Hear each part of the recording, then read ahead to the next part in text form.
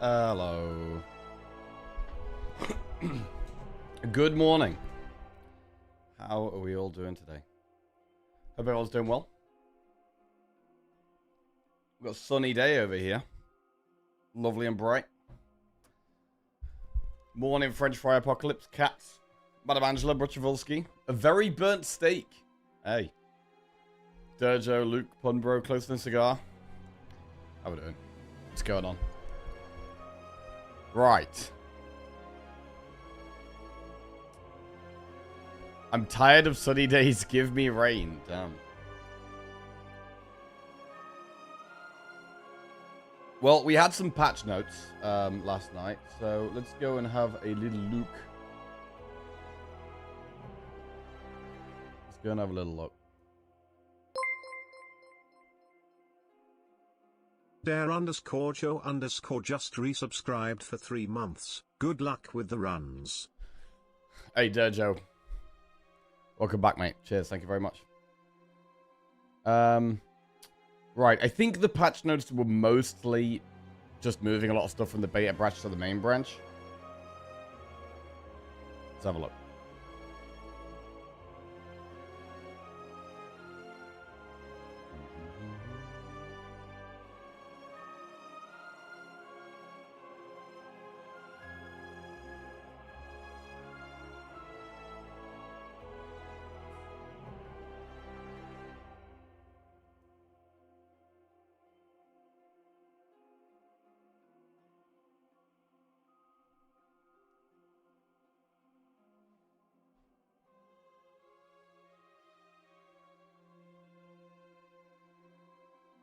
Okay.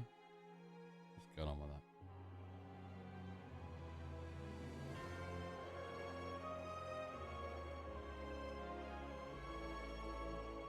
that? Okay, look. Right, here we go. Hey Slayers, our second major main branch update is here with 4 patches in one. Well, we'll be covering a lot of things that beta players will already be used to. There's also a few big changes that will be totally new for everyone. And one of those has been highly requested by the community in the past few days, and another has been very highly requested by the community in the past few months. So let's get into it. Right. RNG rework. Right, this is what everyone's been talking about the last few days. The fact that some parts of the game were not totally random. Right, Ed here, one of the Mega Crit engineers. It turns out that everyone complaining about receiving debt too often from Niall's Bones was right. We did, in fact, have some unusual RNG problems. Huge shout out to Tuckman for doing the research. Their 8-hour descent into madness was an entertaining watch, and we wouldn't have caught the issue without it. Cool. Most games, including Slay the Spire 2, use pseudo-random number generators. It's a fed seed value, and given that a PRNG is fed a seed value, and given the same seed value, a PRNG will always generate the same sequence of random numbers. Each run has one primary run seed, a sequence of 12 numbers and letters. However, a run actually contains multiple PRNGs that individually influence your deck draw, your combat rewards, your event choices, and the rest of the random elements of the run. Each one uses a seed derived from the run seed. Okay. Since we fed different seeds to each PRNG, we expected their results to be completely unrelated. But we were wrong, and it turns out that our strategy allowed players to predict outcomes given knowledge of unrelated parts of the game. One example. The correlation between your first act and the curse you receive from Niall's Bones. In both cases, we generate a decimal between 0 and 1, but from different PRNGs. For your first act, if the decimal generated is less than 0.5, you get overgrowth, otherwise you get underdogs. For Niall's Bones curse, we use a decimal to pick from a list of 10 curses. Between 0 and 0.1, you get clumsy, between 1 and 1.2, you get debt, and so on. Here is a scatter plot of the raw numbers generated given 10,000 random run seeds. Okay. There is a clear correlation in this result. For example, if our act roll is greater than 0.5 and we're in the underdogs, that it's highly likely that our Niao's Bones curse roll will be less than 0.5, which cuts the potential curses you can obtain in half. Kind of crazy that this has been a thing the whole time. Aside from the balance ramifications, once knowledge of this exploit is out there, players are naturally incentivized to use it to play optimally. We don't want to encourage rote memorization of correlation tables. It sounds tedious and unfun. Yes, very unfun. So, in the new patch, we've replaced our PRNG implementation with a more modern one. The resulting scatterplot is evenly distributed, exhibiting no human detectable correlation. Okay, good.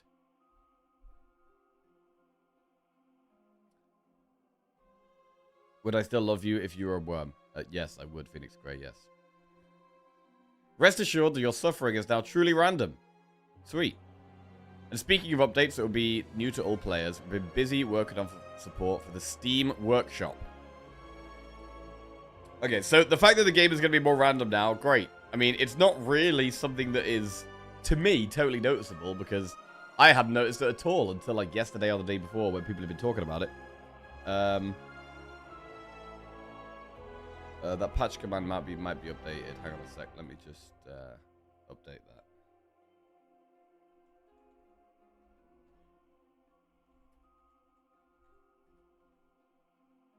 Okay, there you go.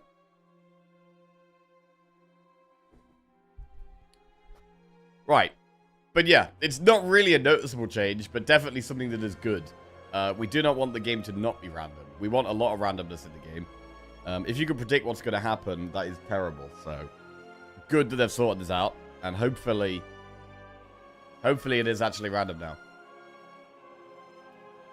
Right, Steam Workshop. We built Slay the Spire 2 with modding in mind. The game has had an integrated mod loader from day one. It's been awesome seeing the outpouring of creativity from the community. But we purposefully haven't been advertising mod support as we knew it still needed some work. Previously, the only supported way to install mods was to download them and place them next to the executable. With this patch, Steam Workshop support has officially been added. Now you can browse and install mods directly from the workshop, and they'll be automatically downloaded to all devices when you play on Steam. Okay, this is cool. I mean, I'm not really a mod guy. Other than, you know, the backflip ones and, you know, the essential ones we need for the overlay. But this sounds like something that's really good. If you're a mod creator, upload your mods using the tool here. And if you're interested in playing some mods, check out the new workshop. Cool.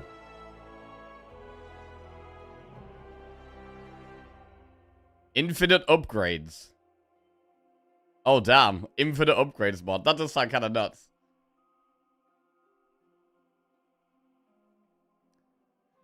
The bestiary. Right.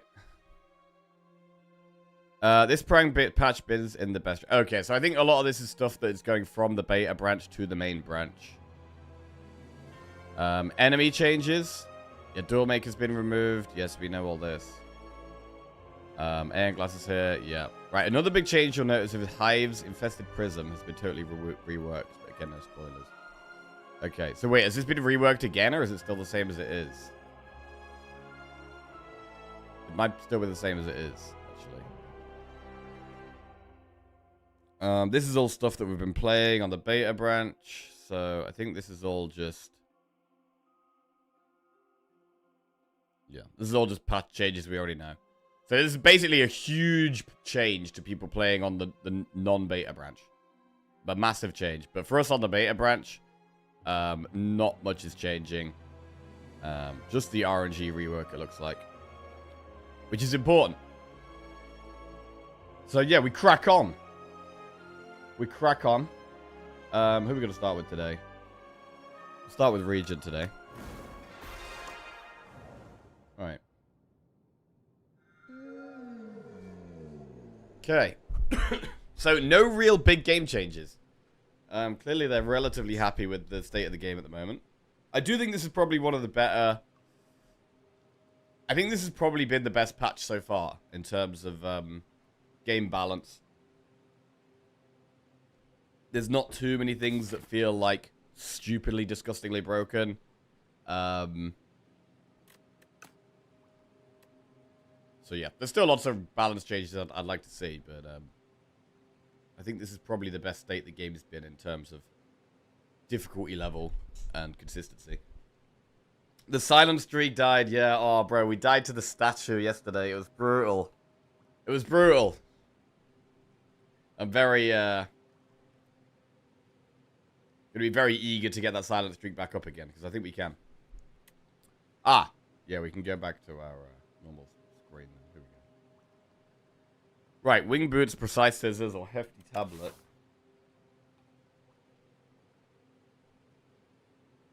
I mean, this path up the right is just shops and events. We absolutely can't do that. Shops and events only. So the map is not looking great. So could we consider wing boots? I mean, where would we even go?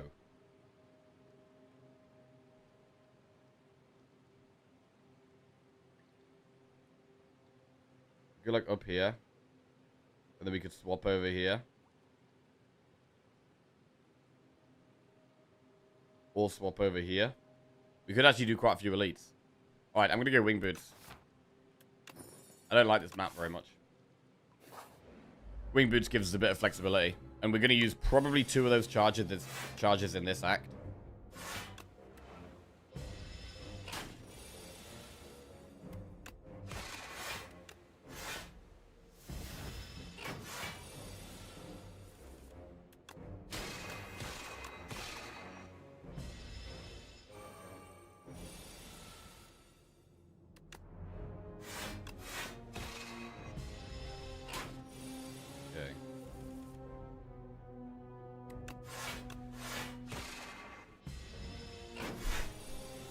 Phantom as our boss. Makes multi-attack cards slightly better. Something like Celestial Might.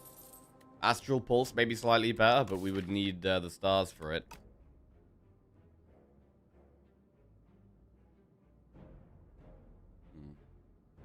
Is this the hat you tried to tie-dye? Yes, it is. There's a few different colors. Mostly kind of a yellowy color, actually.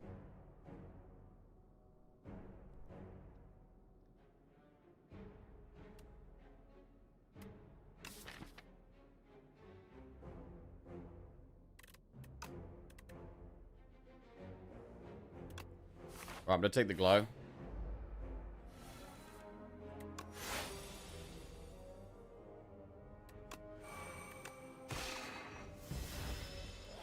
Come on, Inside, how we doing? I do really like the glow, and it means that now I'm more happy to take another star cost card, for sure. That's definitely a full block turn. Well, mostly block.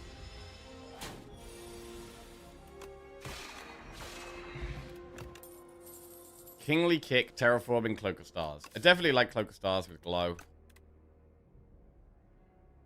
Kingly Kick is alright. I mean, it's not very good against Phantom. So.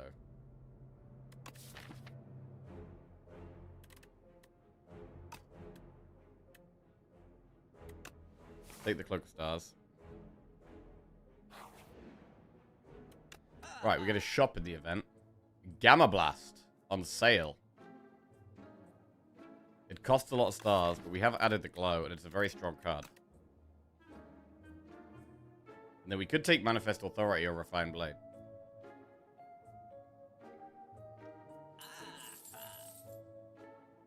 Let's do Gamma Blast, Manifest.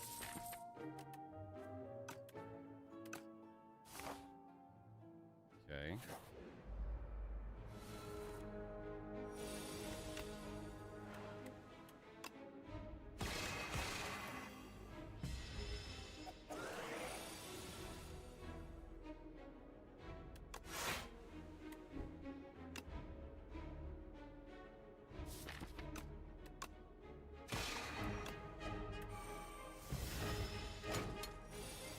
Lethal. Good. Right, the next fight could be a bit more difficult. Patter, Terraforming, Glow. Well, I'm down for these glows, man. I quite like the glow, and especially when we've got some zero-cost cards. Like the Gamma Blast, the Cloak of Stars, the Falling Star. The glows really help activate these.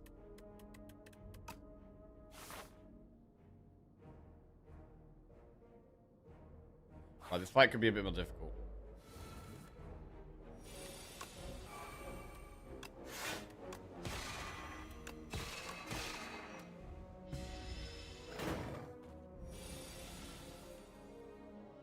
Did I read correctly? This patch was main branch only?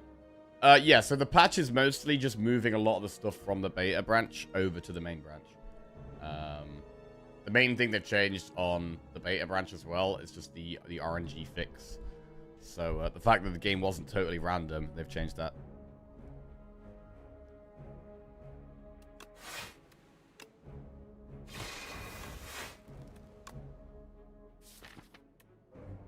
We don't have the stars to Gamma Blast next turn if we defend. And we want a Gamma Blast, so we're going to Venerate.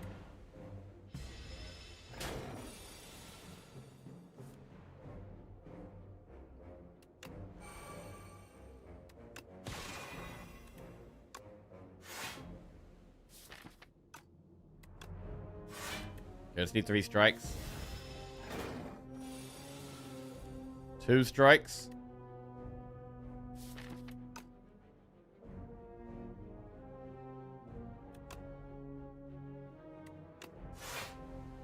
Oh, it's a great fisticuff. Means we block all of that.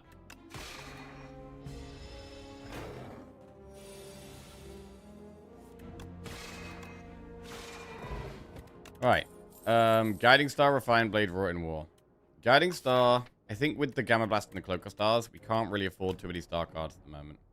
I do think Refined Blade is great. Generally, but I don't think we're going to go with it here. What's the best upgrade? I mean, Manifest is good, but I also quite like upgrading Glow. If we're playing Glow a lot, we could play Gamma Blast, Falling Star, Cloak of Stars more frequently.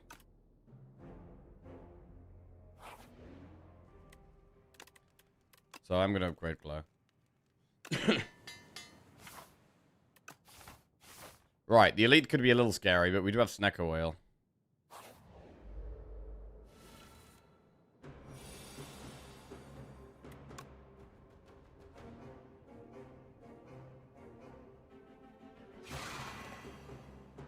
Right.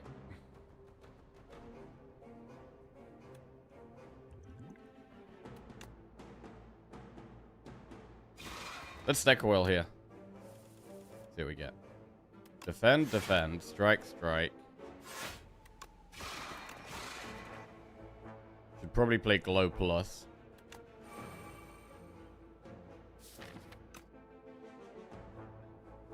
Strike again. I think keep pushing the strikes while it's runnable.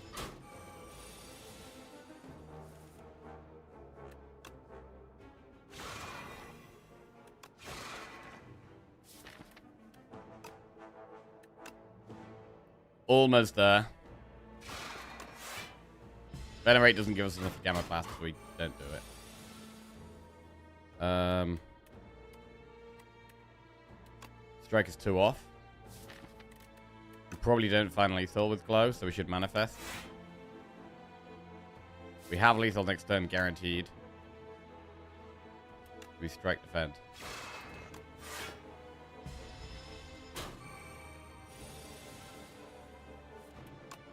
Have I been jacking it today? I have not been jacking it, no. Flex Bot. Be in the shape, gather light, Shout of the Stars. Whenever you spend stars, gain 2 block for each star spent. Well, it's definitely a good deck for Child. With some early star stuff already. We could definitely take Shout of the Stars. Manifest Authority plus a Defend plus. Nice block improvement there. And now we've got to look at where do we want to go. We did get an early shop, which makes this shop a little bit less tempting. However, swapping over here does still look quite good.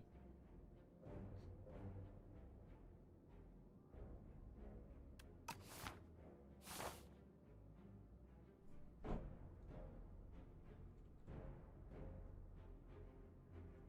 just put the patch in the title.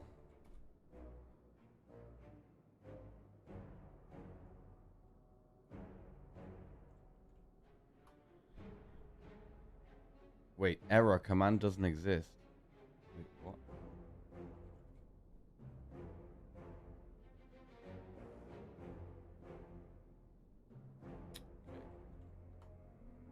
There we go. Right, do we swap over and rest then?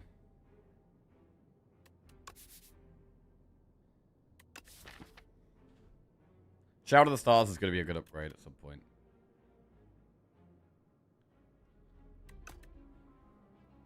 might be what we want to upgrade now, actually.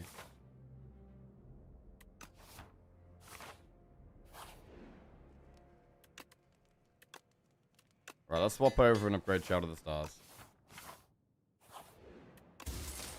A Juzu bracelet. Not amazing. Right, chosen cheese. Definitely can't afford to lose the 14 health here, so we go with the common cards. Right, Cloak of Stars is quite good in this deck. What else, though? Crescent Spear, Celestial Might, Collision Course. I mean, for Phantom, Celestial Might's alright. It's also quite good with Flex Pot. So we could just do Cloak of Stars, Celestial Might. Although Collision Course is pretty good. I think because of the Flex Pot as well. It does make sense.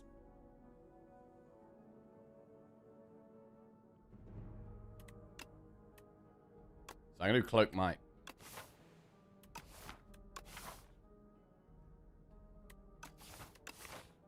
Okay.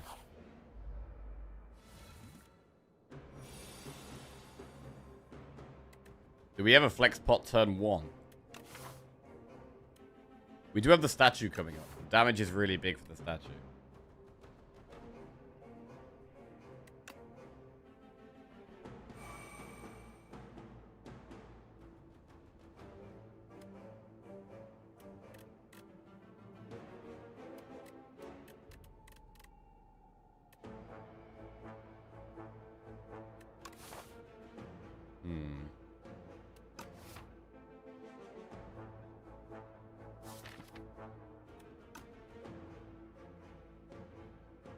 I mean, we're going to do Gamma Blast Celestial Might either way. We get one extra draw next turn. Low.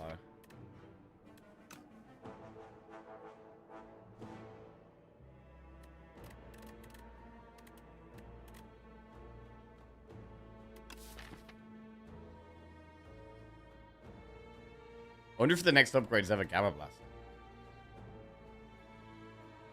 Goes to 18 damage.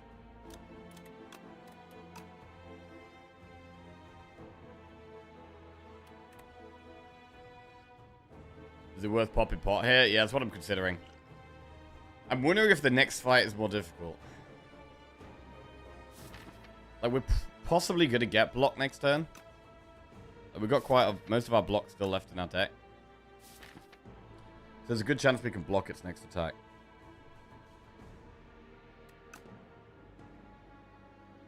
So part of me thinks we shouldn't flex pot here. Try to save it for the next elite.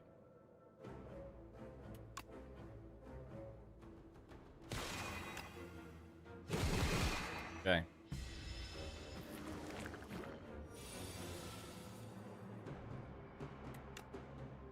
So the triple strike is one off. We actually don't have any damage next turn. That's not very good. It's actually a pretty awkward draw.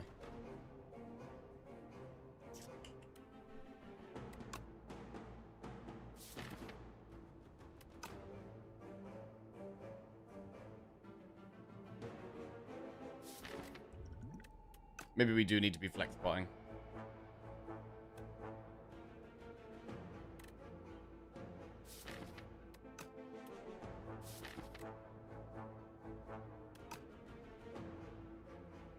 Leaving the manifest. I mean, manifest could get us lethal. I do want to play glow as well. Like, keeping our stars up is really good. I mean, I can just block this whole turn. So let's just do that.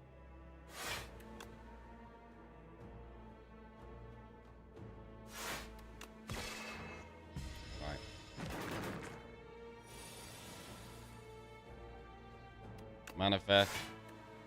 Hatchet is actually really nice. Pull this back every turn. So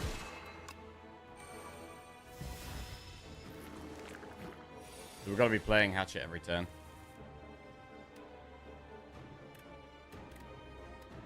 Way better than playing Celestial Might.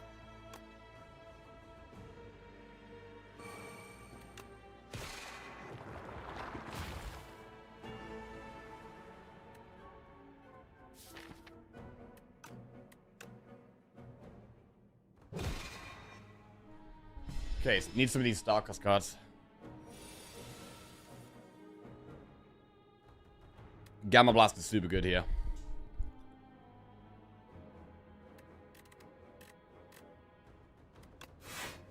Bolas is actually good.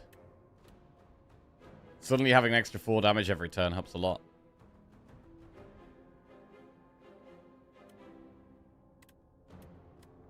+13 +6. So we can just strike this one away.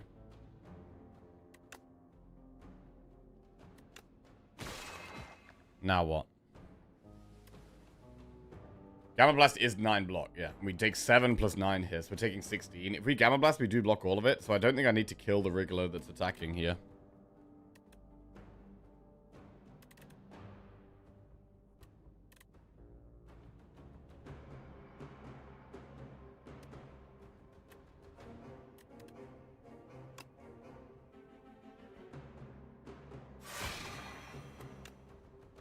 So we can just pull the Bolas back to kill that one next turn. Bolas and Hatchet every turn, super good. Means we can guarantee kill these two next turn.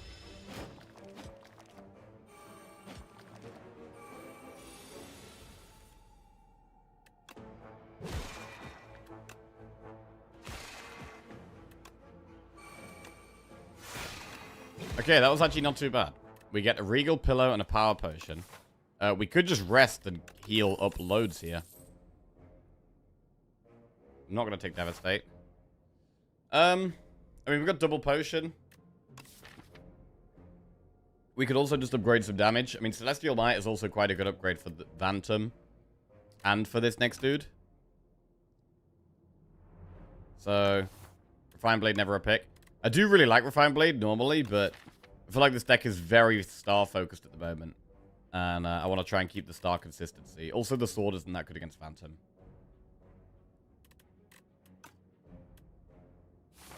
So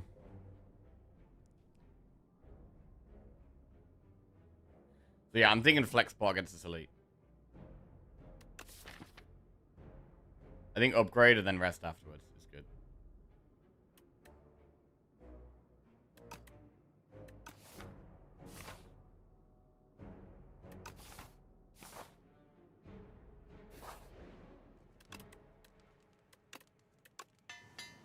Right, upgrading damage. Okay.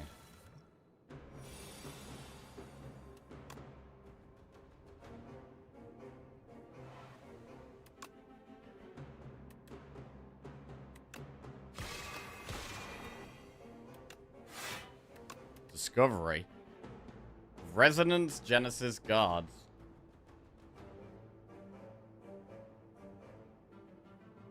Resonance? I don't know. I mean, 1 strength is okay.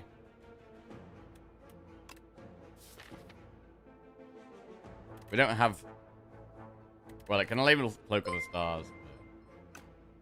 If we play Genesis. IOO1 Bloodstone just resubscribed for 2 months. Yo, Bloodstone, welcome back to the Jackals. Cheers, mate. Thank you very much. Right, this is where we flex pot. Nice. Okay, smash the statue. Very good. Very good fight. Meal ticket. Astral Pulse, Spectrum Shift, Lunar Blast. What about Astral Pulse? It's an AoE card. If we take it, we do need to keep upgrading the star things. We need to upgrade Glow. We need to upgrade Venerate.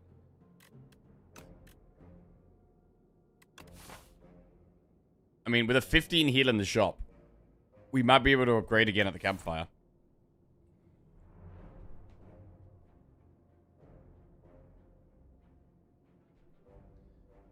Spectrum is one we'd have to upgrade. One in Flying Duckman.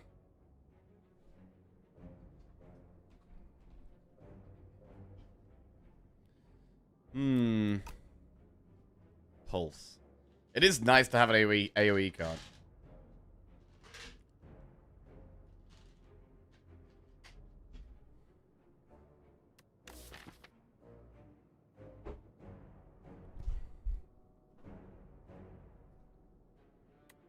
I think we should maybe take it.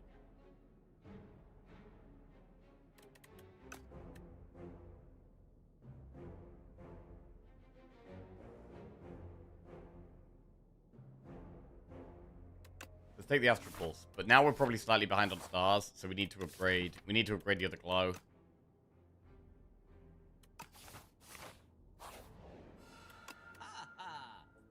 We could have had double Spectrum Shift. Summon Forth is usually great, but we're not doing sword stuff here. I think we just remove a strike here.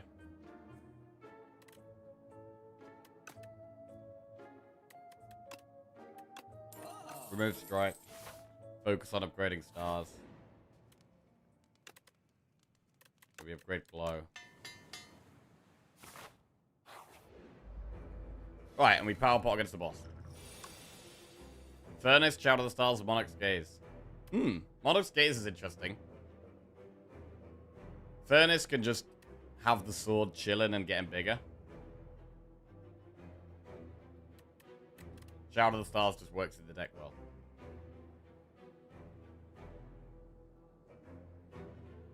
We can just have the sword and sit on it. I think Furnace is probably better than Monarch's Gaze.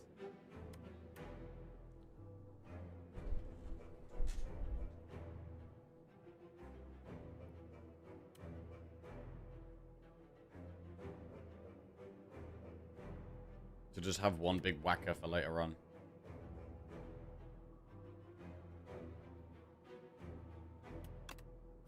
I think our block is quite good.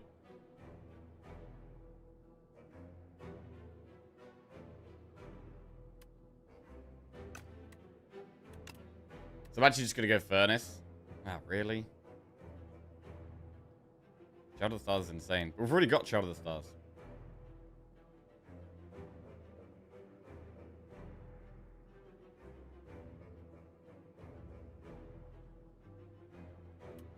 I think I'm going to go with the damage. We've already got a good Shadow of the Stars giving us some block. I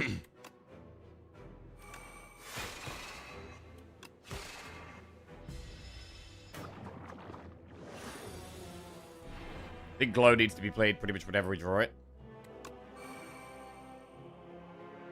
It's really nice to play Celestial Might if we can.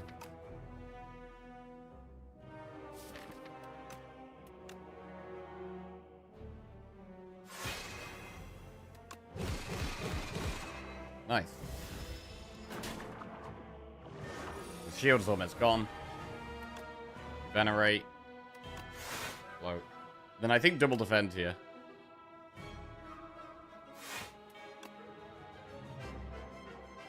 As opposed to cloaking again. Save another star.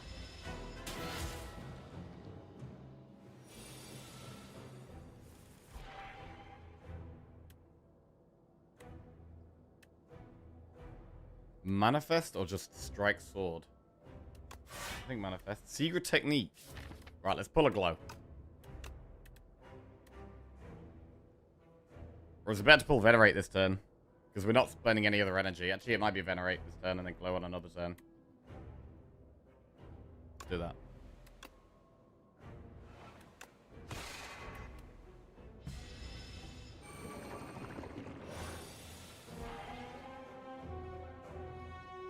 This looks like quite a good turn to play the sword. While it's vulnerable. Huge damage. Good.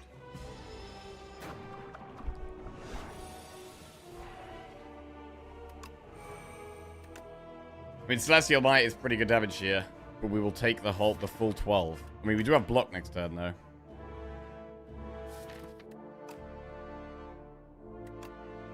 Pushing 36 seems pretty good.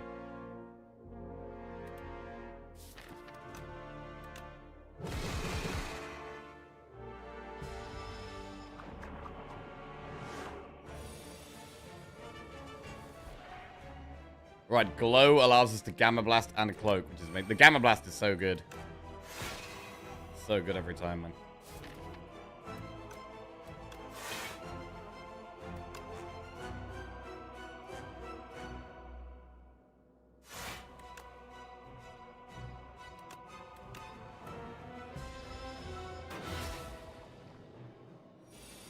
So, I mean, I probably would take Genesis if we were offered it.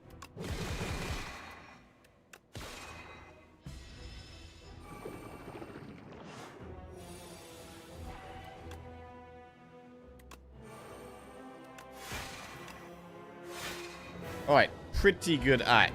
Pretty good act. We've still got 2 Wing Boots charges, but we managed to kill 3 elites. So, that was pretty solid. Tyranny, Guards, or Monarch's Gaze. Tyranny, super strong. Guards is great as well, though. But I think we do Tyranny here.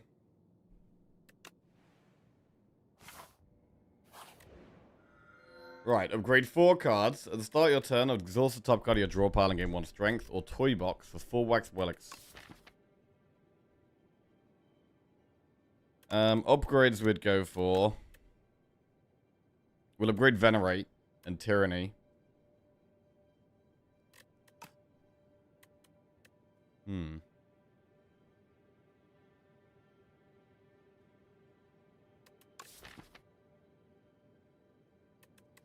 Mittens with multi-hits. I mean, Mittens gives us 1 strength a turn, which does work with Celestial Might and Astral Pulse. But they might just get exhausted. Anyway. Mittens is what I really struggle to take. I mean, if we had a bigger deck, maybe. But what if we exhaust, like, Shout of the Stars or Gamma Blast or, like, I don't know. Wax Relics is always fine.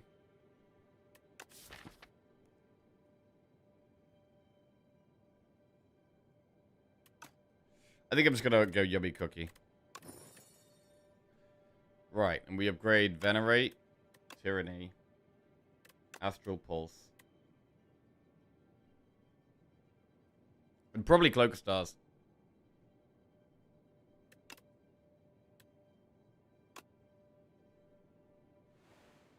Okay. So we generate 1, 2, 3, 4, 5. We generate 7 stars in a cycle through the deck. But we spend 1, 2, 3, 4, 5, 6, 7, 8. So we spend slightly more than we generate at the moment. But it is close, and we start on 3, so we've probably got about the right amount of star generation. Maybe want 1 more star generating card. Gamma upgrades for 5 more damage.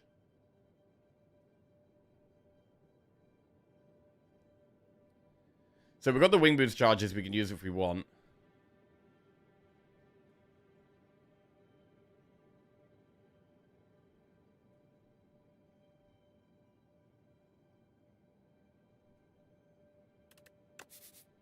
We could just go this way. I mean, a shop is good because of the meal ticket.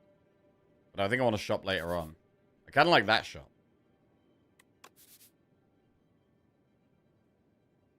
I like doing this Campfire Elite shop at the back.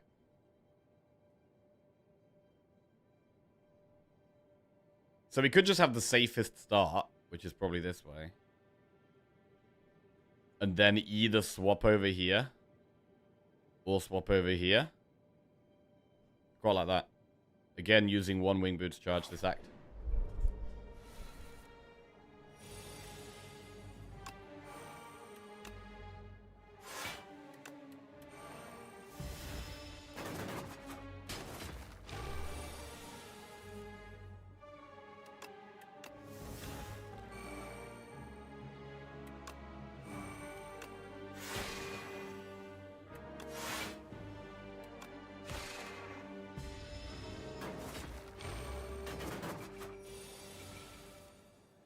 Astral Pulse is great.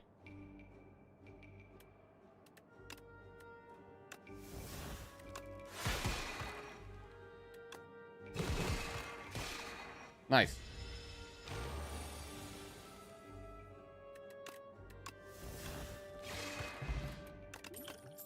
Summon 4th plus Furnace or Patter.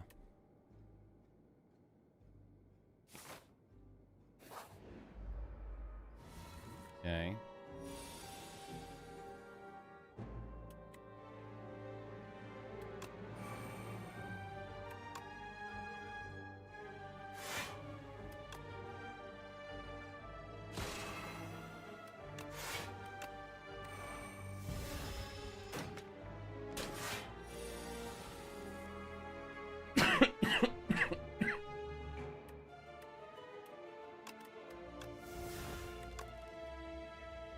Shout of the Stars.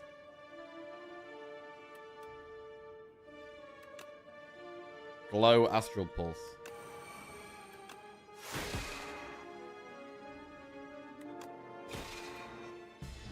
And any hit kills the one on the left here.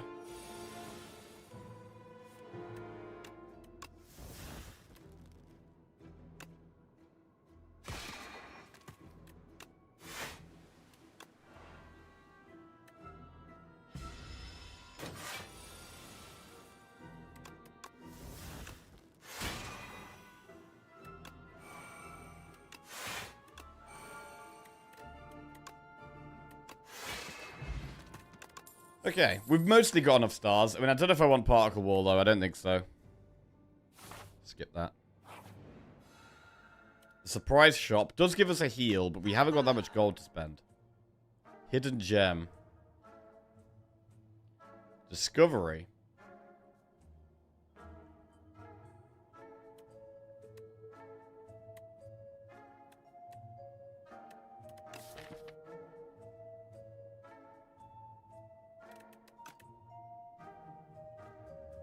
I mean, it's not the best shop. Discovery can be pretty good in Regent.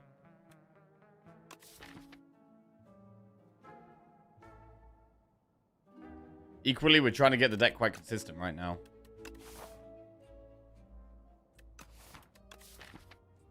Removing Strike is good, but it's less needed with Tyranny, to be honest.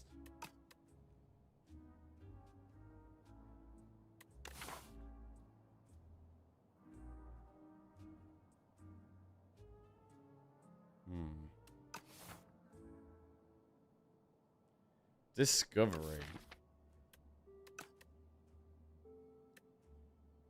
I'm gonna take Discovery. And move on.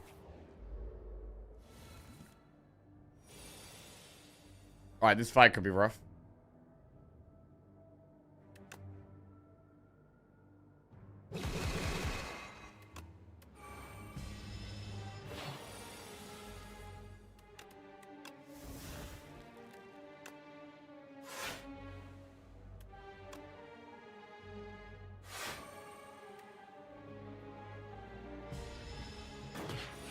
Love the equilibrium there.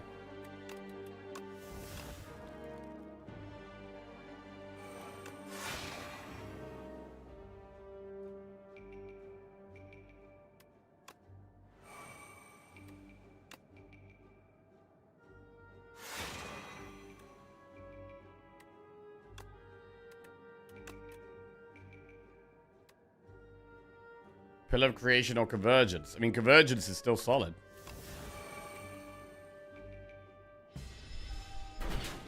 Keep retaining this hand. As long as we can.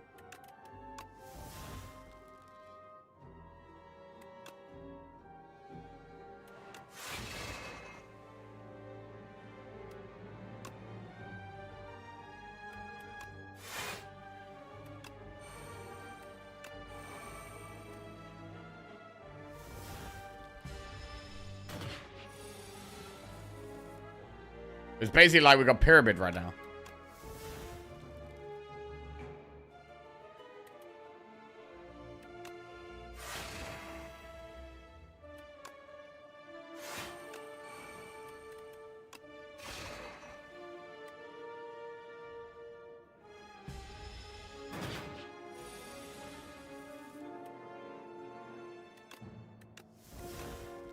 $36. Lethal. Fine. Coming out of that on 70 health is totally fine. Lunar Blast. Don't think we need that.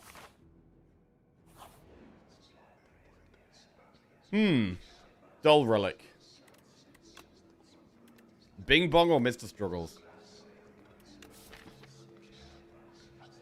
I think we're trying to keep the deck tight at the moment. I'm gonna go Mr. Struggles. Do we ever swap over to an elite? I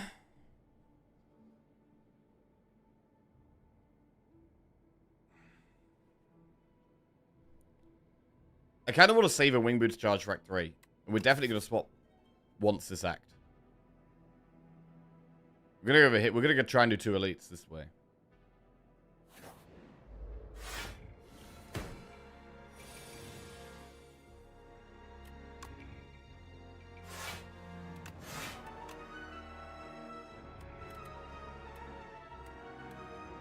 Tyranny or prep time? I mean, prep time is just bigger output. Which is, I think, what I care more about at the moment.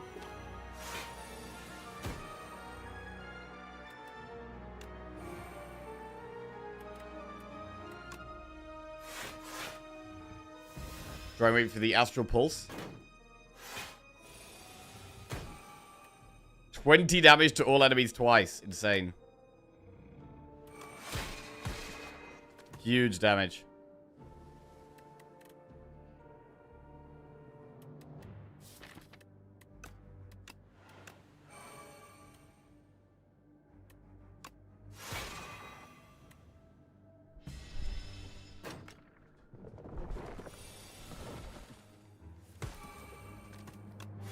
But the prep time could actually work in this deck. Just like, interestingly, Mittens potentially could have done. Gather Light is block on a star. I think I'd take it upgraded. I don't think I want it unupgraded.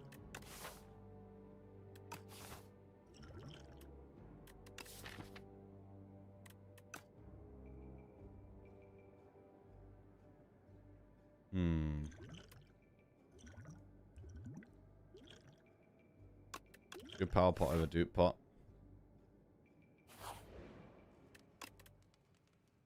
Right, well, we can upgrade Discovery. So it doesn't exhaust. Gremlin Horns, good for... Okay, Struggles and Gremlin Horn both going to help a lot in AoE fights. We could... Millipede might not be so bad anymore. Okay. We got the Prism. So, I don't think Prism's been changed. I'm going to power pot this fight. We could even double pot this fight, to be honest. Monarch's Gaze.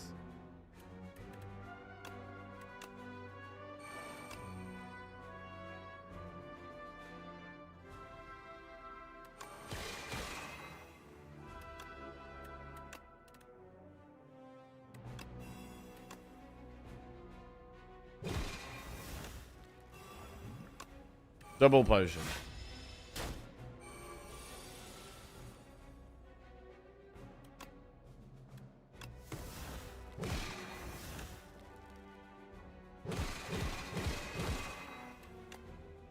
Quite nice.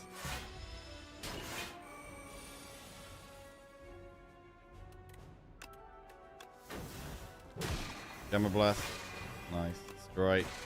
Wow, get it all the way down to 2 times 3. That's crazy good.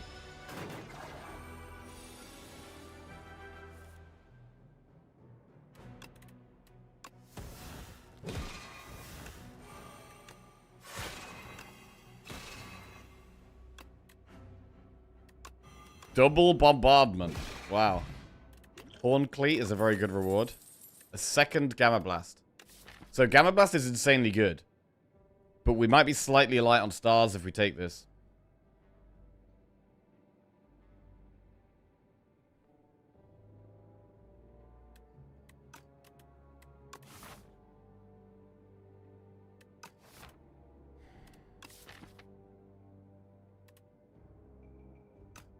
It's so strong, though. I'm going to take it.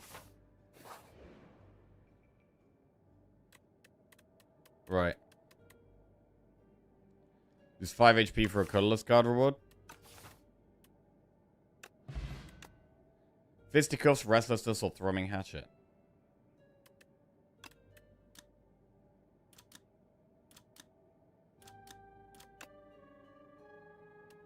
I don't think I want any of these at this point. Right.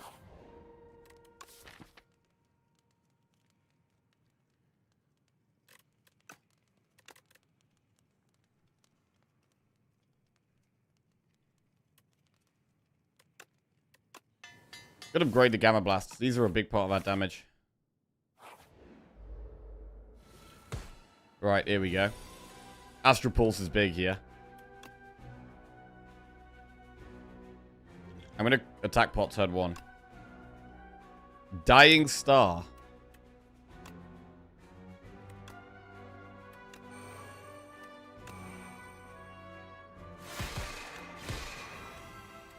Well, it's an amazing turn 1, but we're out of stars. We do have Horncleave for turn 2. We've also got Gremlin Horn and Mr. Struggles.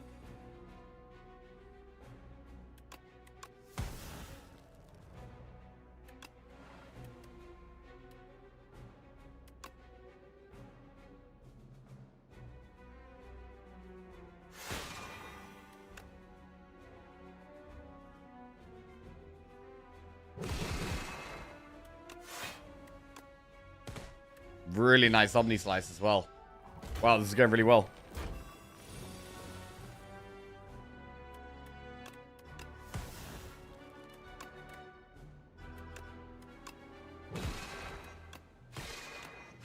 Insanely good fight. Unsettling Lamp. Every combat, the first time you play a card that debuffs an enemy, double its effect. So that's also pretty good with Gamma Blast. More weak and vulnerable makes it really easy to keep them weak and vulnerable. We could take 1 Gather Light. I think we are slightly light on stars now.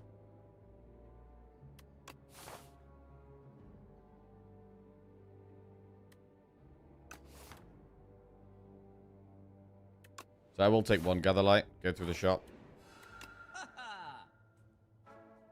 Can't afford any of those. Miniature Cannon could have been really cool. Miniature Cannon on Celestial Might and Astral Pulse would have really helped our damage. I mean, Prolong is pretty good. We could also remove.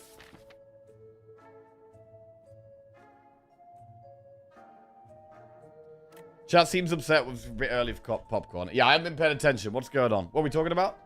Pokemon, Magic the Gathering, sword fighting.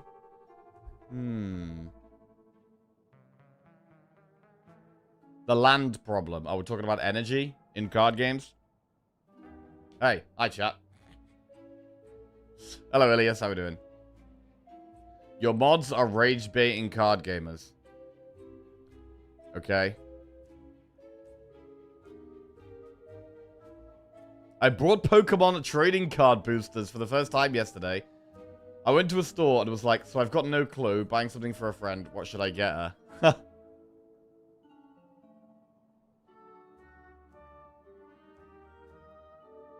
Hello, Swapped.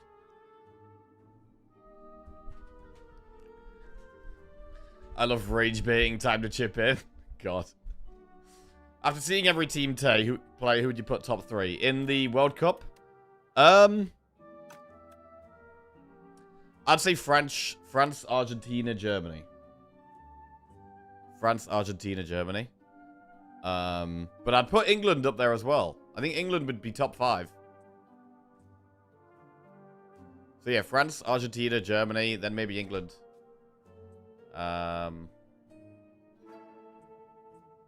Who else? I mean, Morocco looked pretty good. USA played really well in the first game. There's another few teams that got big wins, like Sweden and Norway.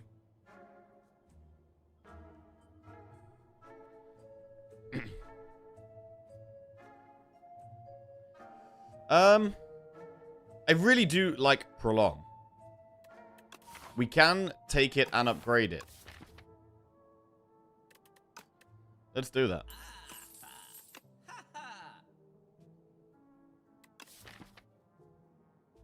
How do we feel about a Kingly Kick as well? To just have one bigger attack card. I might take the Kingly Kick. We've got quite a bit of draw, right? With Tyranny and with the double glows. So I'm going to take Kingly Kick as to help with some of the longer fights. Because I don't think we have great scaling right now. And I think Kingly Kick can really help with the longer term damage a bit. Especially when the enemies are going to be vulnerable a lot. I do want to upgrade it, actually. But I think I'll upgrade Prolong first. Tyranny really, really helps with the consistency.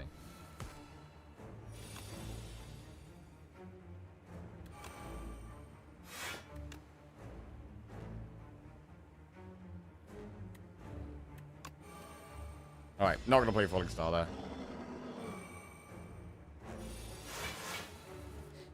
Alright, easy Strike Exhaust. Great Gamma Blast. Double Frantic.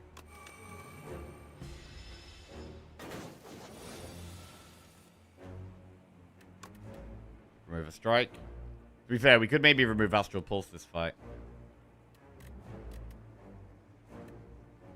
We'll remove strike for now. Jackpot.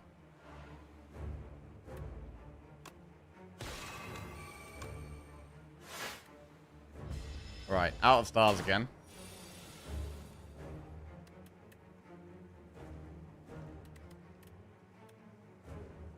Exhaust the strike. Play discovery. The Smith, monologue, or guiding star. I mean, I guess we could Smith and just have the sword chilling in our hand. But we've certainly got 60 damage card at some point. We need to get to Child of the Stars. I don't think we even Celestial Might. Next turn looks pretty bad. Now, we probably should Celestial Might, to be honest. The sword's just going to sit there for ages. So we need it. Lose an unupgraded defend.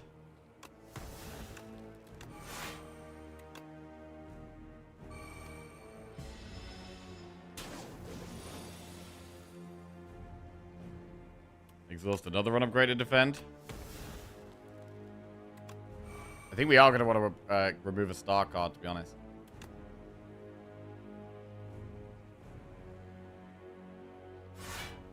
Double prolong. Interesting.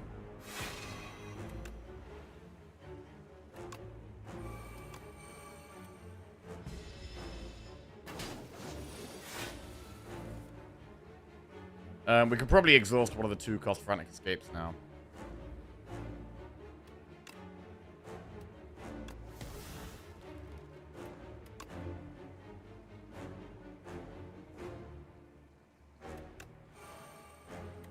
Kingly Kick is 40. Celestial Might is 36. So Kingly Kick is better.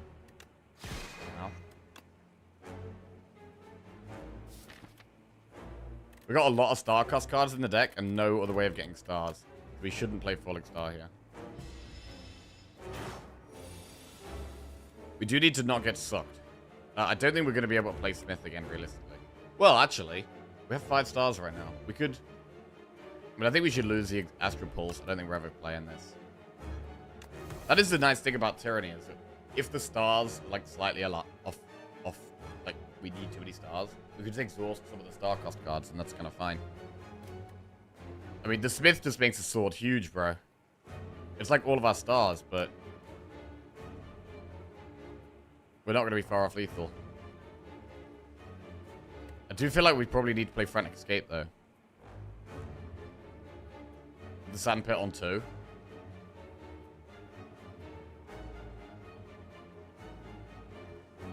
we're going to Discovery.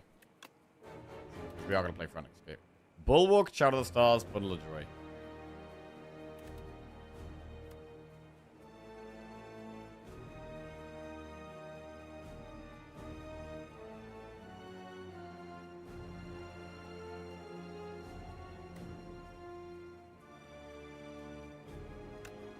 Bulwark, I guess.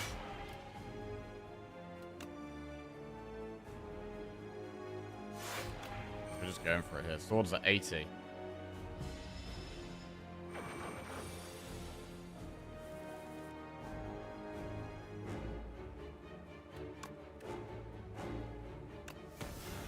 The sword hit us 120, which is 33 damage off.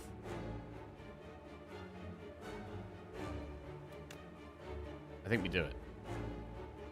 Because it's not, it might not be weak and vulnerable next turn. So like we could Bulwark here, but...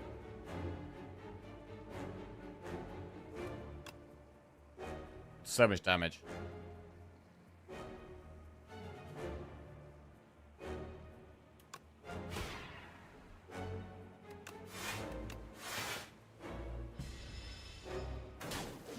Right, close to getting sucked here.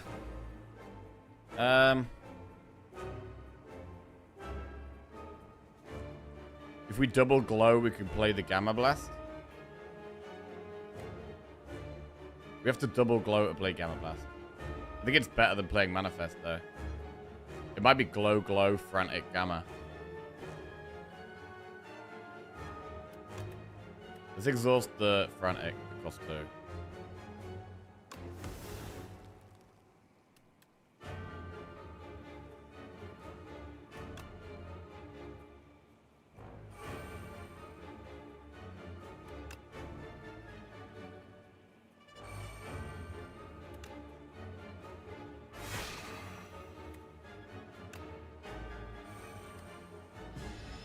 Alright, and now it dies to Mr. Struggles.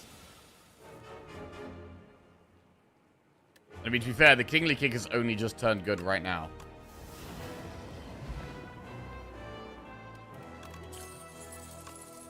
The Kingly Kick's still slightly slow. Decisions, Dying Star, or Genesis? I mean, I think we just take Genesis. If we can get it in play, we really don't need to worry about stars much. So I'm going to take it. Right. Spiked Gauntlets, Meat Cleaver, or Iron Club.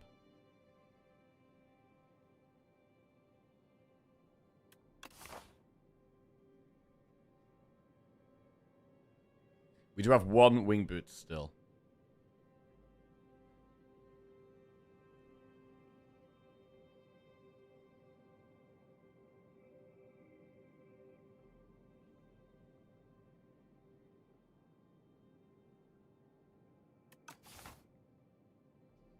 Test subject and hourglass.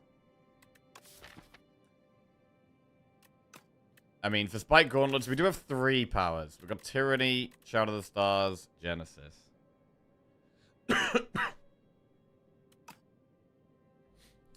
Iron Club or Cleaver. I mean, if we went Cleaver, what's our path? Because we're going to be looking for campfires. I mean, we'd definitely be going up the left there. I mean, we do have strikes and defense to get out the deck, to be fair. Like, we've got 3 strikes. If we get the strikes and defense out the deck, it's easier to get Kingly Kickoff frequently. But then we're not going to be able to upgrade it. Or Genesis.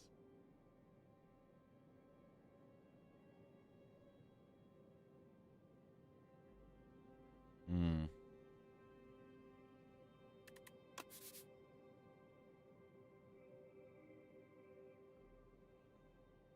don't know where we're really doing a shop here either.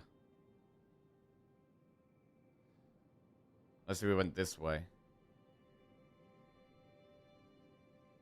then swapped over here. To play.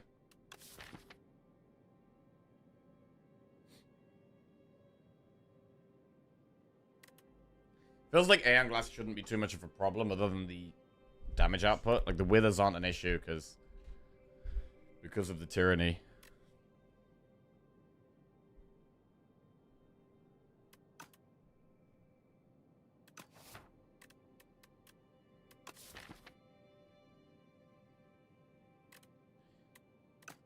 I mean, Iron Club is just more draw, which is also good for Kingly Kick.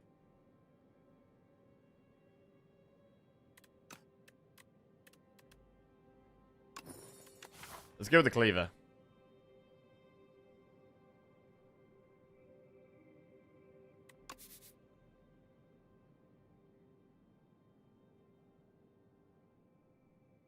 Let's stick to this plan.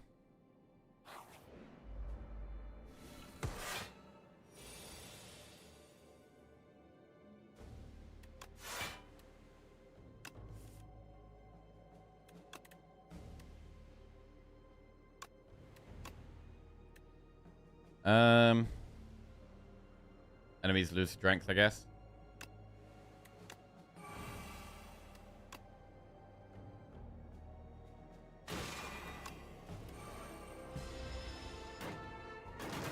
Damn, I made them lose strength twice with Unsettling Lamp. That was kind of good.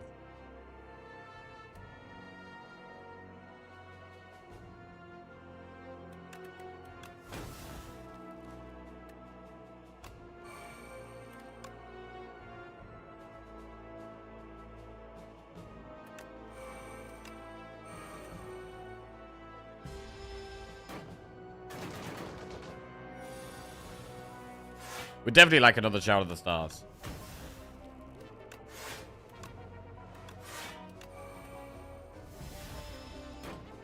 Trimming the deck down lets us get Prolong off more frequently as well, which is really helpful.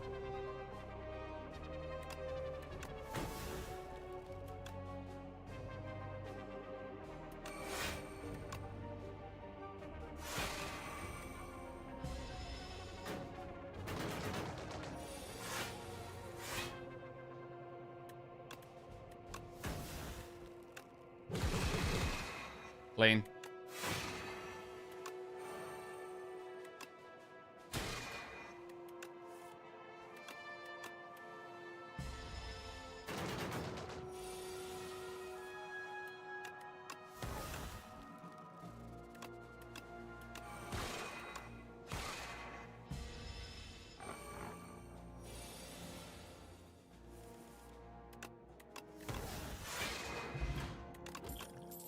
Glow plus. I'm pretty much always happy with these glows.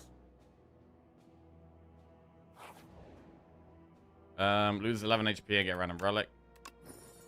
Gyria. That's not going to get used because we're going to be cooking.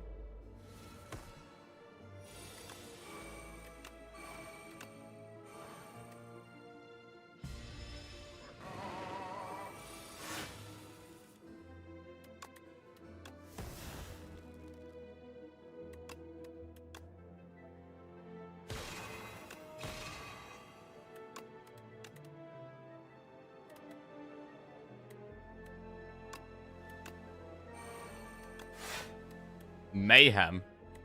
Alright. Free card a turn. Every turn.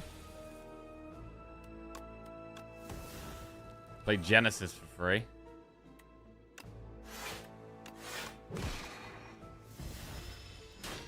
Gets us through our deck faster again as well. Exhaust Anointed. Play Shout of the Stars. Astral Pulse. Okay, it's going to be a huge Prolong. Bro, I love the Prolong.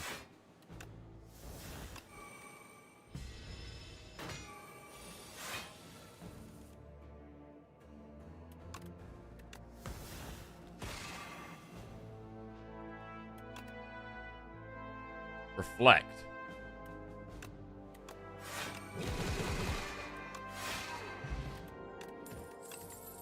Manifest Authority, wrote more Crescent Spear. No.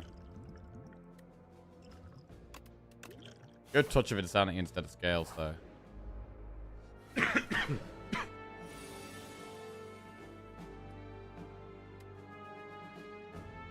Alright, this is a bad start in hand.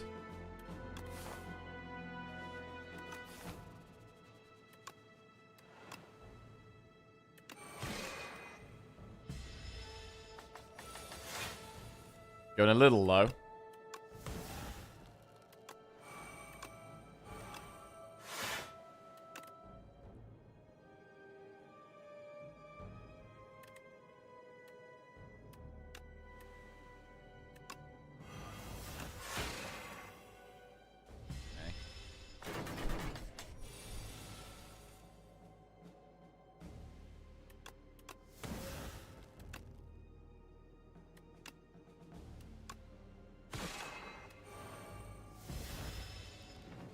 Okay, a bit of a slow start to this one, which is kind of sketchy. But as long as we have the stars, Gamma Blasts give us loads of block.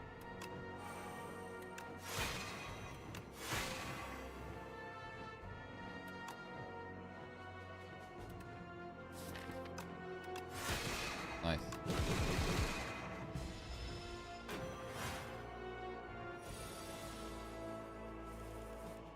Genesis could really do with being upgraded.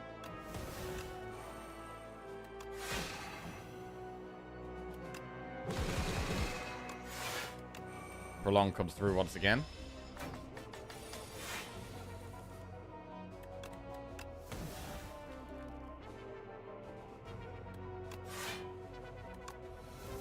Love the production there, super nice.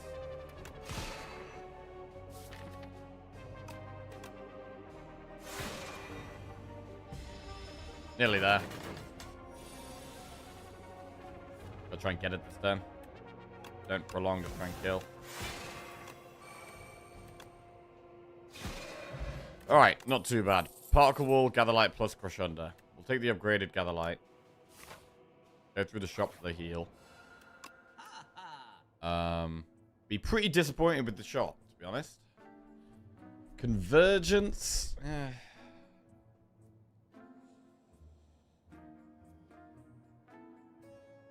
don't know if we need convergence here, really. Maybe we just buy a better potion.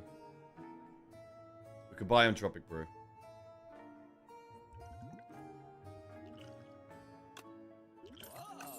Do that. Right, and now we want to start cooking. I mean, we might have to rest in one of these campfires anyway. We're going to swap over. We're going to cook up a couple of strikes.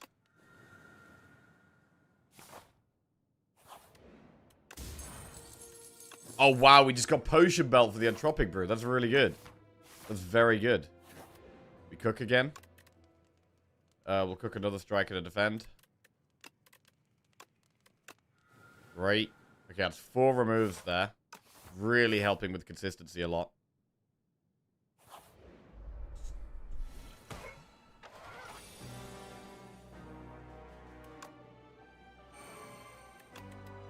Needs a block here.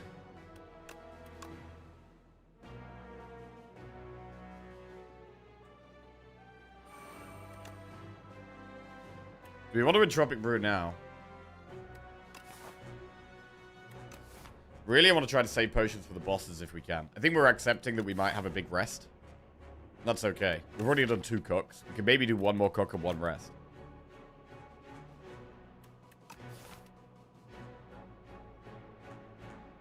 Unless we wanted to just do them both now.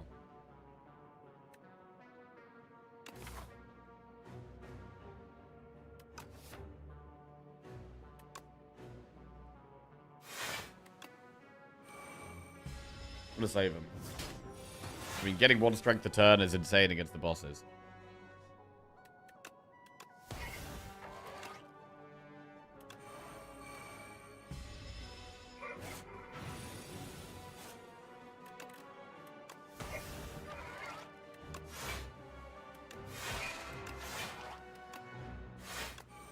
Huge prolong.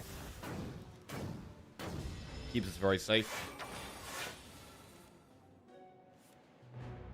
Probably toss Astral Pulse.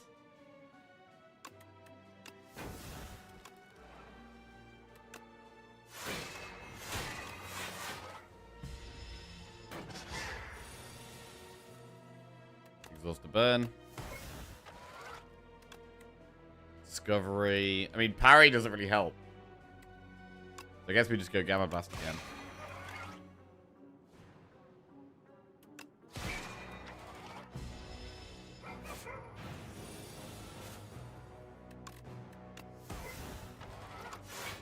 Rolling Boulder.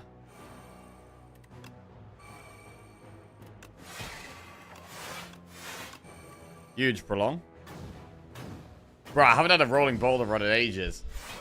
I'd love to have another Rolling Boulder run. Right, Kingly Kick is finally getting cheap, and we can start actually ramping our damage up.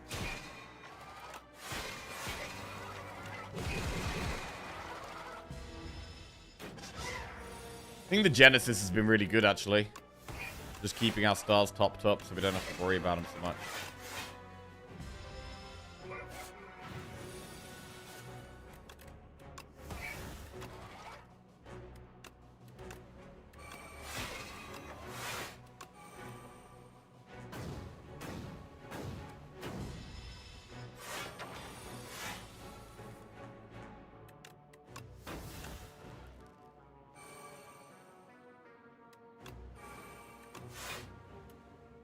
Okay.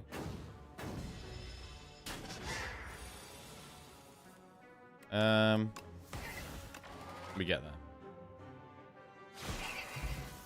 Gorget. Glimmer plus. I mean, Glimmer could be good with the Kingly Kick. We don't have loads of energy, but I think 1 upgraded Glimmer is solid. We've got no Wing Boots charges left, so we can't swap over anymore. We'll go for a big rest. We get to 88 health.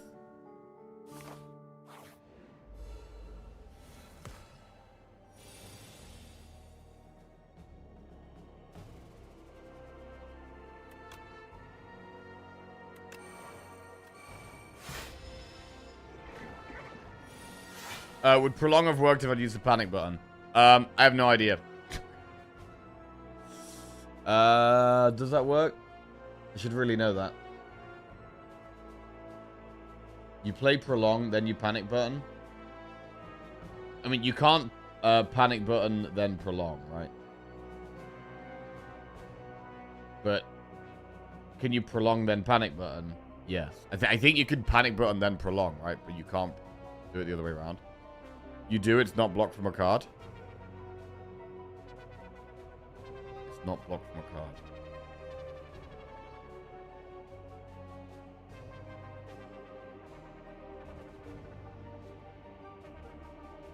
Cannot gain block next turn, so Plum does nothing.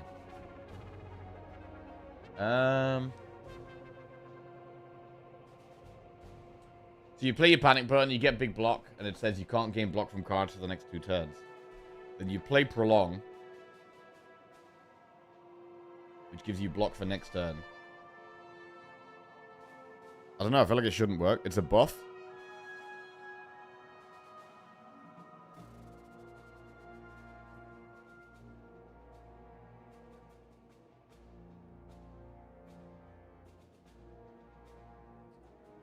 If it's already in play, it's an effect, not a card.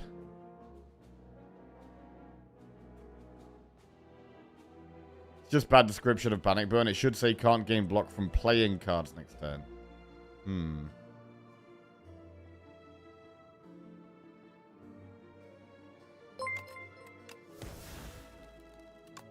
Huntiome just resubscribed for 52 months. Ads are stinky. Yo, Hunty, welcome back to the Jackals. Cheers, mate. Thank you very much.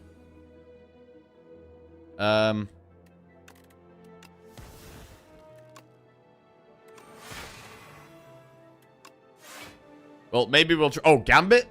Yeah, nah, we don't Gambit. We'll try and do it, bro. If we get it again at some point, we'll try and do it. We'll science it.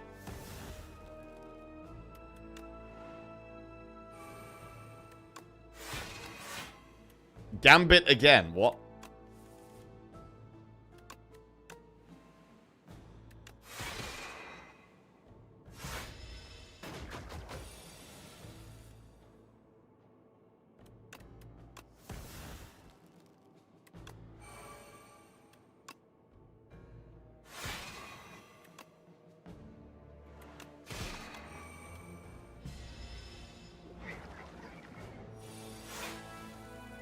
Times 4.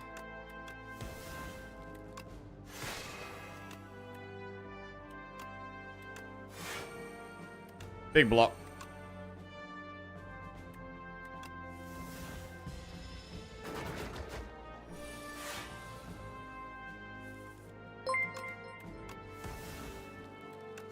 Jesus_Web just resubscribed for 18 months. Good morning, J4K and all my J4 cough buddies. Yo, Jesus Web, welcome back to the Jackals, mate. Thank you. Kingly Kick. We could Gambit here, maybe.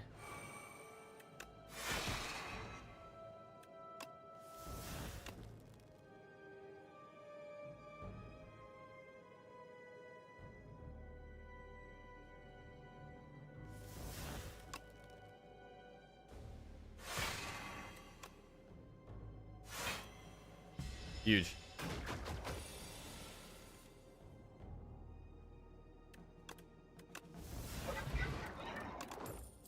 Glitter Stream plus Glimmer or royalties. I mean, the upgraded Glimmer is okay at the moment. So you have to Toric into Panic, but you can't. You can Panic Prolong. You can Panic Prolong.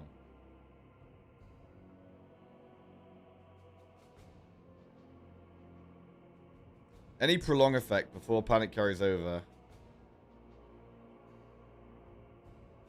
What? Is Saints Bar 2 going to Ascension 20 or is it staying at 10? It looks like we're staying at 10. Looks like we're staying at 10. Is royalties ever worth it? I think you get it in Act 1. It could be good, but you could also take a lot of damage by having it in your deck.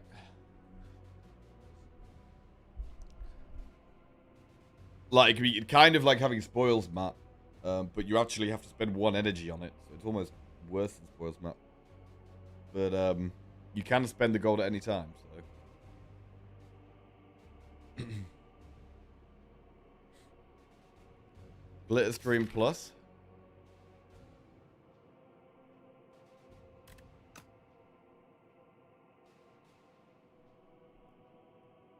But I really feel like I need to know how Panic Prolong works now. Test it in game. We've got another elite coming up.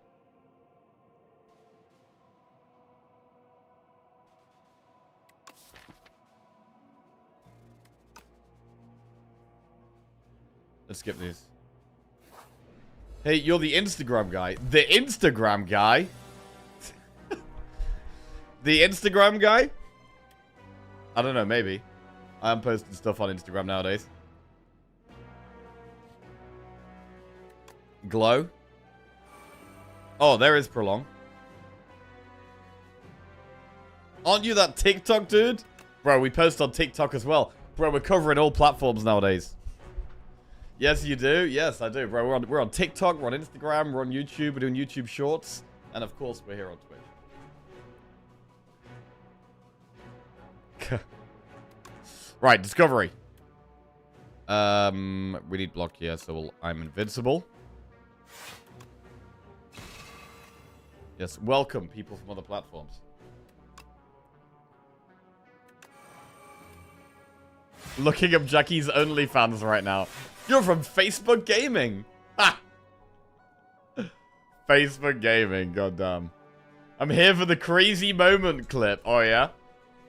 Yeah, so I mean, with Instagram and TikTok, we've mainly been doing, like, the, short, highlight, clippable stuff. Yeah, here on Twitch, we're just playing runs, bro. We're just having a good time. Trying to win as many as we can. Doing crazy things every now and then. Right, we're gonna exhaust the defend. I think we probably just double Gamma Blast here. Oh, we can't double, though. Let's play the glow. Manifest. Entropy. Alright, we can play that.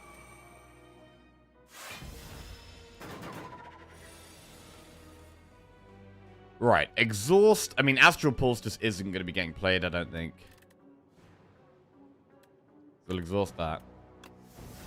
And transform a defend. Oh, it's hard to play Genesis here. Alignment. Wait. Alignment's actually great. Alignment makes it way easier to play Genesis.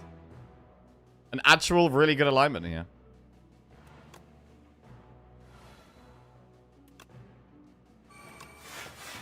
Okay. Really, I'm trying to save the potions for the boss. I think it's fine. Right, let's prolong again.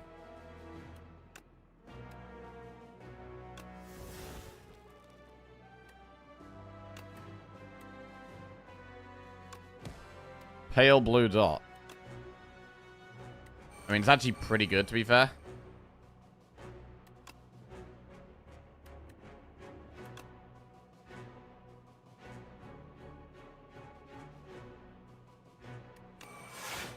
Extra draw is super nice. The Kingly Kick as well. 46 damage. Bro, it's pretty cool that people are finding our stream from different platforms, though. That's kind of cool, man.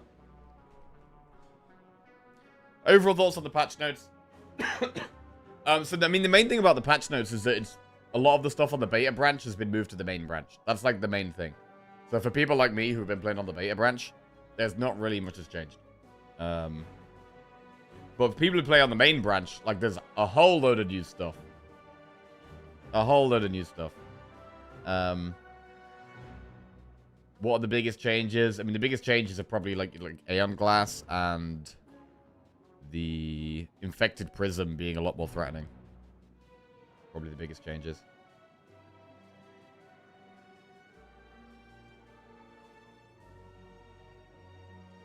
Exhaust Venerate. Transform. I mean, we're going to play alignment. We might even double glow. We can transform one of the glows, actually. Let's transform one glow. It's a hidden cache.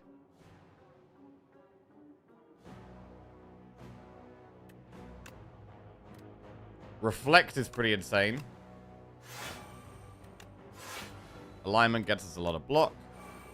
Right, Gamma Blast is amazing. And then we can Kingly Kick. And get some more stars, I guess. I mean, we would definitely like a black hole in this as well. Exhaust Hidden Cache, because we don't need this many stars. Transform. I mean, the alignment has been pretty solid, you know. Transform Falling Star into Neutron Aegis, gain 8 plating. Alright. I might take the 8 plating. Oh, bro, there's panic button. Wait, we've got to test it. Bro, we got to test it. We need to find Prolong.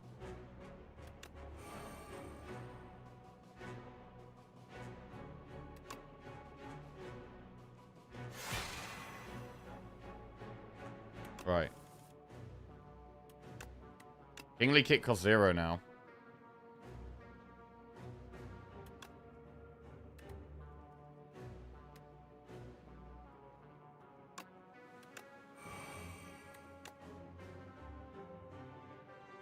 This does cost 5 stars.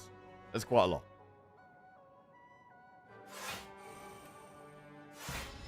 So we're a little light on stars now. But we can keep playing the glows to top ourselves back up. Okay, there's Prolong.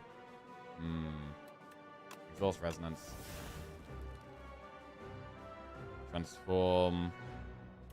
I mean, I have quite liked the alignment. But I don't think we can afford to spend the stars on it anymore.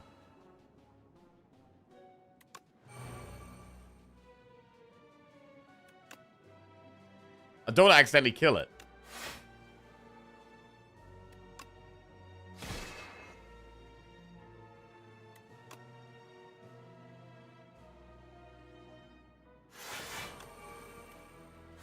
Alright.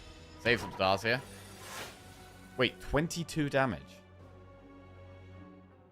What's it taking 22 damage from at the start of the turn?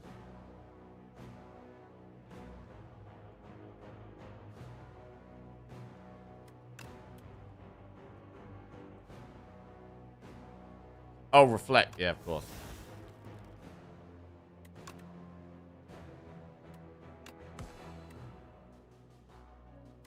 Right, come on then. Come on. Where is it, bro? Put panic button on top. Don't draw any more cards this turn.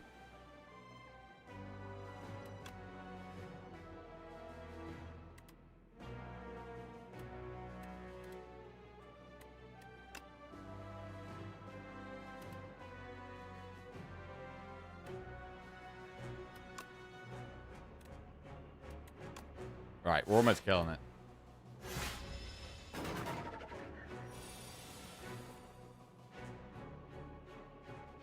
Right, we get to do it. We get to do it, bro.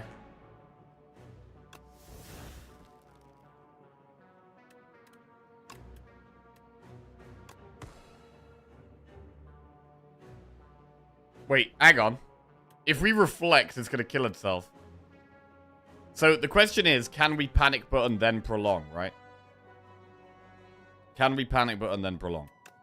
So we gain 40 block. You can gain no block from cards for 2 turns. Prolong reads, next turn, gain block equal to your current block. We currently have 40 block. We play prolong. It does do the buff, bro. At the start of your next turn, gain 40 block. So yeah, it is. The fact it's a buff means that we are going to get 40 block next turn. It's not from a card. I don't know, it's weird though, because it is a card, but it's a card that's giving us a buff. Like, we are playing a card to do that. But yeah, now we know. Now we know. Interesting. And there's our 40 block. Wait, what if we prolong now? Still works? Still works, yeah, okay.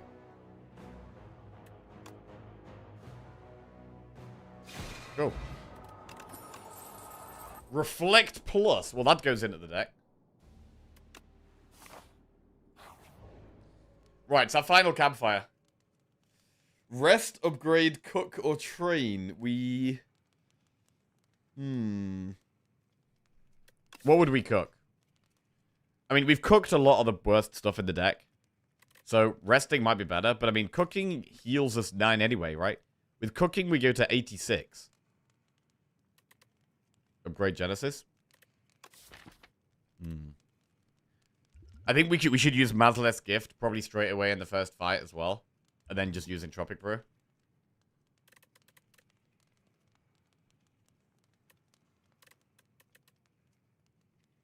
Genesis is a good upgrade.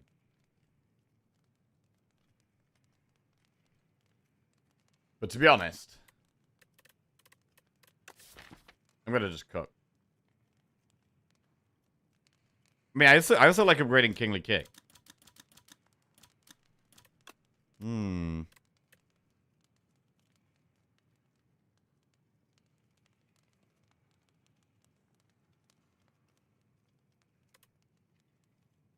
Start your third turn, get 3 energy.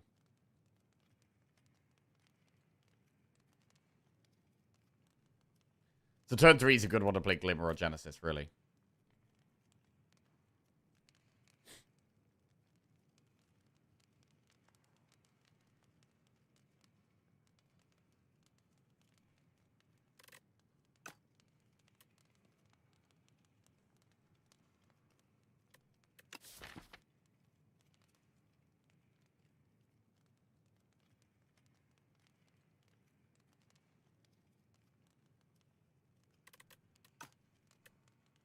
I'll just get to full health. Right. Let's go. And we will Mazlet's Gift in this fight, and then play Entropic Brew. Colorless, Distilled Chaos, Strength Pot, King's Courage. I might try and save Strength and Forge for next fight.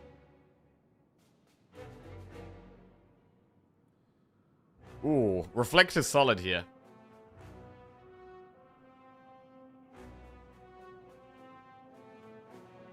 Genesis is great to get in place, so's Tyranny.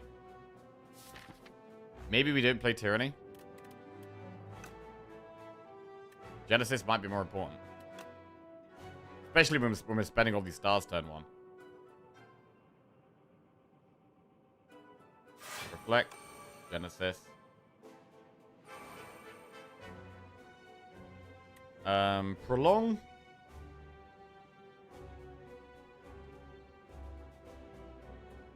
We take a little bit of damage this turn. For 20 block next turn. But we already have 14 block next turn.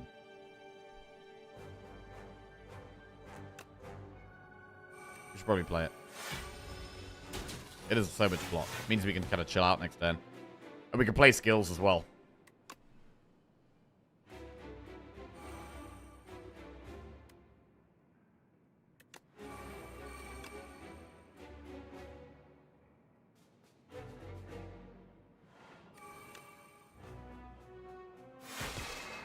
Okay. Gamma Blast is really big here.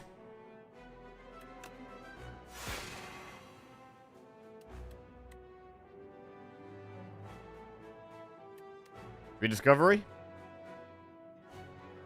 Then we do need to keep playing cards. Oh, Kingly Kicks. Oh my god, it's exactly 43. That's insane. That's insanely good. This is not so good.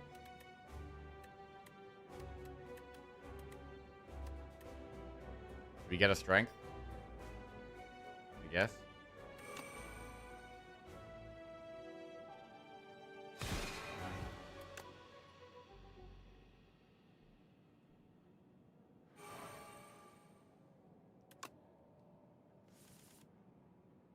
What about Celestial Might back on top? Cloak of Stars is also pretty decent, though.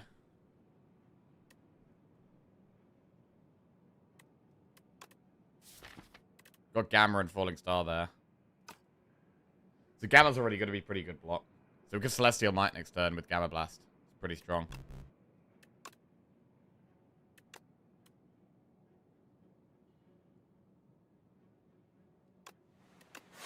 We finally lost Silent. We did finally lose with Silent. Yeah, we died in Act 1 to the statue. It was rough, man.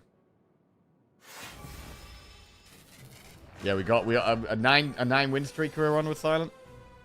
Pretty insane.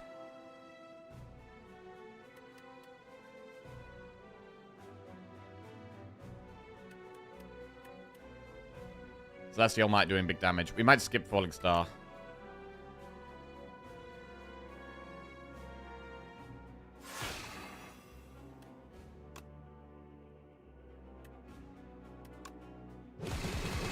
Big damage.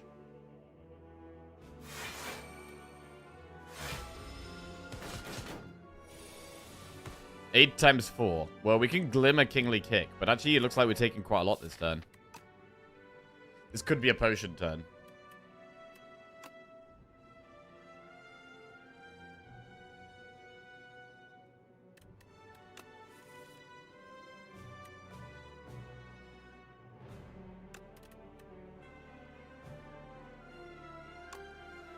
Gamma.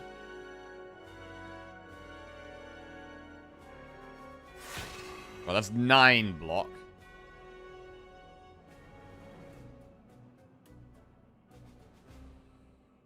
What about Residence? Remove one... It only removes 1 strength. Is it that good?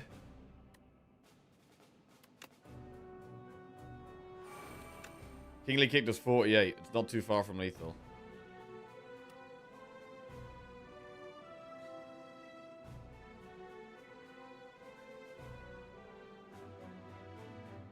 It is a spot where we could use Distilled Chaos or Colorless Pot.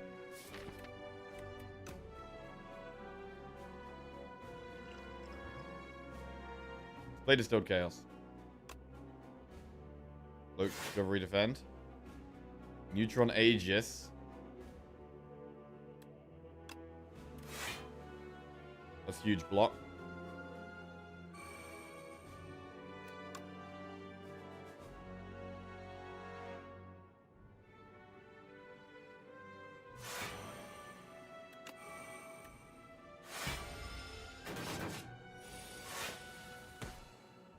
Okay, can finally play Tyranny. It's about time.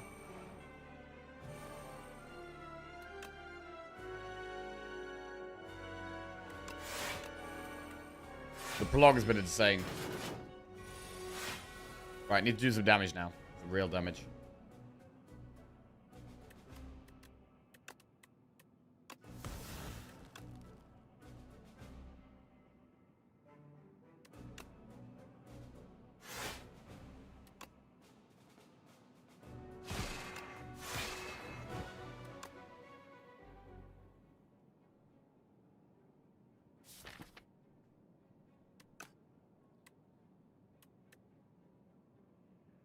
I'm not gonna Resonance. I'm gonna chill. We also don't need Shockwave. So we might have 3 pots for Iron Glass here if we can get through this without taking too much more.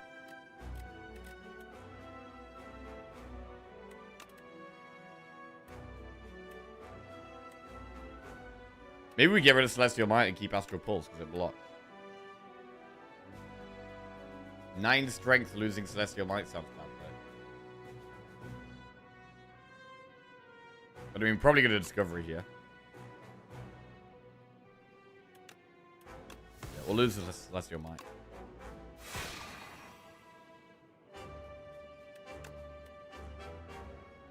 Stardust. Alright, so we need more stars to just spend Stardust.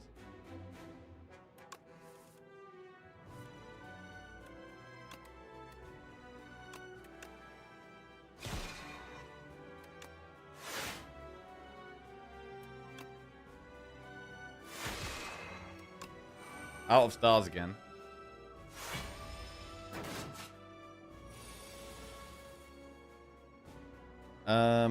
Right, we should exhaust Resonance. We should exhaust some of these things that are costing stars.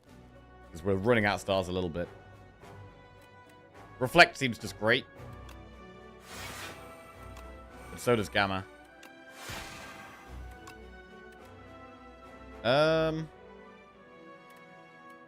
Guess Gather Light's fine there.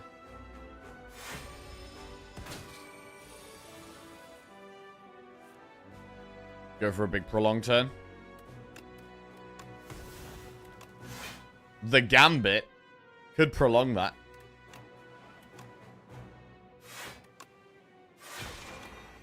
I don't think we do. I don't think we play it. It's not worth the risk here.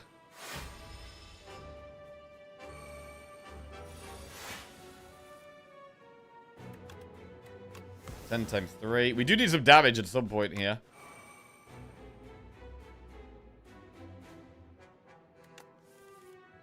Stardust. I mean, it does 17 times 7. 25 times 7.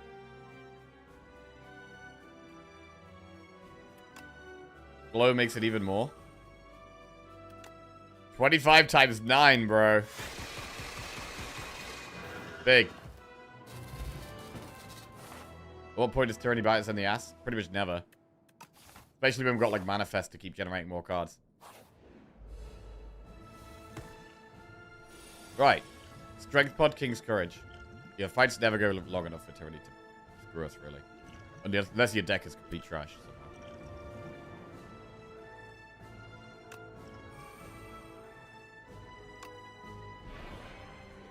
I'm gonna color spot turn 1. Fasten. Nostalgia. I mean, you can Nostalgia with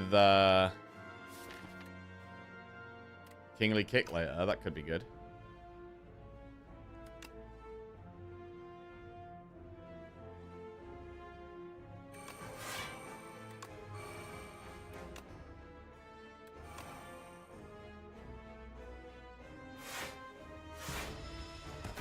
Prolong loops. Oh yeah, prolong too, that's true.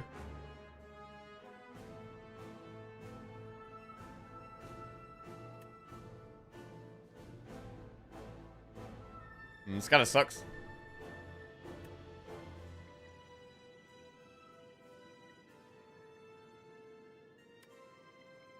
We do have a lot of glows. We can lose one of them. Venerate is actually just more stars, which we care about more at the moment.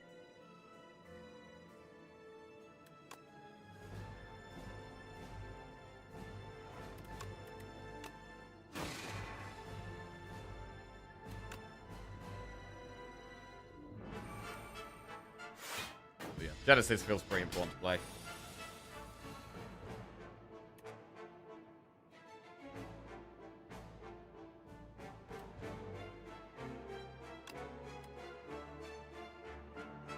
Lose Astral Pulse.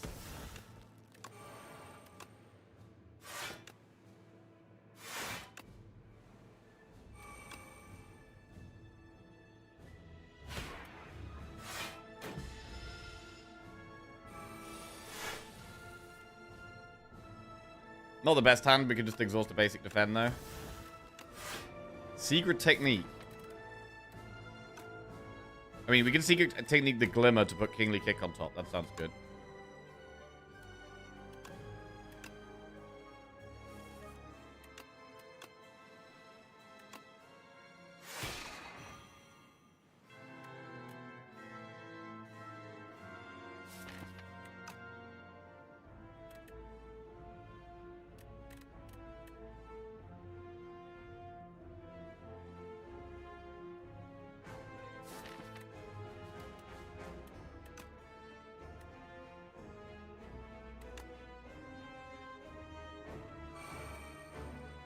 Okay, Kingly down to 2. It gets reshuffled into the deck. It's going to go down to 1.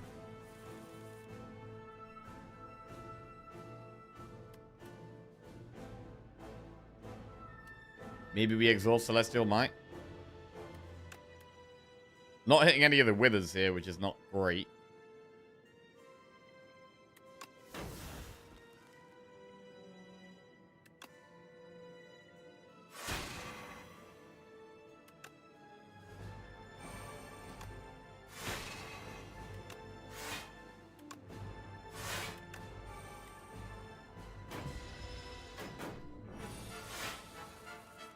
Okay, finally a wither. We've got a lot in the deck. We should be hitting one every turn, really, now.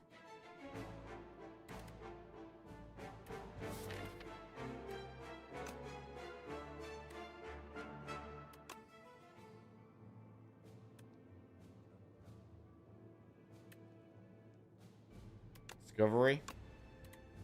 Bundle of Joy or Spectrum Shift. I mean, Spectrum Shift is solid. Get a card every single turn.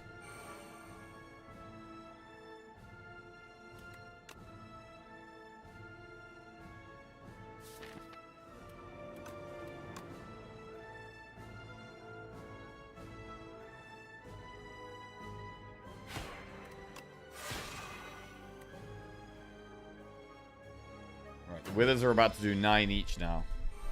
Need to be exhausting 1 a turn. Okay, we get another one. So we can put Kingly Kick on top. Or we could Secret Technique Reflect. And put Secret Technique on top. No, I think Kingly Kick, put it back on top. Makes a lot of sense. Secret Technique to Reflect.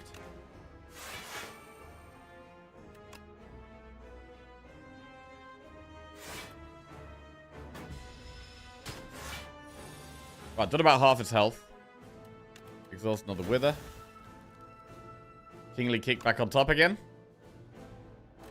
Ooh, where's our block this turn, though?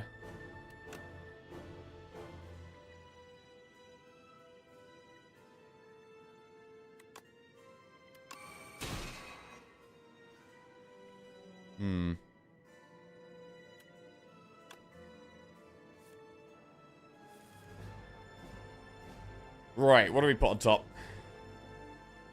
Do we put a Wither on top? What do I put a Wither on top? I don't like this at all. And next turn, it doesn't attack us that much.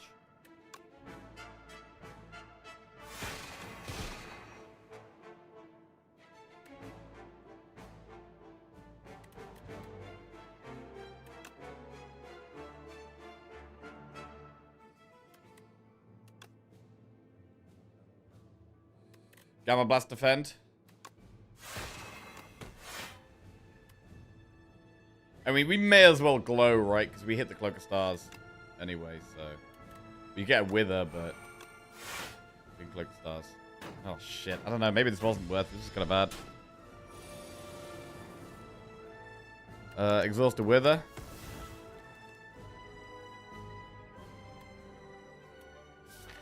Beatdown hits Kingly Kick and double Gamma Blast. That's quite a lot of damage, you know?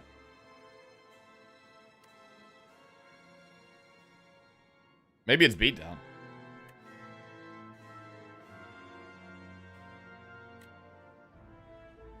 But then we're going to put Beatdown on top as well. I mean, the other play is to, like, do what we kind of wanted to do earlier and put Prolong on top and then play Prolong every turn. But we'd have to play Prolong, then do everything else, and then it doesn't even give us block for next turn, so it's not even good. So I think we are going to Beatdown. Big, big, huge damage.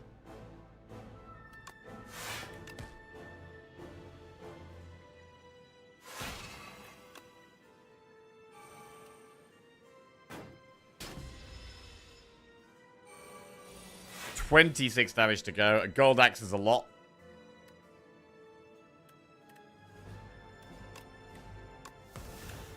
Beautiful. 78 damage gold axe. Alright. Good win. Lovely. So, a very star-based run. Genesis was key. Tyranny was really strong. Really did like the Prolong. We didn't have any, like, crazy scaling or anything.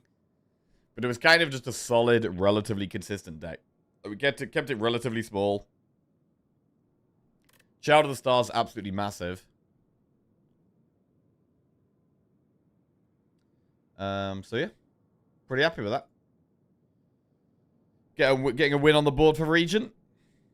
And getting the rotating streak off to another start.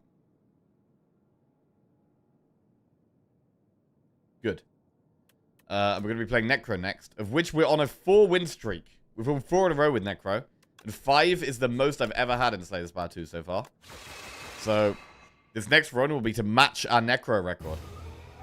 Kingly Kick put in some great work. It did really help towards the end. It took a long time to become good. It took a long time to be good, but by the end of the last couple of fights, Kingly Kick was helping out damage quite a lot. The Glimmer helped it out as well.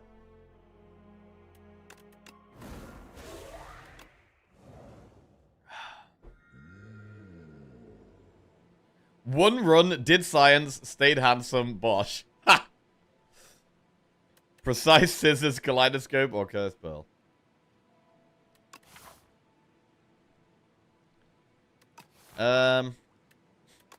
Greed, there's a floor 3 shop there. And we could just go like Campfire, Elite, do 2 elites. I like it, bro. Read it up. Alright, let's get a prediction going. Waterfall Giant is one of the easiest bosses for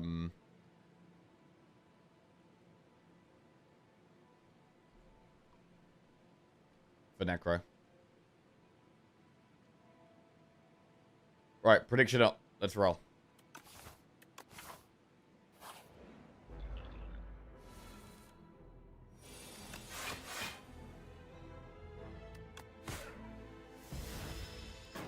Don't care about this one attacking, it's only just 6 damage, which isn't that much.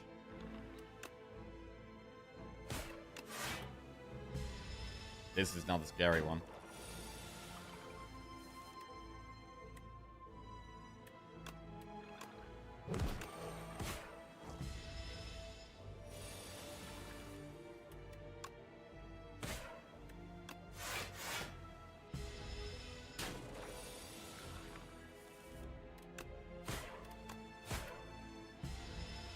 Pretty nice. And we get a shop on the very next floor. Light Strike, Death March, Snap. Bro, I'm a big Death March enjoyer, bro. I love a Death March. Love a Death March. Get it in. Doesn't do much right now. But the more card draw we get, the better it gets. Invoke. Whoa, what's that? Enemies with at least as much Doom as HP deal 50% less damage. Potion Belt, Scroll, Shockwave. Interesting. I mean, we have no Doom at the moment, but you could take it and then move towards taking Doom, but it doesn't really do that much other than the turn you're killing it. Huh. Bit of a weird shop. I mean, maybe we go Potion Belt here. Scroll, Death March. Scroll does go with Death March, and I do like Invoke.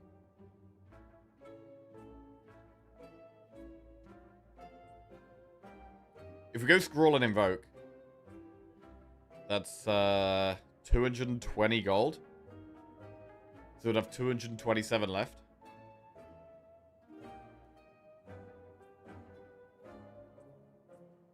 So if we were really playing for the late game, we could just do Scroll, Invoke, Potion Belt.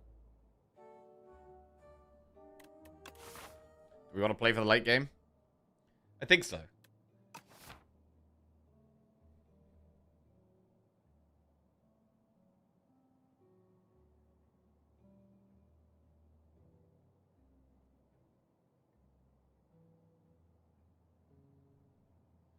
Imagine Shockwave and getting Budak too. Shockwave's pretty good too.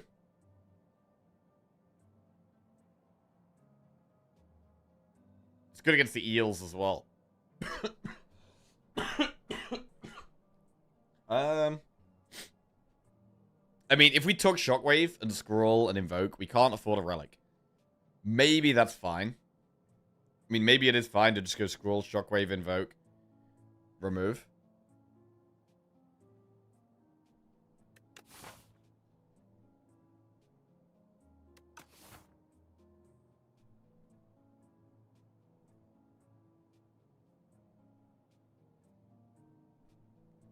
Because Potion Belt doesn't help us right now. I mean, Red Mask helps us more right now. Red Mask is good, to be honest. I'm going to do Scroll Invoke. Let's do Red Mask. Passive weak turn 1. It is just great. It's always good.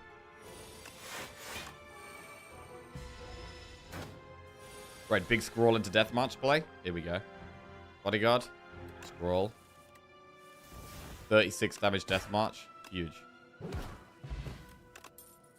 Death Store, Negative Pulse, Sculpting Strike. I mean, you could take a Sculpting Strike. It's become a religion. I start work, have my coffee, have my morning meeting, and then I watch Jackie play. Hey! Hope you're having a good morning, Bubble Trouble. Right.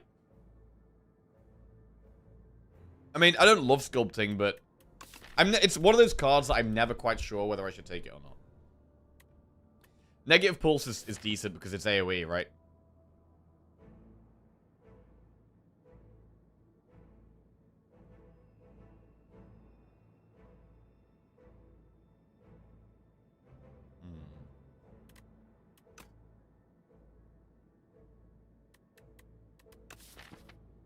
Sculpting Strike.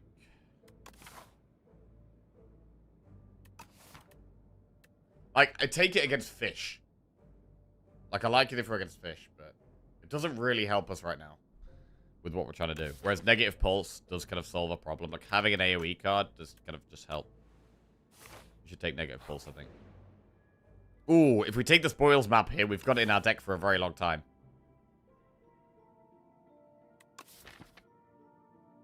How do we feel about a bit of greed?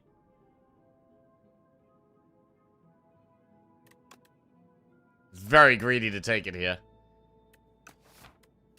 Especially when we already have greed as well. We've already got greed in the deck.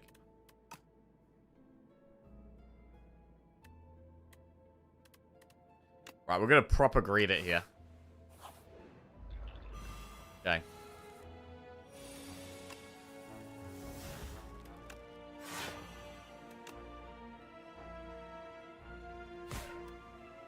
The scroll helps a little bit. The scroll does help quite a lot.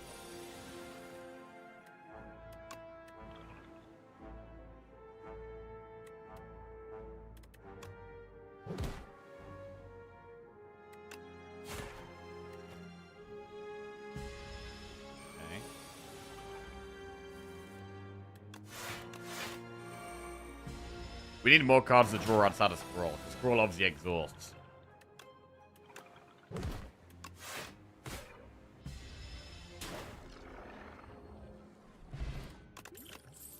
Friendship, Invoke, Defy. Friendship is so strong. Gonna take it. It's another kind of a greedy pick, though. To be honest.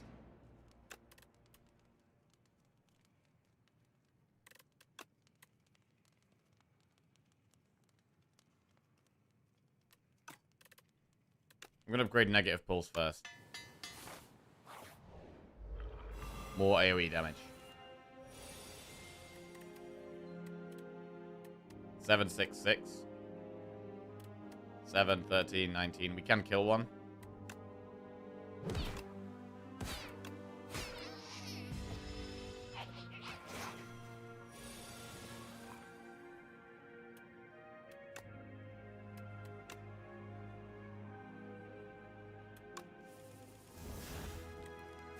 Damn, not hitting the deathmatch sucks there. God, deathmatch was so good there.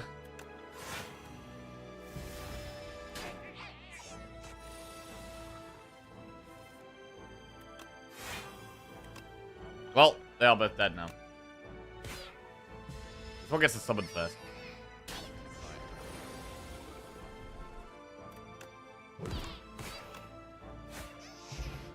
Fire Potion helps us kill something. Brave Blast, Veil Piercer, Blight Strike. I do think Sculpting Strike might have been good, you know. Kind of wishing we'd taken it.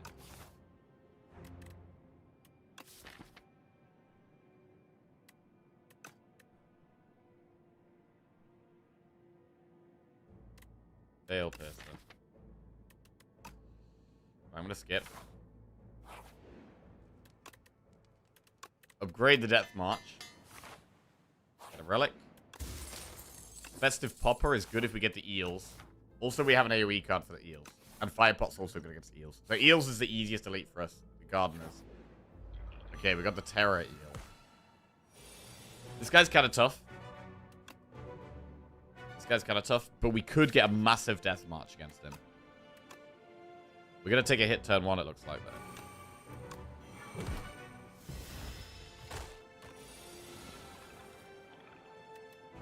Swiftbot here looks good. We're wasting energy, so we should use it.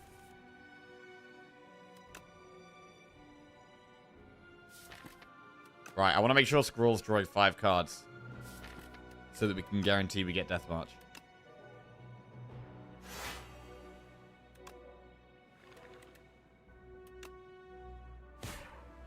Okay, we definitely get Death March here.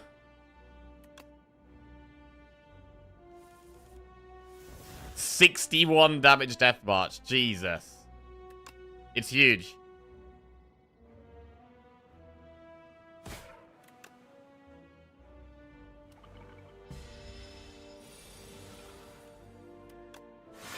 Right, now we're back to not doing too much, though. Firepot doesn't quite get there here.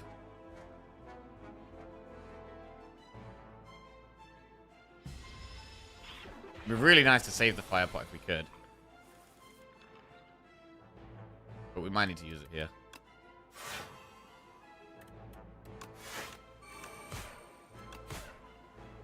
Right, do we Firepot this turn? Just kill it now? I mean, next turn its attack isn't as big.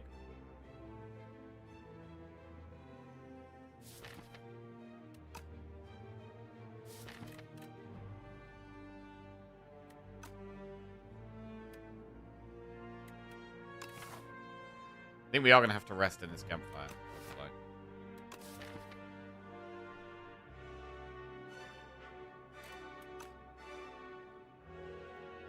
Really do like upgrading Bodyguard before we get to the Waterfall Giant, though. I'm going to find pot. I don't want to risk taking damage next turn. Block pot, Whetstone. Not really a good Whetstone target. The only good thing was Death March. Call of the Void. At the start of your turn, add 1 random card in your hand against Ethereal. Or Sculpting Strike. So I don't hate taking the Sculpting Strike now.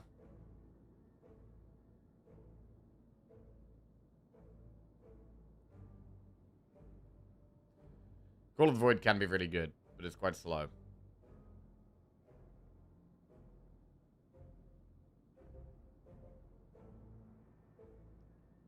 I mean, with the weak turn 1, it does help us get Call of the Void value.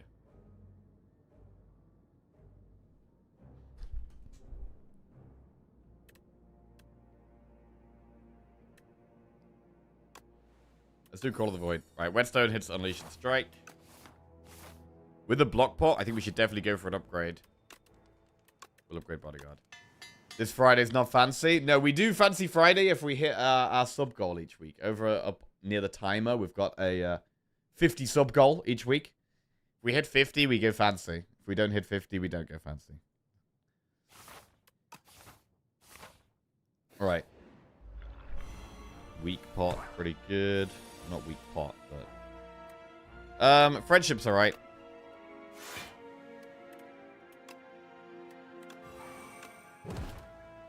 I'm definitely glad we took the red mask. It's definitely saved us quite a bit of health.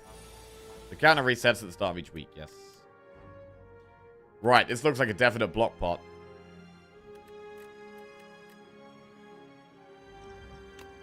Rough turn there.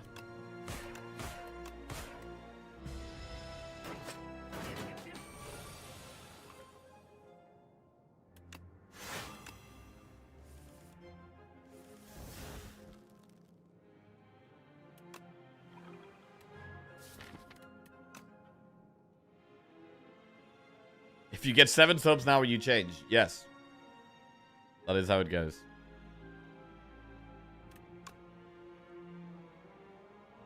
Just block the max here.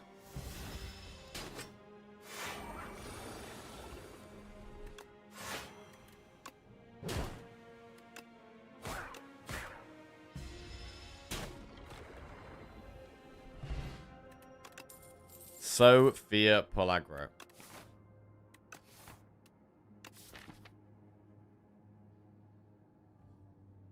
What about a pull aggro? I think we take a pull aggro. Let's get a little bit more defense.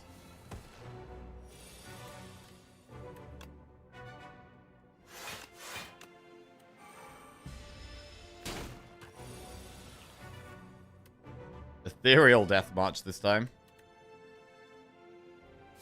God, this is tough. This is going to be really tough. We're not really blocking enough.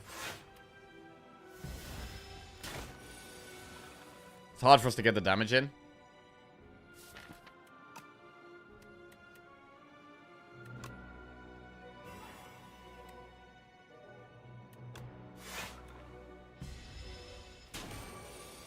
Twelve times 2.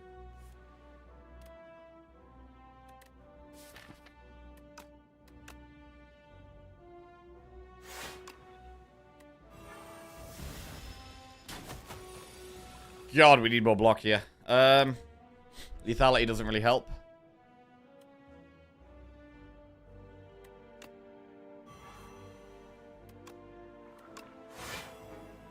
Right, do we unleash for 17?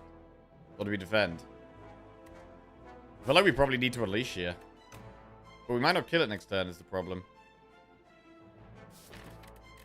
And we don't have much block either. Best we can get is triple defend.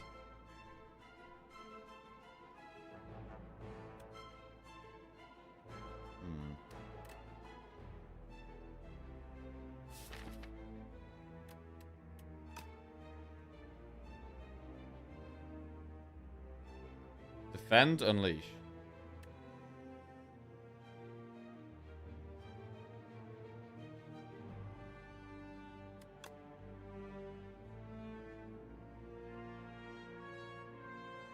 I think I gotta defend, man. Jesus.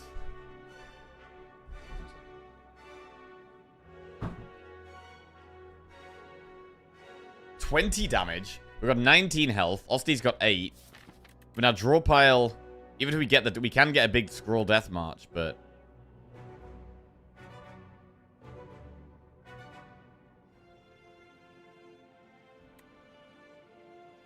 I think we have to defend. 20 damage. We just about survive. Next turn, does it do a bit less? 15 damage. Oblivion.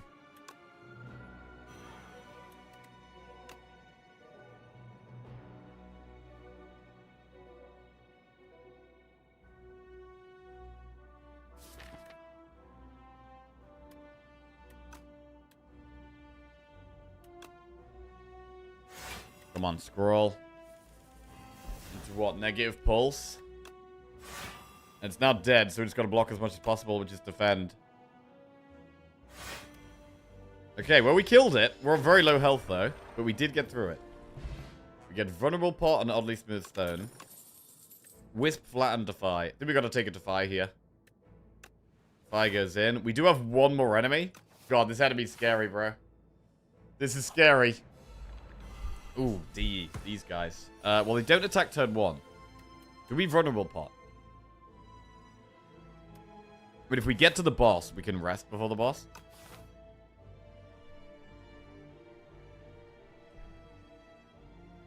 It's not the best boss for resting, though. It's a boss where I really like upgrading, to be honest. We could upgrade Pull Aggro or Invoke.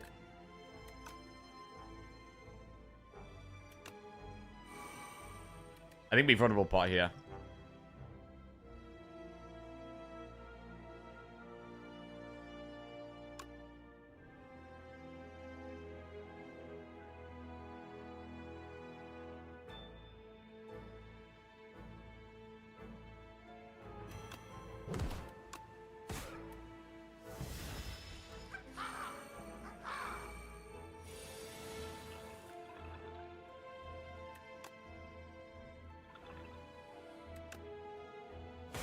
Just about still alive.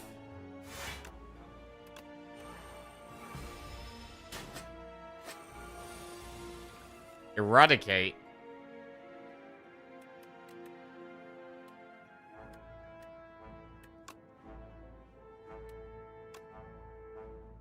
One Eradicate proc does kill the one at the back. If we can't kill the one at the front, we kind of need to double defend. So we double defend. One Eradicate hits the one at the back. So we Death March the one at the front. And then Eradicate the one at the back for 1. Alright. Pull Aggro Necromastery, I guess. Although Defy is decent.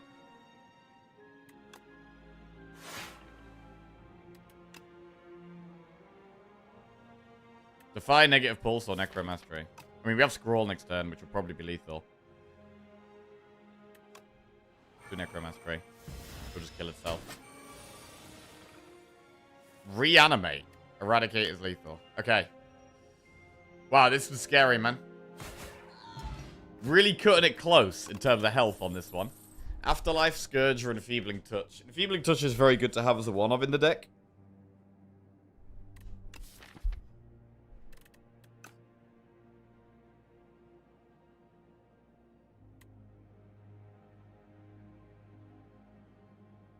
Although this boss doesn't really multi-attack.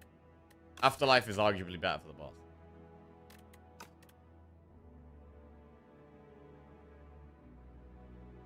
But I think it's just such a good card, we gotta take it. Right. So, we should probably rest. I mean, we have the spoils map. So, like, we're trying to play the start of Act 2 quite safe as well to just get all the gold. What we're really wanting is, like, a deck that has some more card draw somehow. I think we should... Oh, man. I don't know. With Colorless Pot, we could maybe upgrade.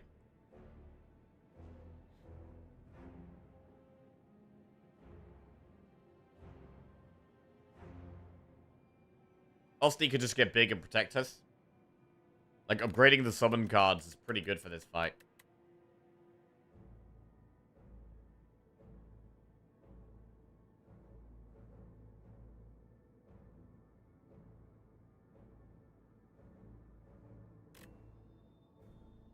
Call of the Void is also a good upgrade for the boss.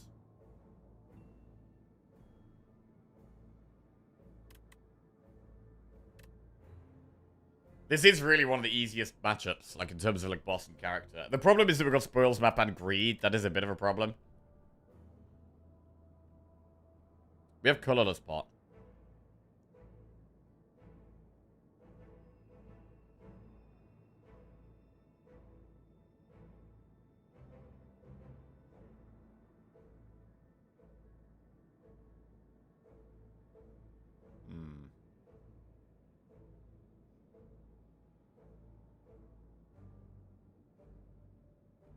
Osty will have to get very big. And the only real way of getting Osty big is Bodyguard. I mean, Call of the Void does generate lots of stuff, though.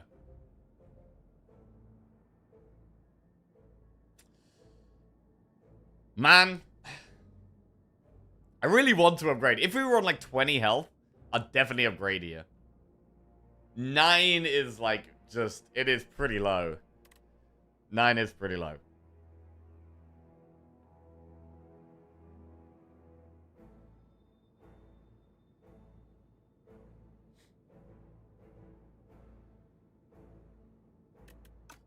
I'm gonna go for the upgrade. I'm gonna do it. Right, let's rock and roll. 9 health boss. Let's do it. This is not a fight for Enfeebling Touch. We don't need Enfeebling Touch in this fight.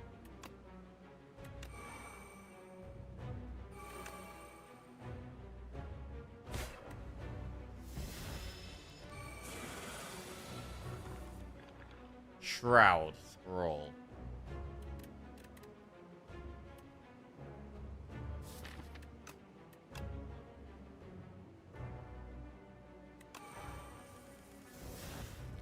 Defy solid. Death March does 45 damage here, which is quite a lot.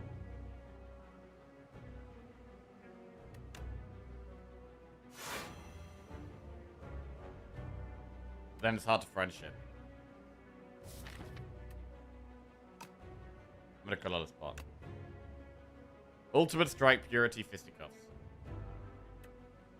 I'm gonna Purity some crap. Spoils Map, Strike, Defend. No, probably the Strike Plus, actually.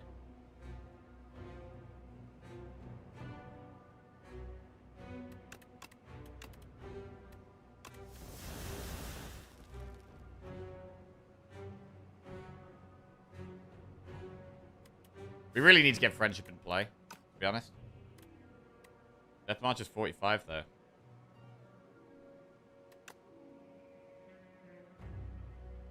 I think Friendship is probably just a bit too important. Not play.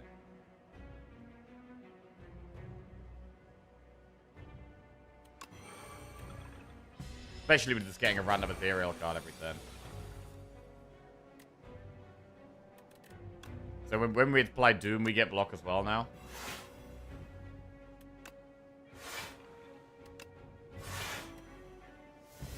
You lose Sender's Bane, which is good. Misery. That's pretty bad. It doesn't really help. I'm happy to lose that. That was a terrible draw. Scourge.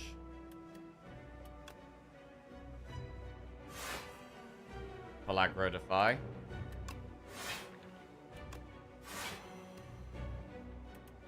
Don't really want so. Unleash just 28.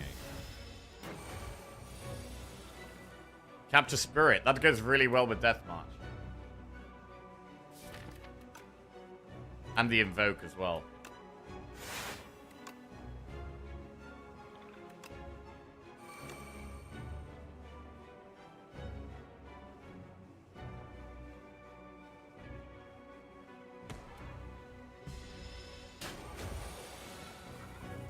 Another Call of the Void.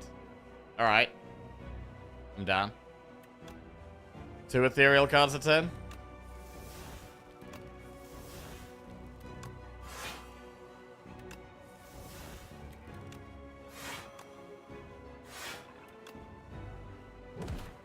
And Unleash does most of that damage. Domain is insanely good if we can play it. An extra draw and energy every single turn is just nuts.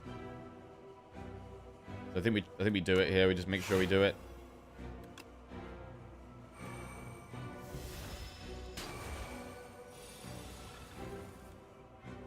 Transfigure. Transfigure Scourge gives us more draw for Death March. I don't hate Transfigure. Although we can Transfigure Unleash, actually.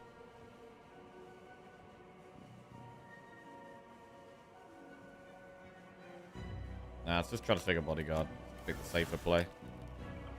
Gives us more damage anyway.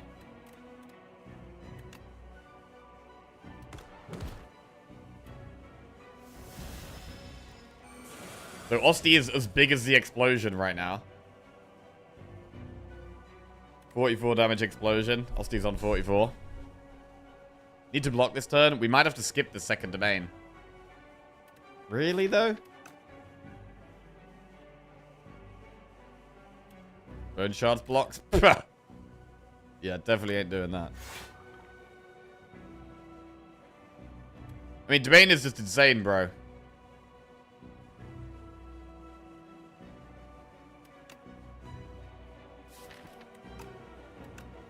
But nah. I'm gonna keep blocking.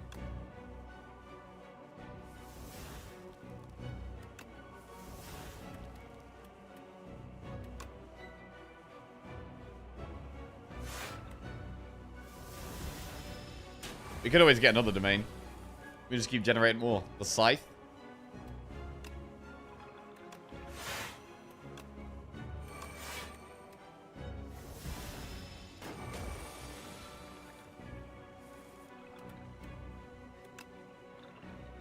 Next time we draw Unleash, it's just lethal.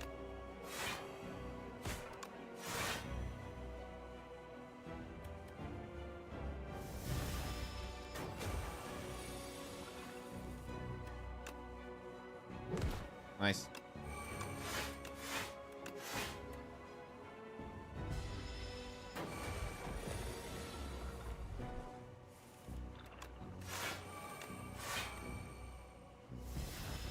And Osti protects us from the explosion. Took no damage against this boss. Very strong.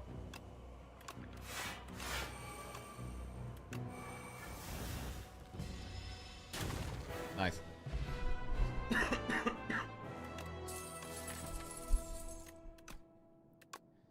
Right, Sentry Mode, Time's Up, or Seance?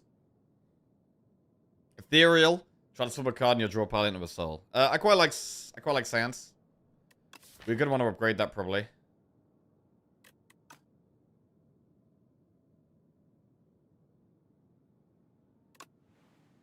Oh, we still want to play the start of Act 2 pretty safe. Okay, it's a pretty nasty looking start to Act 2. God. Gotta do 4 enemies before we get to a campfire. That's kind of rough.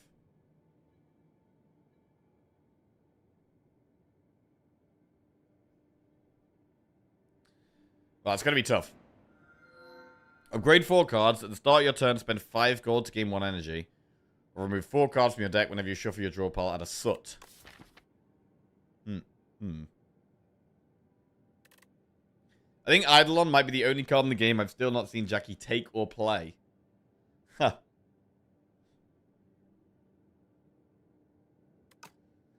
I mean, upgrades are good. Energy is great for us, but we do have other ways of getting energy. Like, we can play Friendship, we can play Invoke.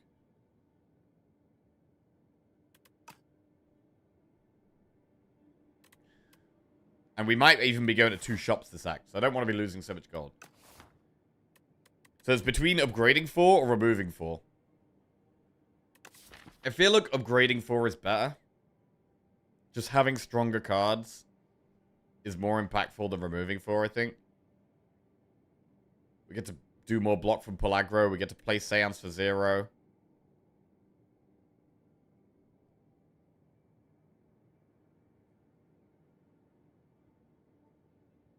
Invoke is a big upgrade.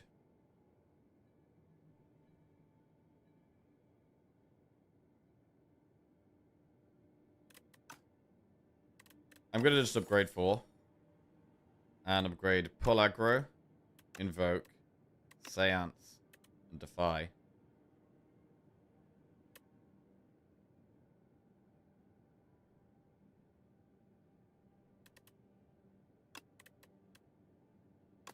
Right, 4 very strong cards now. Really nice. Right, I do think this act is going to be tough, though. I'm quite scared, actually.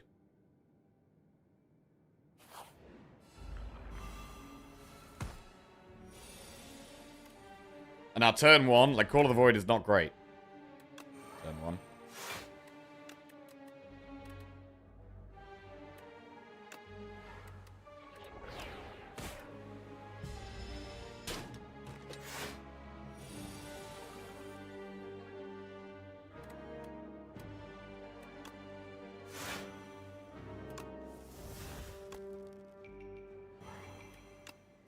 Full block.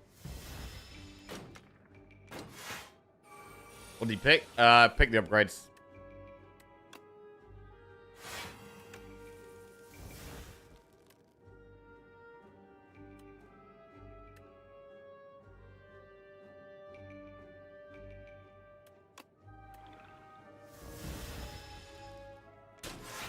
I'm liking the oddly smooth stone.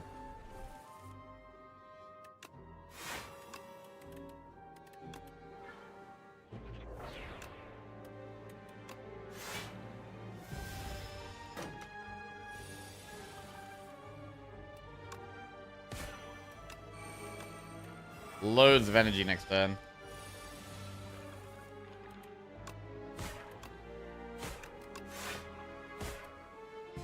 Okay, 43 health. We really want some potions. I really want some potions, man. Blessing of the Forge. Okay, that's a potion. Not the best one for us, though. Afterlife, Scourge, Shroud. Skip.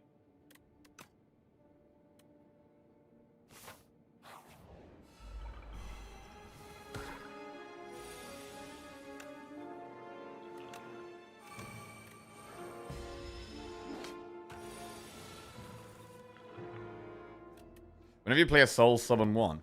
Okay.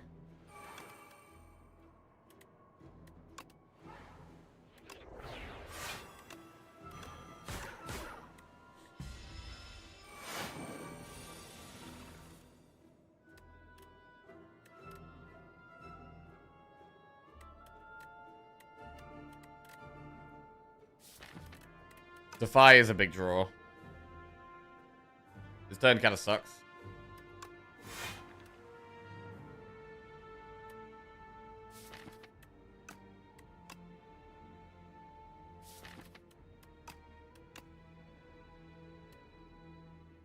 We even play Unleash. I'm trying to block it all here.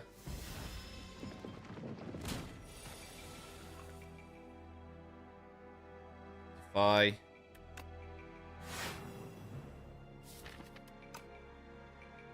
Scroll. 45 damage Death March. Massive.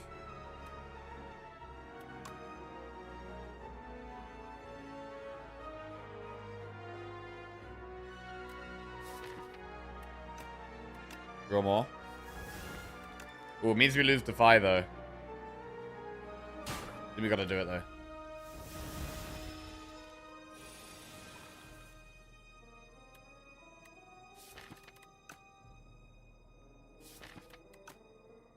Alright, Seance to Strike. Feebling Touch. Invoke Shroud, I guess. Get so many random debuffs. Haunt!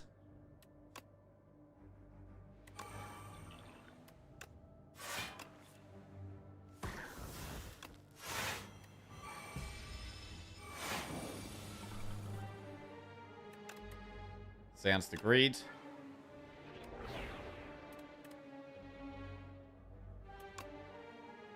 Unleash and Dredge the Unleash.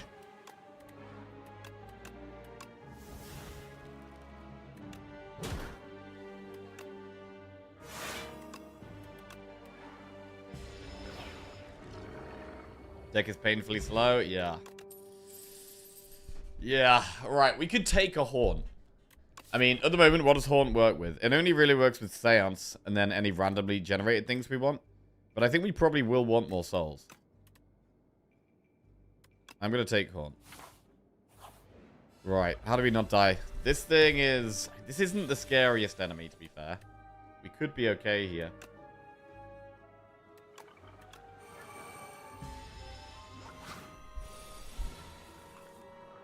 Oh, it's a huge Dirge. Haunt Dirge. what a great dirge, man. So good. Suddenly we block this pretty easily.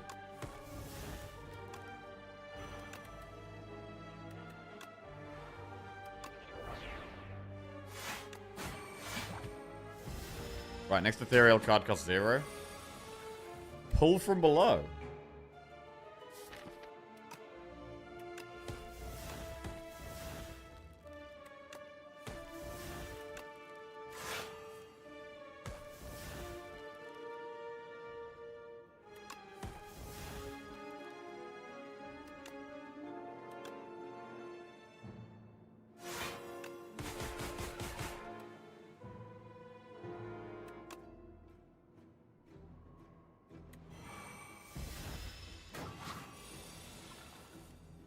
Banshees, pretty big damage there.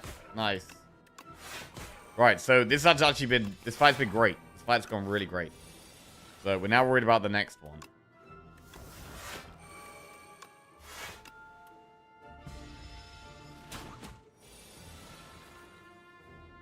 Pass is really good for our deck.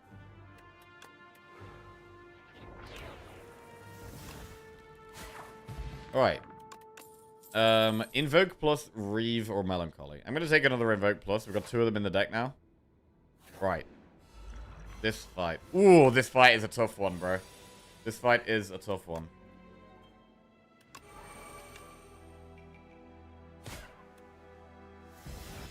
These guys do a lot of damage. We might want to use the Blessing of the Forge this fight. I think I might use it right now.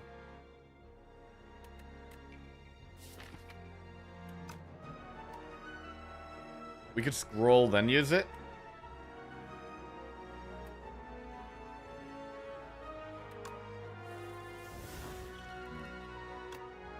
Not amazing.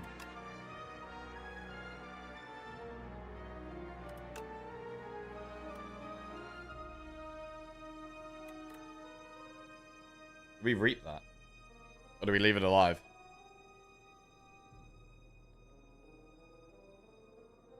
Because we could just haunt friendship. Reap haunt friendship.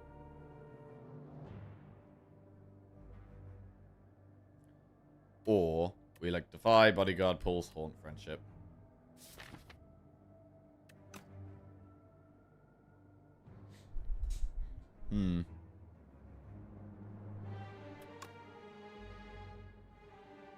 Let's do this one.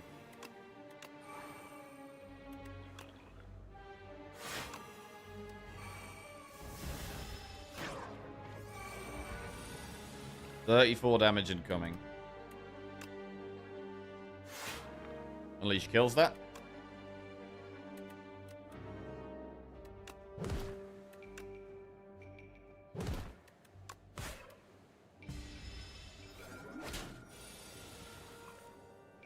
Wow, Seance with nothing in our draw pile when we got the Haunt up is terrible. That's a proper disaster.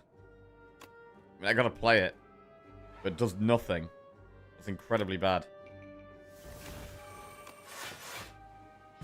Wow, I really need a good draw here. Capture Spirit is good, but... Okay, we can unleash that. That's good. Capture Spirit is great.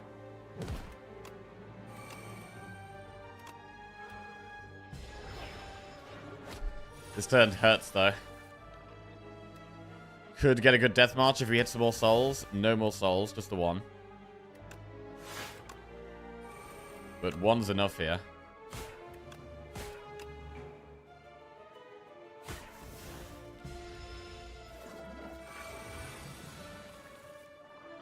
Right. Probably Oblivion on the Obscura.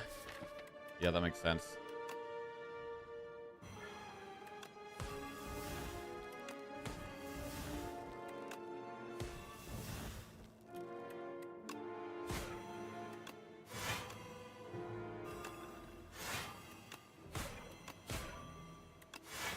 Wow. Okay, we actually got through that fight quite nicely. I was kind of scared into that one, but happy with the outcome. Death March, Reeve, or Grave Warden. I think we take the Grave Warden here. Get some more soul stuff. Right, choose an attack or enchant with Sharp, a skill with Nimble, or a power with Swift. I mean, Swift on Call of the Void is good for turn 1.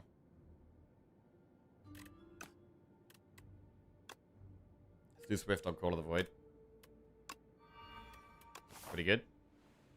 Right. Can we go with an upgrade here?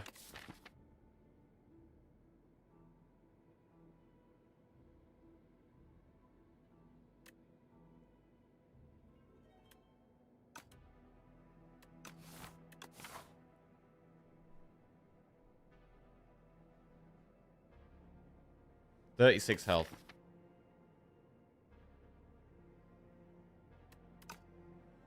Let's go with an upgrade. Right, I'm going to upgrade Haunt. Oh, God. Getting an enemy in this event is really bad. This is really bad. Damn it.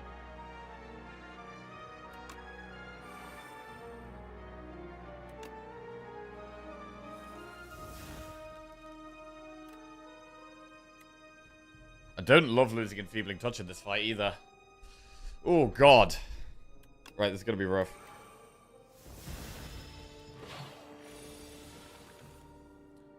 Full aggro.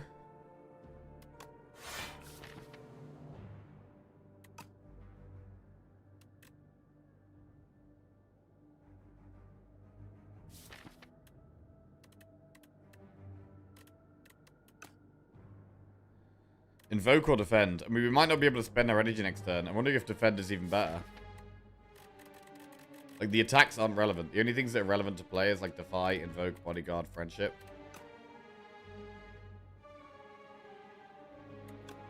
I think we should still Invoke. Play all 4 if we get them. 8 times 3. It's a terrible draw.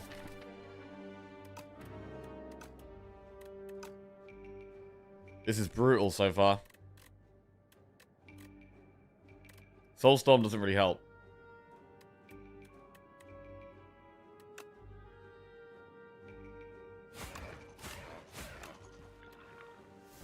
Well, defend would have been better with that draw.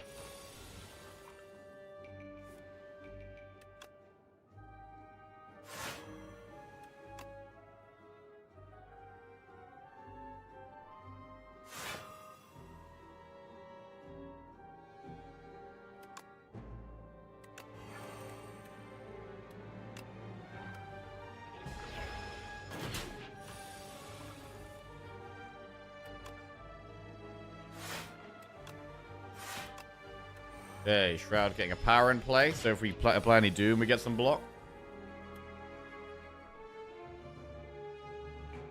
Not a great draw. Negative Pulse, then Soul. Grave Warden. Invoke Unleash.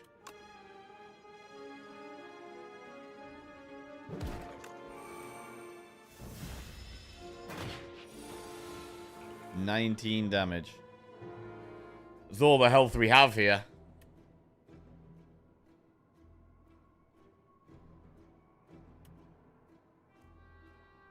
Do we Soul first or Haunt first? I want to really save as much health as possible. Which I think means Souling first. For a block card.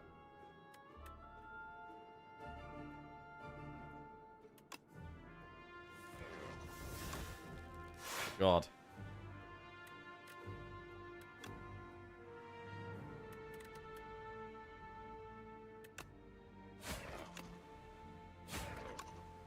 We're really struggling at this point.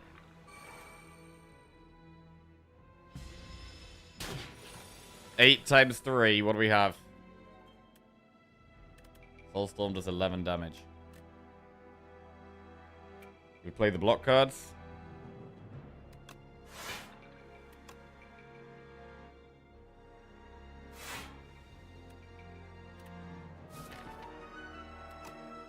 Defense seems better than Invoke, man. It actually does.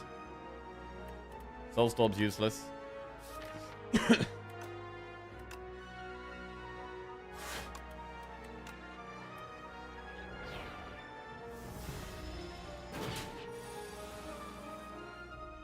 Defy is key. Could double Defy with negative pulse. We block it all.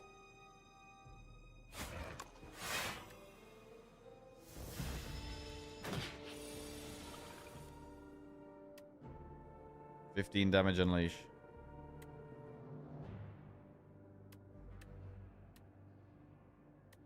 We have lethal here with high 5 unleash double soul. 14 damage per soul. It's 11 plus 22, which is 33. Yeah.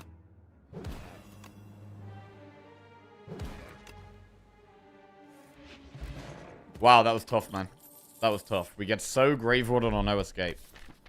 We're just going to take another Grave Warden. It's a pretty good block card. We finally get rid of the spoils map. We get loads of gold. We get Vajra for 1 strength. Makes up for friendship a little bit, but that's not much other than that. And now we have a big shop. Right. Another scroll if we want it. Warpaint. Intimidating Helmet. Helmet works with Pelagro.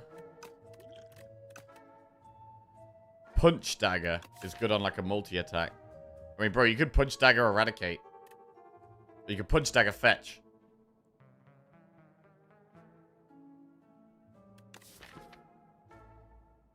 I mean, I do think Eradicate's very strong. Also, Prep Time. Nah. Prep Time Eradicate. That's what we could do. We'd probably take the Warpaint and just get a couple of upgrades. Wait, what about a second Defy? Defy's very good. Slight deck?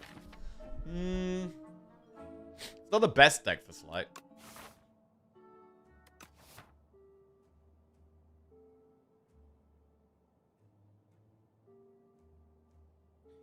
Why does the Necro Cookie look like a Lancer?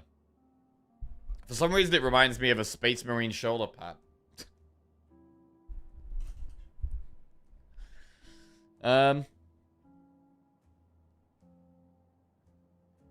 Defy. Right, I'm gonna go Defy Warpaint. Grave Warden plus and Scroll plus.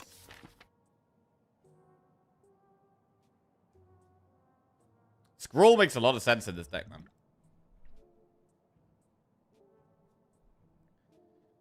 Eradicate is just so good.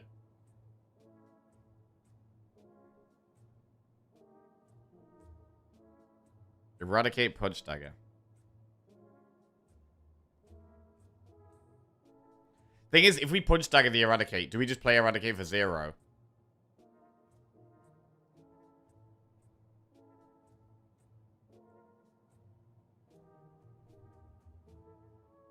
We probably do. I mean, the helmet is so expensive. I think the helmet's quite good, but 300 gold for that is so much.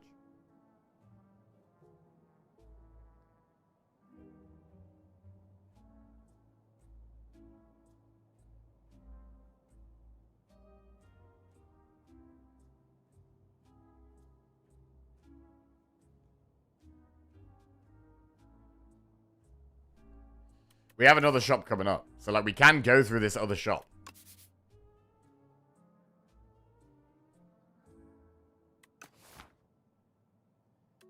Light of Flesh. Slight does work with the Defies. It does just do lots of passive damage. I mean, if we take the Slight, we'd probably want the Helmet as well.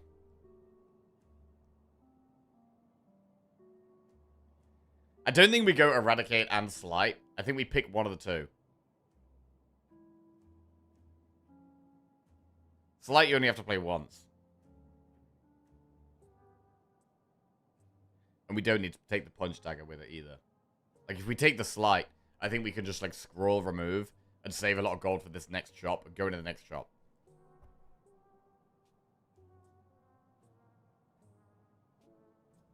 If we went Eradicate, we're probably spending a lot more gold.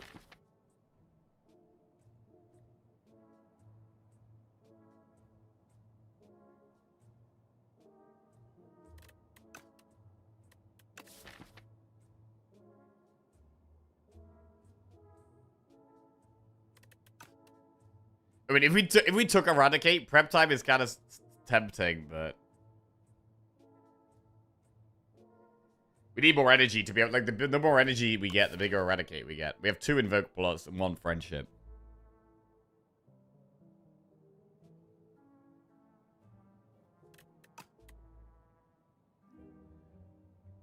Huh.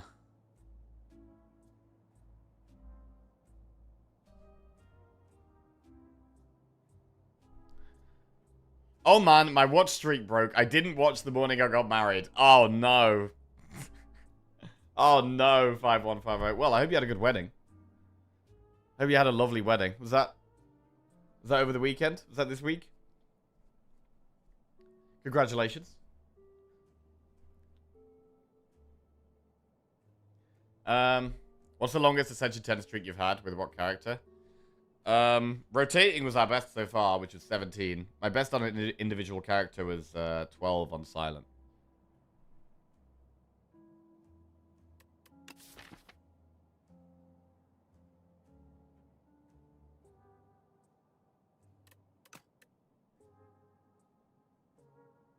I mean, I'm less keen on the prep time, but if we're going with the Eradicate, we want the scroll, right? Because we want to cycle as fast as possible.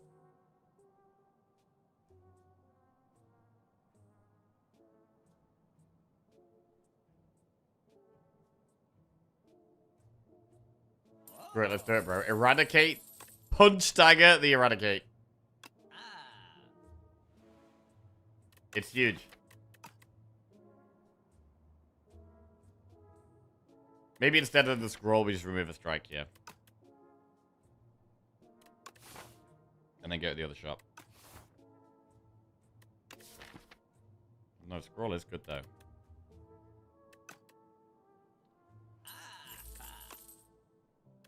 We could not remove and save our gold for the next shop. Although we could also double remove, maybe.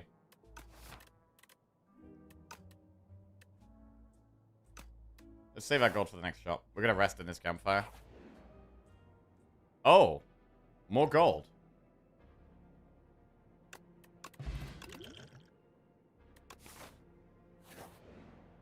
Alright, we'll rest here. This elite could be hard. This elite could be hard.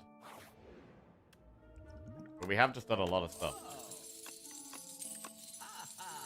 Mango, frozen egg, wing charm. Frozen egg's very expensive. I don't even hate mango here. Mango remove potion, maybe?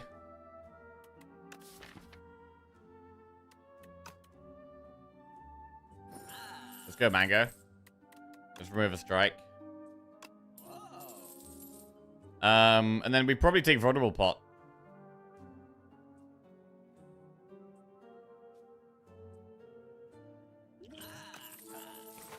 Right, which one we got? Millipede. Oof, this one's scary. We do a popper. Seance to greed.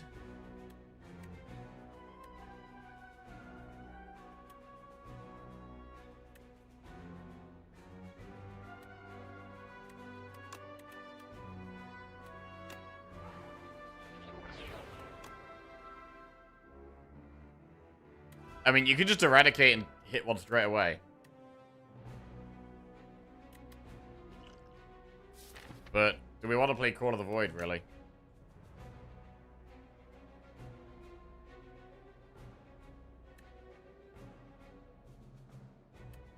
We don't really care about us being weakened that much.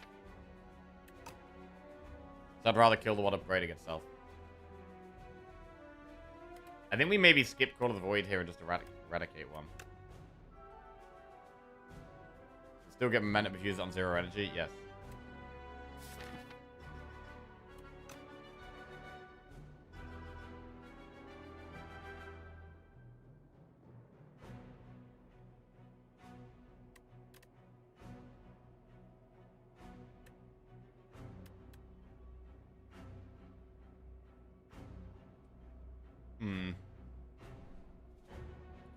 This thing just does so much damage.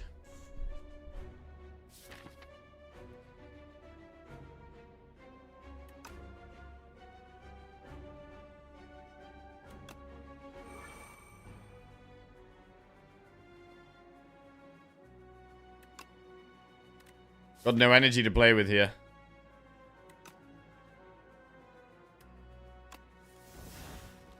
Negative pulse defy.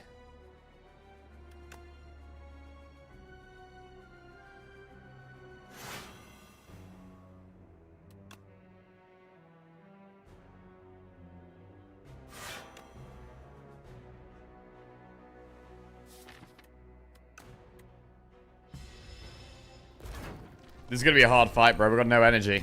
No energy is a big problem here. We have to play cards like Invoke. And then when we're playing Invoke, we lose so much. Oh my god, the Banshees would be amazing, bro. Banshees would be amazing, but...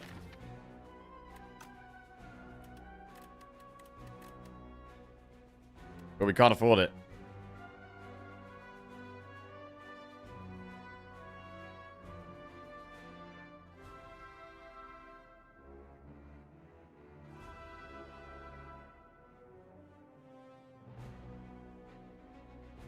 This is brutal. Defy. Have to play Invoke. Do we have energy next turn? Right, then what? Haunt or Grave Warden?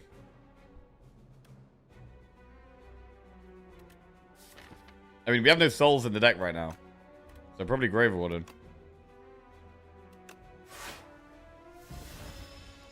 God, losing Banshees in like the most important AoE fight in the whole game.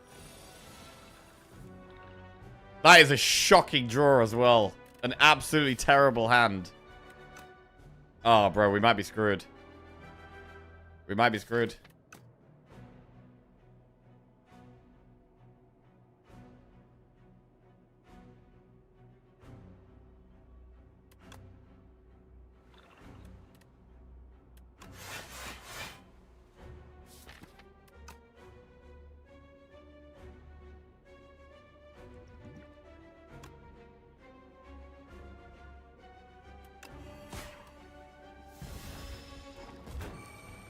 The damage numbers are just too big now.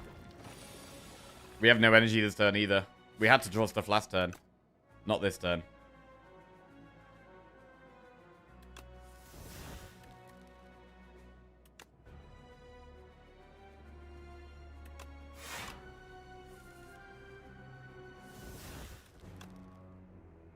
Death March kills one.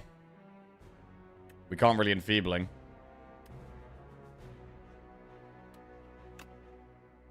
Which one do we kill? The one on the left is doing the most damage right now. But the middle one's going to do loads of damage next turn.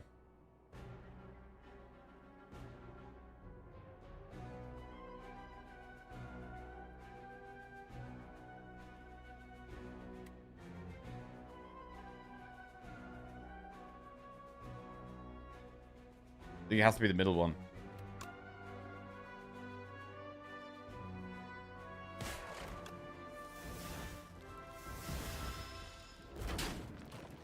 Not being able to play our energy cards is extremely costly here.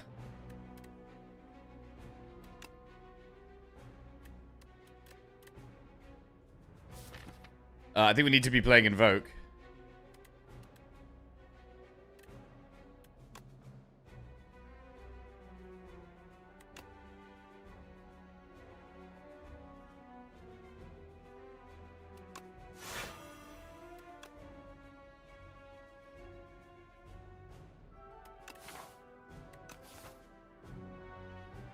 Sculpting Strike kills this one.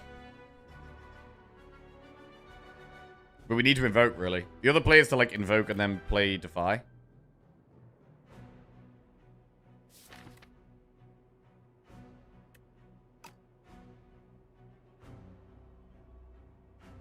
Or we could end this one.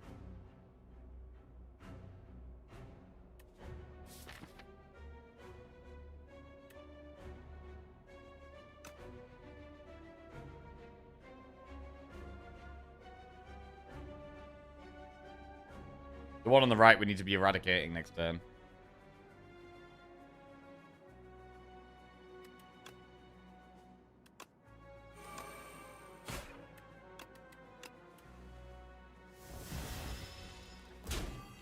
Alright.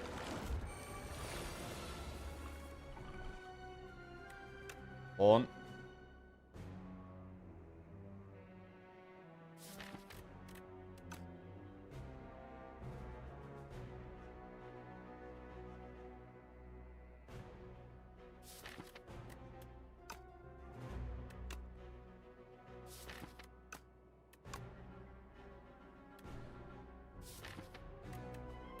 I mean, we need to triple Eradicate. I need to spend 3 energy on Eradicate. Really.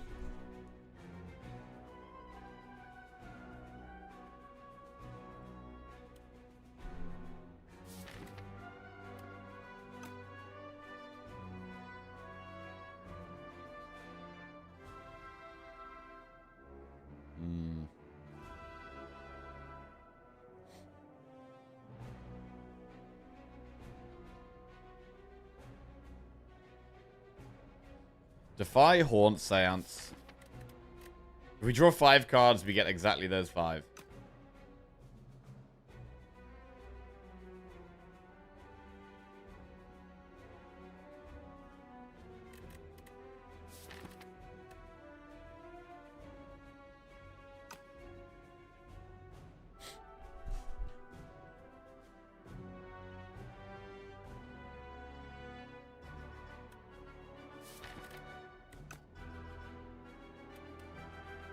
If we're not killing the middle one, we probably just defy the middle one.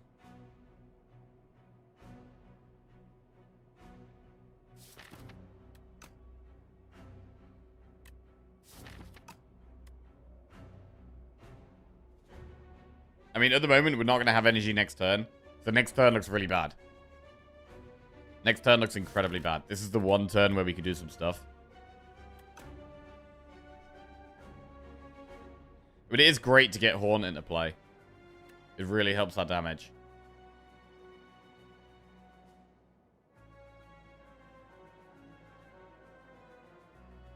Haunt, Scroll.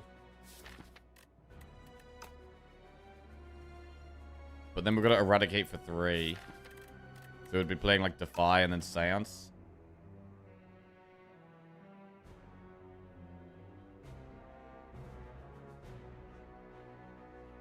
Haunt, Seance.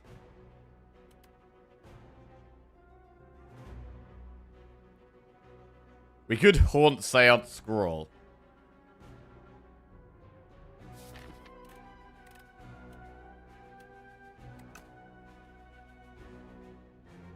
But it's very sketchy. Because if we play that, we've already got 3 energy left, which means we need to play all of that on eradicating the millipede. Hang on a second, though. This isn't even going to do 16 times 3, right? Because we're weak. We're weakened. So actually, does 3 eradicate even deal with it?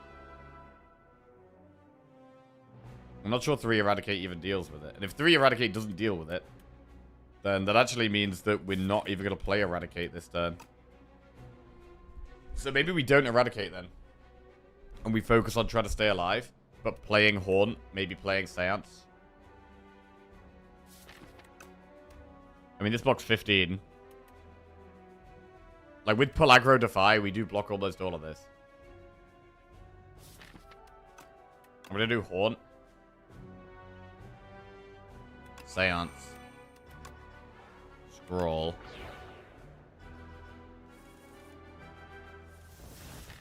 Seance.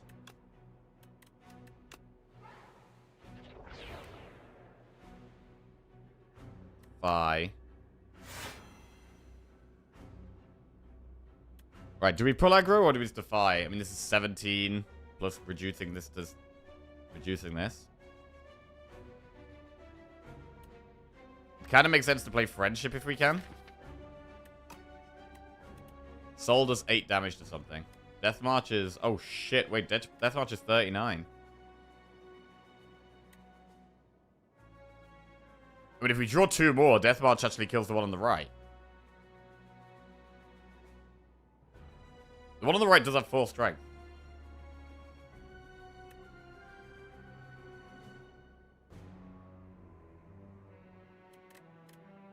Soul does 8 damage to this one, then.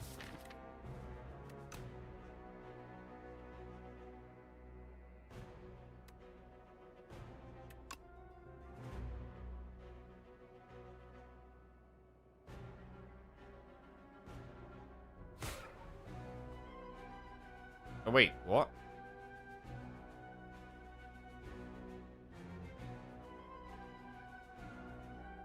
Shit. I fucked it. Oh, fuck. Yeah, we had to solve first. Oh, God. Okay. Oh, shit. Soul.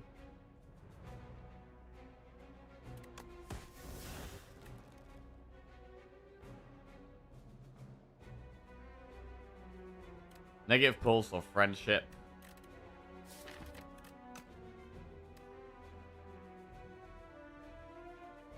Or put a soul in the deck. Next turn doesn't look great. We should friendship, though. Because with Eradicate, we should be able to kill at least one of these.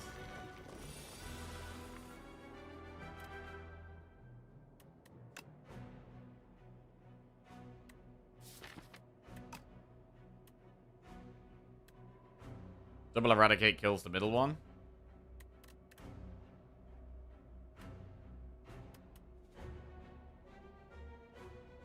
Bone Shards. Bone Shards is actually alright here.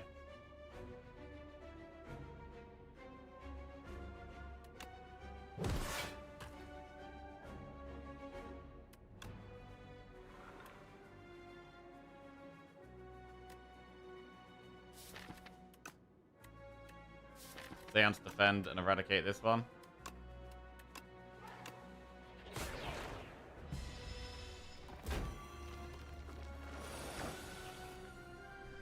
The Scythe. Oh, we're there. We made it. Oh my god. Wow, that was rough. Jesus, that was rough. We get Gorget, Invoke plus Dirge, right-hand hand. We'll take a Dirge. We got to rest here, though, I think. Right, this is going to be tough.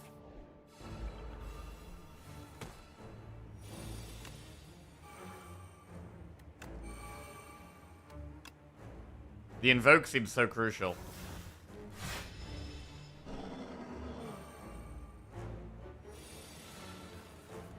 Eidolon. Eradicate.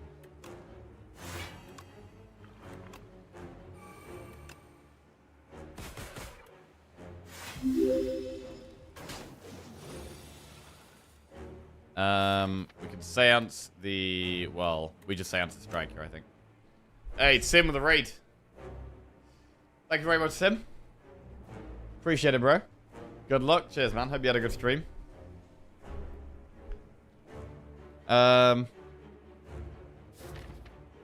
Seance the strike.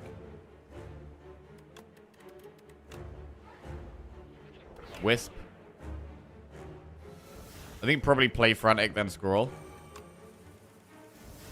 Defy is great. Should we play a Haunt?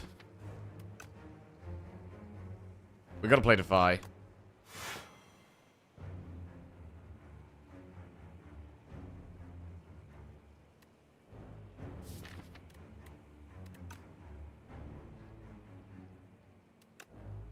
Getting Haunt in play is good. Do that. Ooh, Domain. I mean, we gotta play it. 1 energy, 1 draw a turn. It really sets us up for the rest of the fight. Makes it way easier to play out other cards that gain more energy as well. Grave Warden. Friendship. Defend. Defend. And then we just play Eradicate. Okay, we do need to get the, do need to play some Frantics.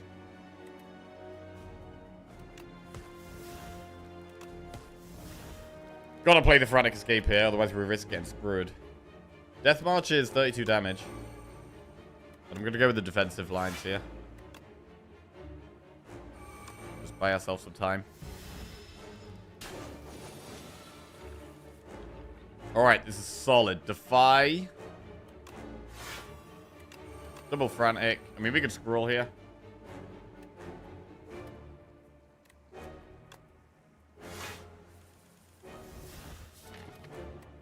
Seance defend.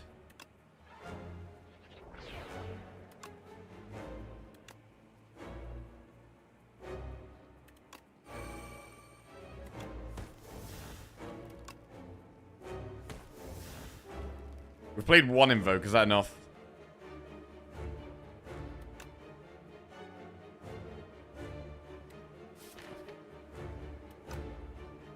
I think I want to play another Invoke.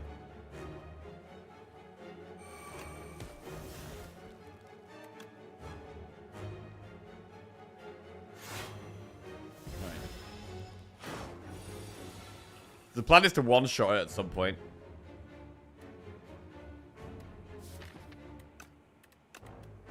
Seance to strike. Pretty bad turn, to be honest. Terrible turn.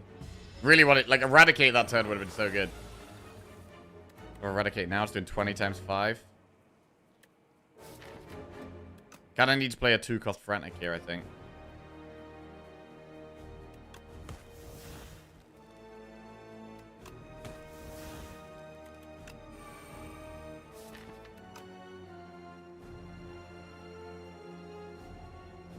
Yeah, I think we gotta play one of the 2-cost Frantics.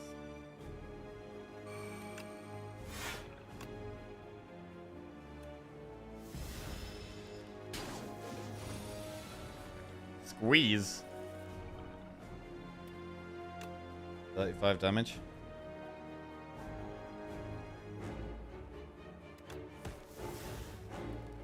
Double Defy. Vote. And then I guess double Frantic or Berry. One Frantic and Squeeze. No, we'll double Frantic and Strike.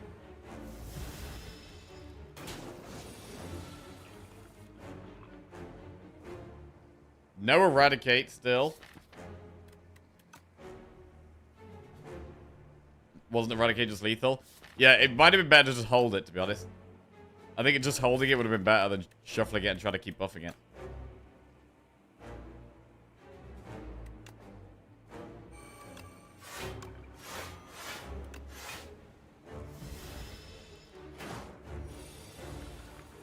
Lethality is quite good.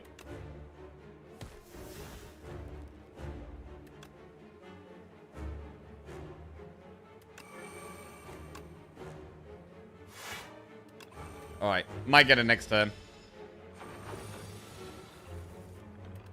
37 times 8.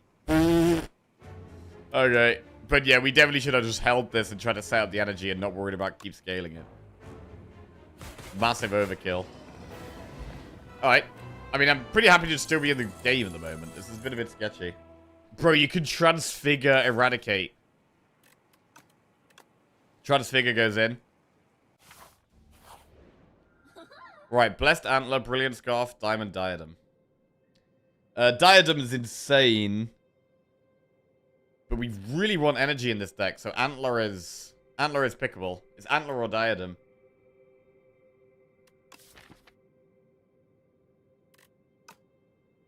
I mean, we kind of just need time. Diadem allows us to play it a bit slower.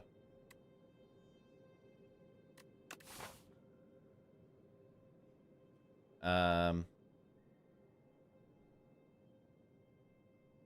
gonna go up here. We do 2 elites if we want, or we could do 1 elite and a shot. Oh, it might just be Diadem, bro. We just need time to scale up. What's this pot? 2 souls to your hand. Pot of goals. Right, let's go Diadem.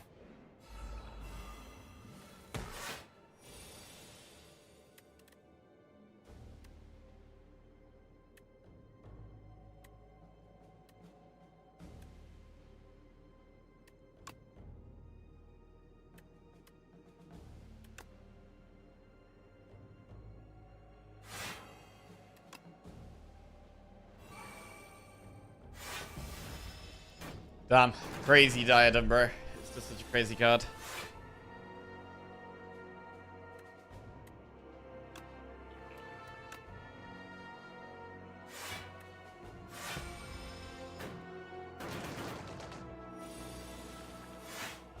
Right, this turn we can play loads of stuff.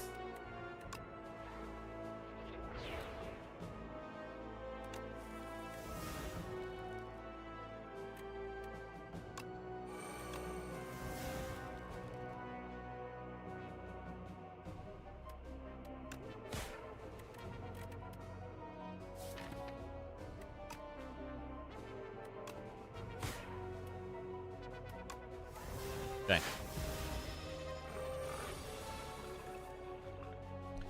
One. 2. Chill out.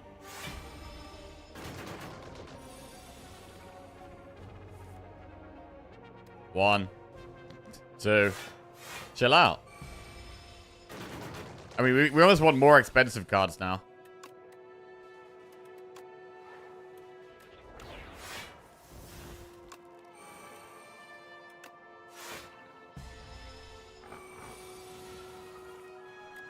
Death March to an 8. I'm just going to play the cards this time. Death March is 32. 56, 62. Okay. Skip those.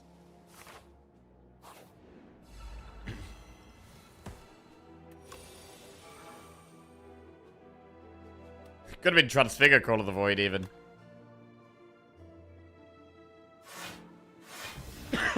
Okay, bit of a slow start here. This fight could be a bit too tricky.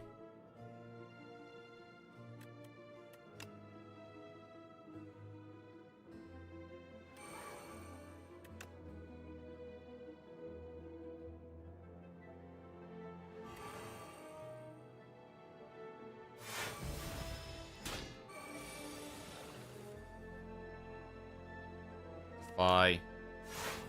Dirge.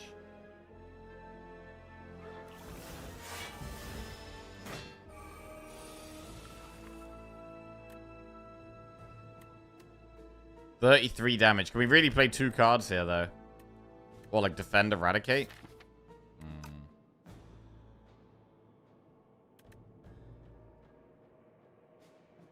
I don't love it. It's not a great hand for playing 2 cards. So don't play 2 cards. Say Answer Strike.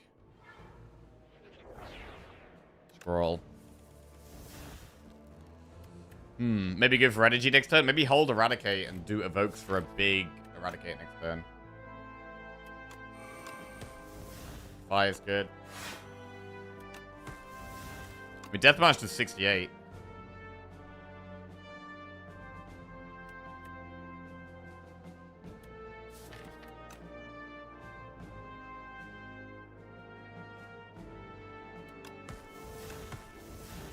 $80.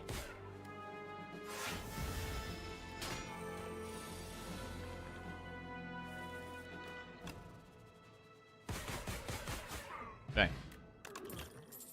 Fetch, Reap, Reef.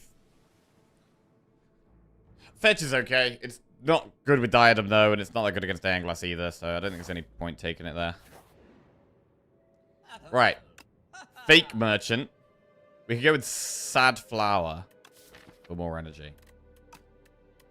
I mean, we were looking at potentially doing a shot.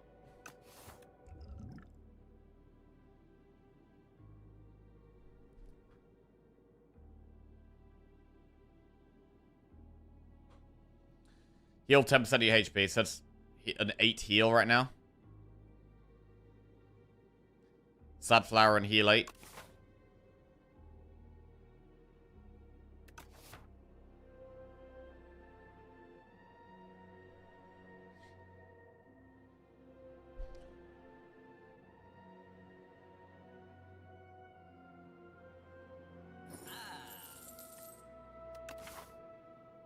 Definitely Sad Flower.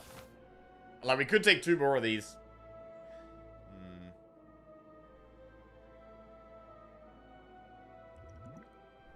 You don't see a situation which you'd ever buy Fake Waffle. You never want to heal. You never want 8 healing ever. There's definitely going to be times where you got a lot of gold and, like, just healing is good.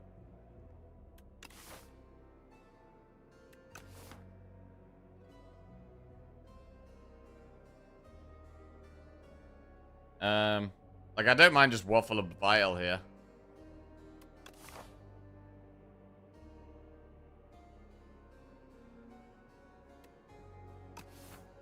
$10%. I mean, what about a situation where you've got 3,000 gold? Surely that's you got 3,000 gold and you're on 1 health. Surely you take the 10% heal, right? Surely, bro.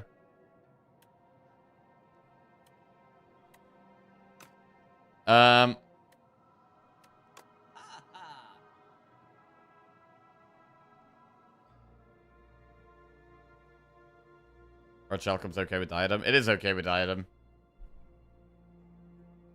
We can't afford the Waffle there, though.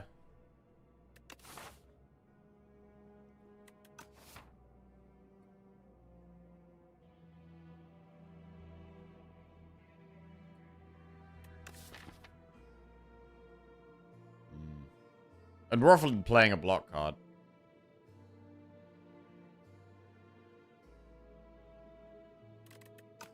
I mean, we're going to be taking damage the first couple of turns, quite likely.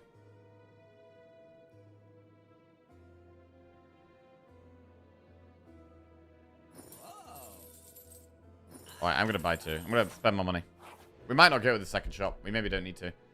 Downgrade 2 random cards and upgrade 4 random cards. Or duplicate your deck for bad luck. I don't want to duplicate our deck. To be honest.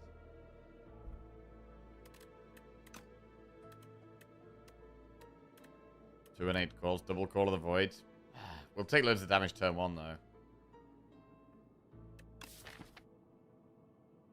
We won't draw the Eradicate again. Maybe that's fine. Maybe the momentum at Eradicate is just a dream anyway. Nah, I'm gonna downgrade. Can always seance the bad luck. We could seance the bad luck.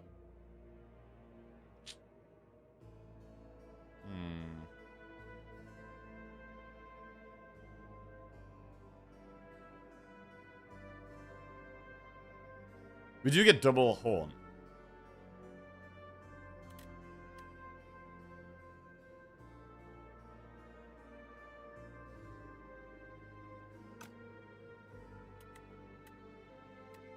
I'm gonna downgrade and upgrade. Right. Downgrading Call of the Void kind of sucks.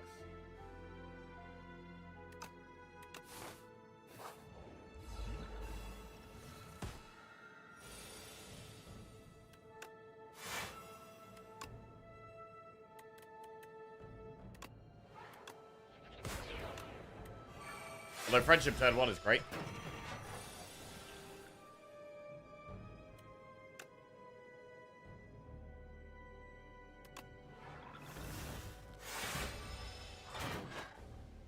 It's a lot easier to get a big Osty with Diadem if you got the right deck.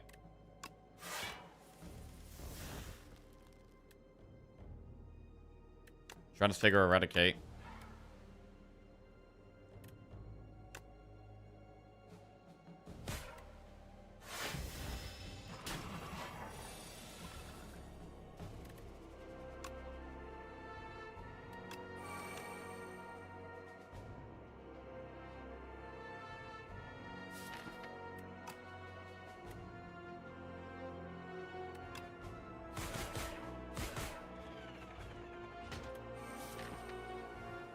Wait, because when it gets replay, it gets the momentum up proc twice.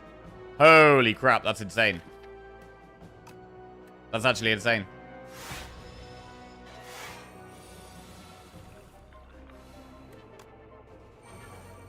I mean, maybe we don't need Call of Void in our starting hand. Maybe we don't need that.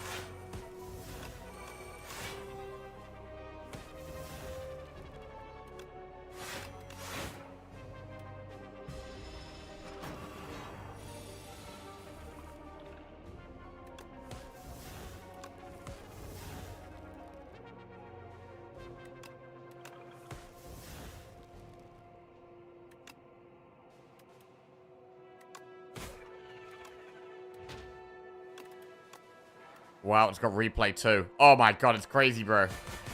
It's crazy.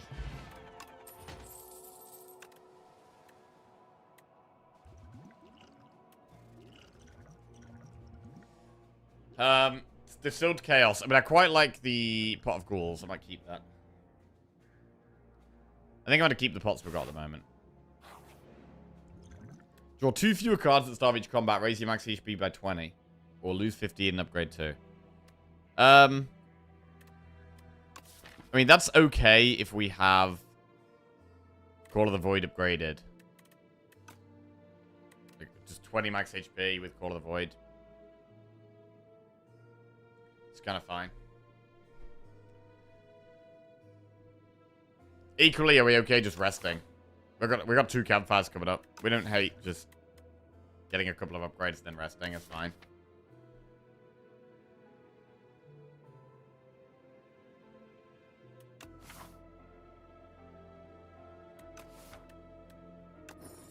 Alright, Friendship and Grave Warden both upgraded. I mean, the Friendship being upgraded does buff Eradicate damage a little bit as well. Pendulum's a bit more card draw. And I'm thinking about resting here. How much do we want upgraded Call of the Void? I mean, I kind of want to upgrade Eradicate.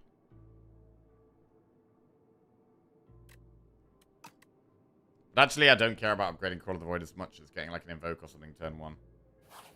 I'm going to rest.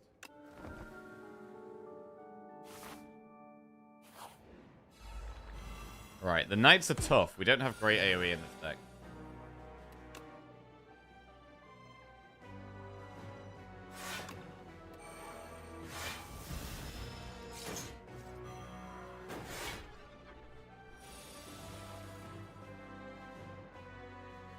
I think it's just invoke. Oh, bro, we're going to lose double scroll. That's not great.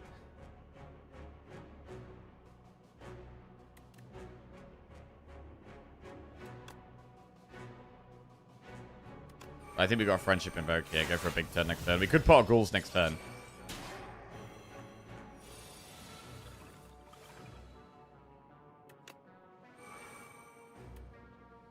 I mean, only playing 2 cards here does reduce their damage by a lot. Eradicate does 11 times 6.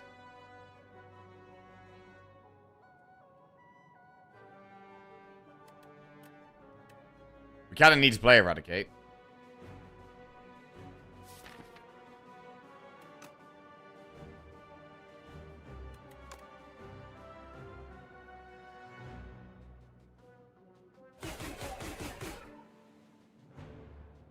Yep.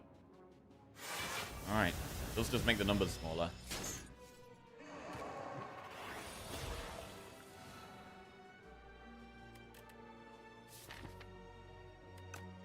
Can we go for a big turn? Or should we go for a little turn?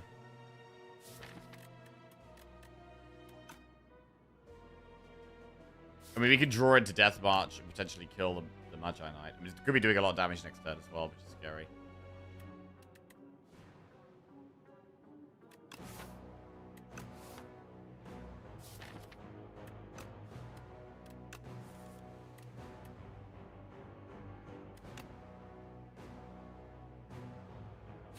Alright.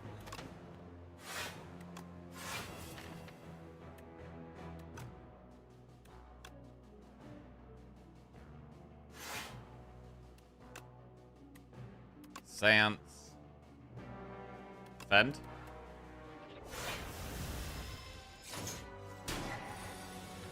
Right, this is a turn where we can play loads of cards.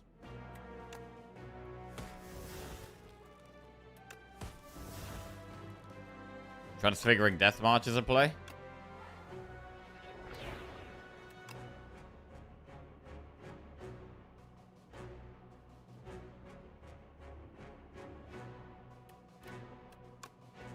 Or we can just play Death March and do double Grave Ward and Invoke. We get souls in the deck, we get draw, which is what we really want. Do that.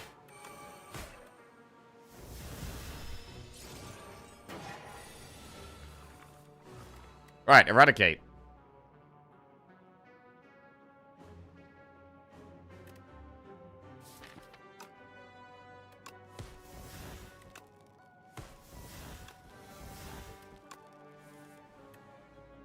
Death March kills one.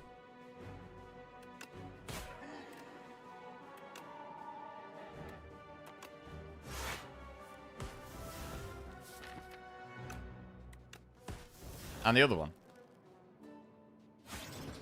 Alright, pretty good. Tiny Mailbox. Deathbringer plus Lethality or Countdown. We should probably take Lethality. Could work with the Death March or the Eradicate.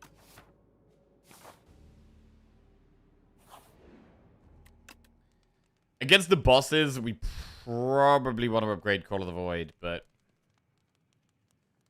I mean, Bodyguard got downgraded.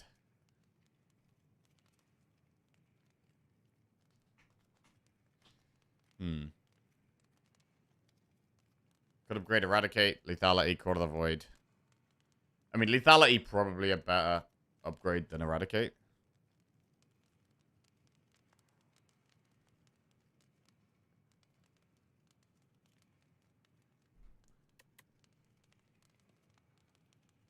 Yeah, I don't know if we need the Call of the Void upgrade. Like, I'd rather play it when we got energy.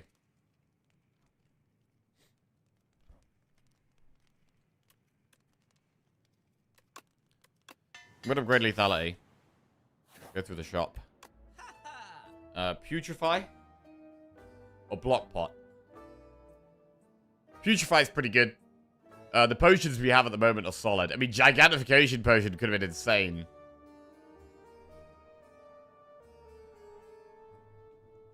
I think we probably just Putrefy here. And then we're gonna go rest. Lose pot of gold for an upgraded rare power. Bro, upgraded rare power? Oh, man. It could be Devour Life, Necromastery, Domain, Neurosurge. There's so many good ones, bro. We lose our potion, but I think we do it. Neurosurge plus, Spirit of Ash plus, or Reaper Form plus. I think it's gotta be Neurosurge. Neurosurge goes in. Gives us big tempo one turn. Right, weak pot or colorless pot? I mean, weak pot doesn't really do much against Aeon Glass because of all its artifact. We do strip 1 with Red Mask, but...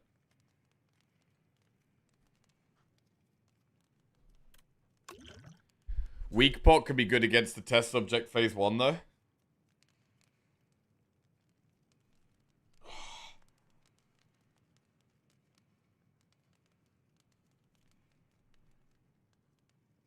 Colorless pot is very random. Weak pot might still just be better.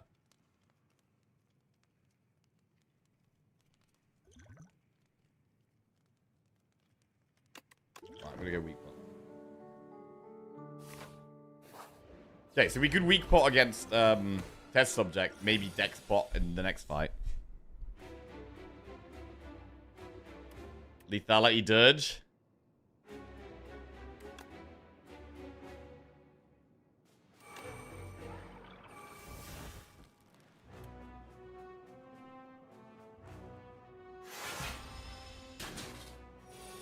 And you know what? The Orange Alchemy has actually been pretty good. It's been solid.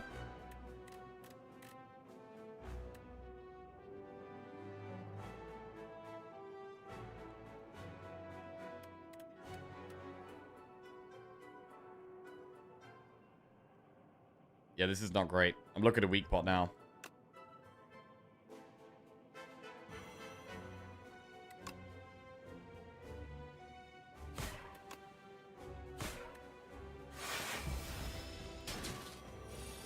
Again, gotta play just 2 cards.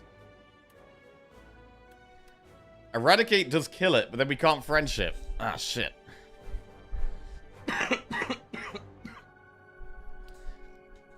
Eradicate pops, but no friendship. We could just friendship Call of the Void. I mean, friendship is incredibly important.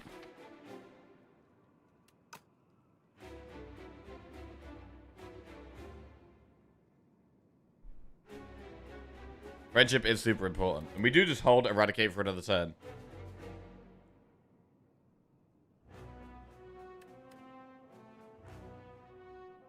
We're going to lose Defy as well.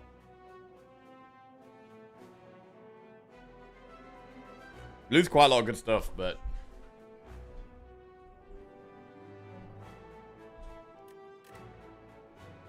we might have to accept it.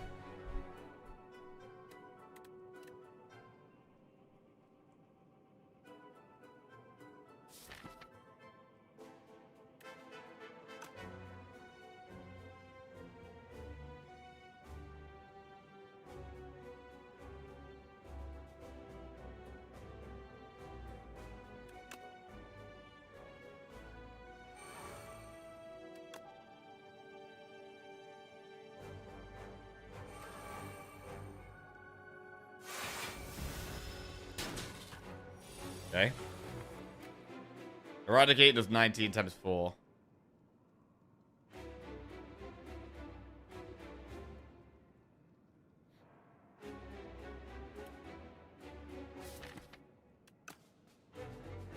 I mean, we could Haunt Invoke.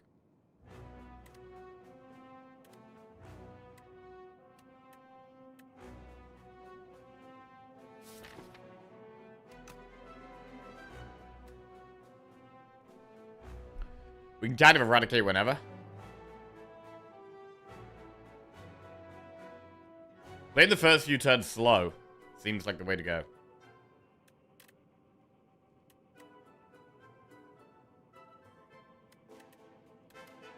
If we eradicate here, like, I'm still scared of next turn.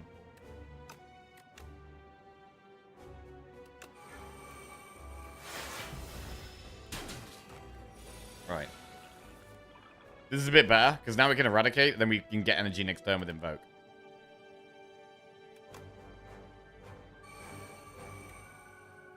$19 times... What do we need? 19 times 5 is enough.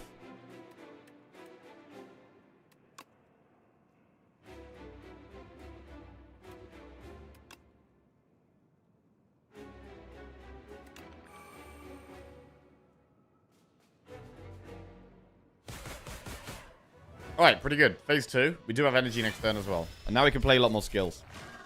Or not, for Diadem, if we don't want to. Reaper form. I mean, I think we just play Neurosurge and have a really big turn here. Did we go for a big turn?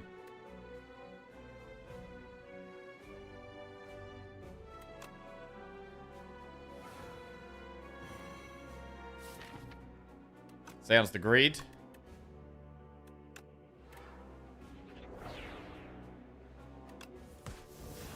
Death March to 78.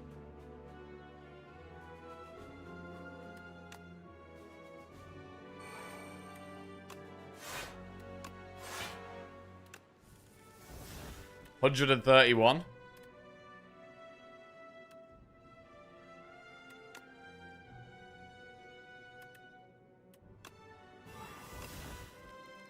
I mean, it's enough.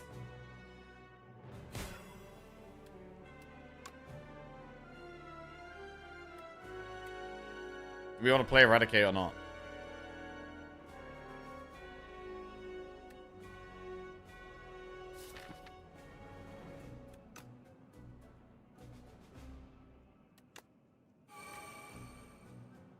I mean, we can't do damage next turn anyway, right? So, I think we'd probably play it.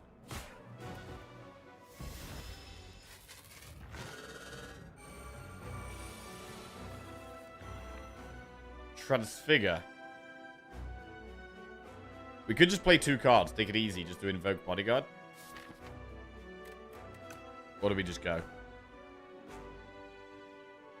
We can't do loads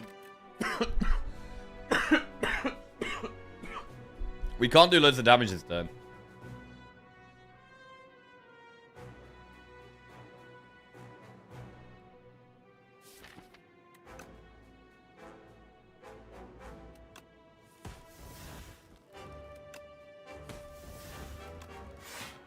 Big block.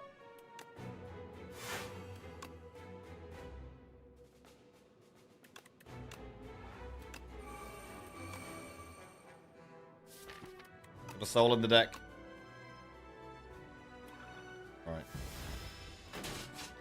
So what a huge turn here, really.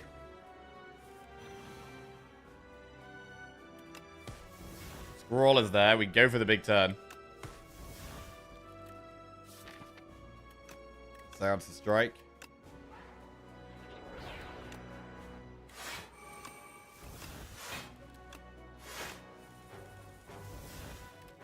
$57 damage unleash. Not enough.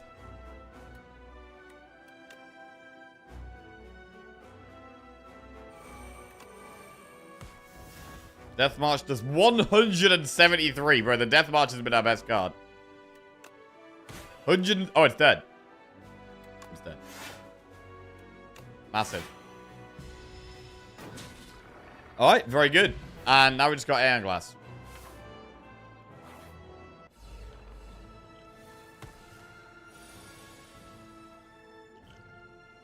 Deck spot gets played this fight, so we've got 3 decks. I think Invoke Dirge is fine. Definitely only want to play 2 cards. So we're starting the fight slow. 2 cards at a time, unless it's not attacking.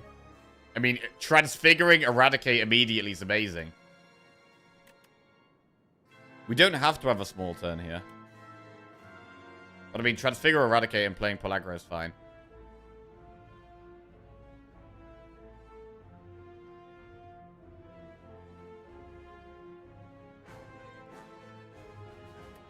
I mean, playing Skrull does get through our deck quite a lot. We could find some of the good powers. Transfigure, Eradicate, procs the Puncher enchantment twice. It does. Yes, it does. So we get momentum twice, which is really good.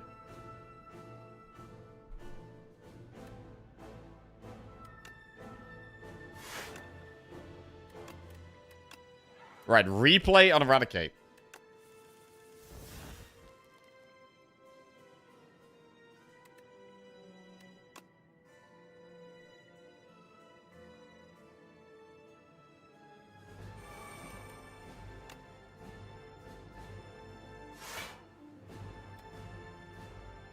Cool. Right, so we're gonna have a big turn here. I mean, we could play Eradicate with loads of energy. We should play Neurosurge.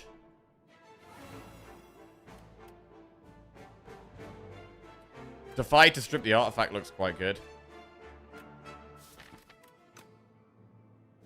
We need to be playing Friendship, really.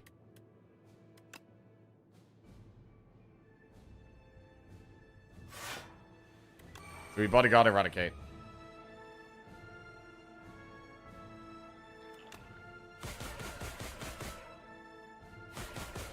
Yeah, so the first one does 11 twice, the second one does 16 twice, and now it's doing 21 times X.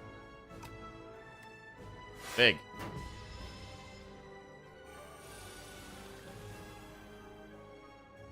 Lethality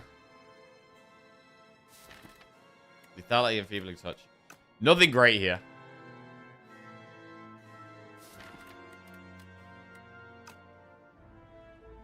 Next turn we have Scroll. We don't have energy though.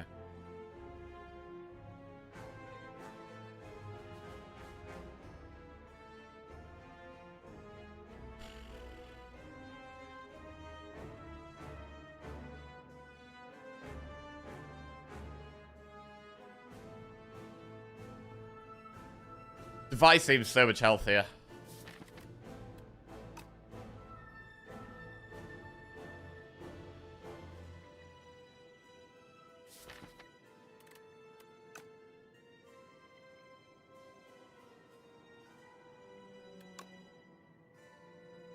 Let me just chill out this turn.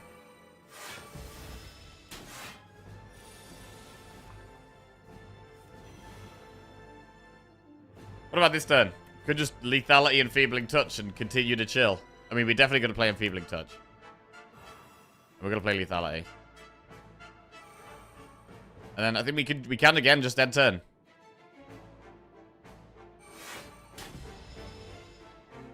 Right, where's this Eradicate at? There it is. It does 36 damage 4 times. It has replay. Do we just play it? Or do we try and wait for an invoke turn?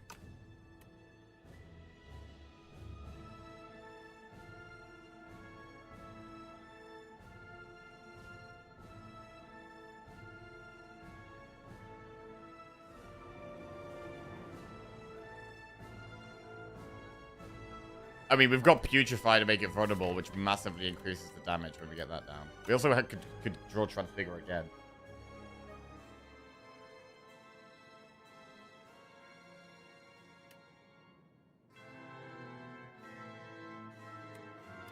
I think we hold it.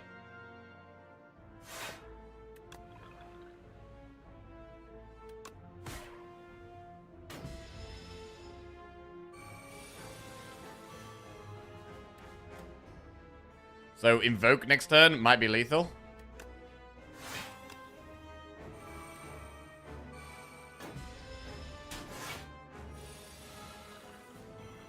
It's got to be lethal. 55 times 6. And then it gets played again. Insane. Huge damage. Beautiful. I mean, I was doubting the punch dagger on the Eradicate, to be honest. I was doubting it, but we made it work. We made it work. It was pretty good. And that That is 5 wins in a row with Necro, which is the best I've done. This equals our current record. So clearly we must be getting better at Necro. We're getting somewhere. And our next Necro run is going to be to try and get our best ever Necro streak in Slay the Spire 2. Right. Beautiful. I mean, we could have just taken Sleight of Flesh instead of doing the Eradicate stuff. And it maybe would have just been better. But, it was good to have some fun with it. And yeah, the Transfigure on the Momentum was kind of cool, man. Transfigure on Momentum.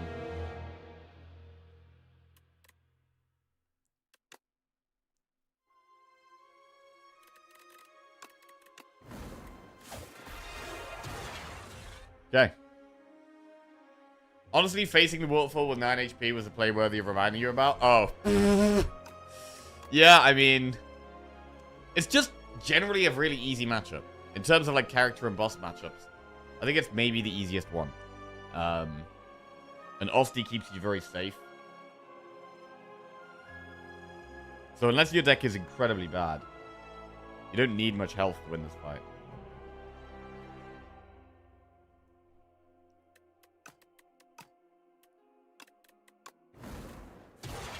Right. Okay, defect next. Let's get a prediction up. I'm just going to pop to the bathroom, put the kettle on, and then we'll play some defect. Golden Pearl, Lost Coffer, or Large Capsule?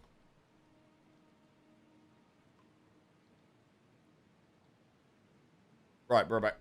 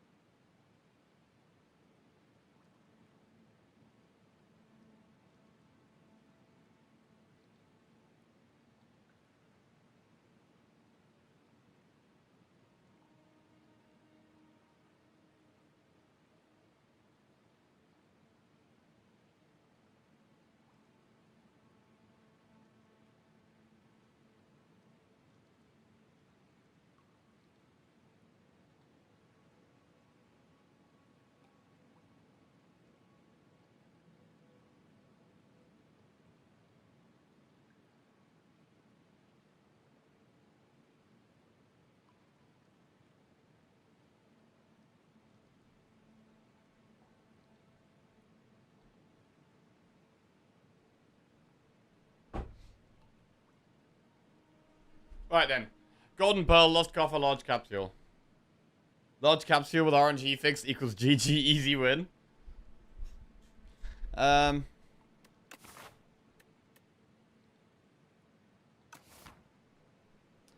Right, if we did do Golden Pearl, oh god. I mean, I would prefer to take Golden Pearl here. But where are the shops, bro? They're miles away. The shops are miles away. Two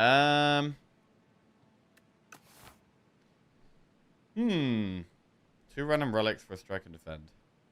Bro, these are pretty bad. What's the issue with RNG on large capsule? I actually don't know. There was the RNG was not random on like a lot of things. So the recent patch note has like changed it to be actually random. Hopefully, anyway. But there were certain things like potion chances and like curse chances and stuff like that that weren't actually completely random. And you could end up actually predicting them. I'm not sure about large capsule though.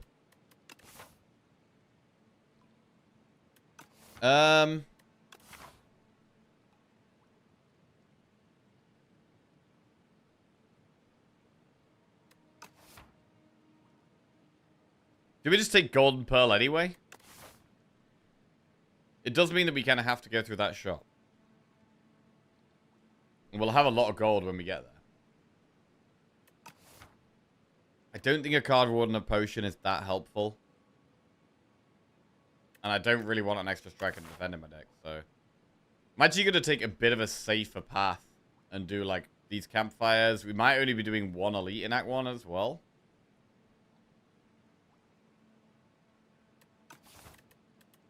Go with this. It's not a good start, though, really. I mean, we could also get events.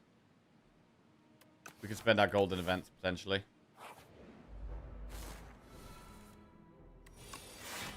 We do get to spend the benefit before the boss. It's the most important thing.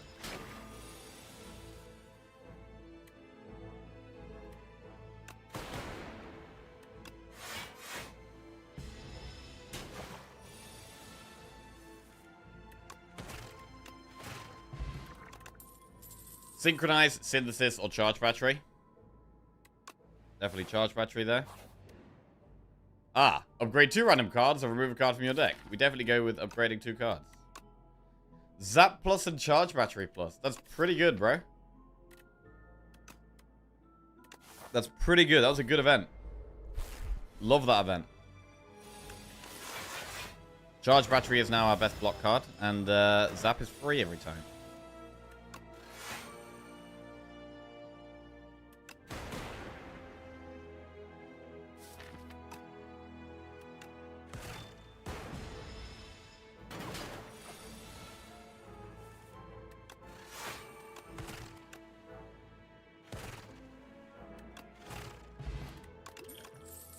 Bulk up, boot sequence, focus strike. Boot sequence is solid. Bulk up.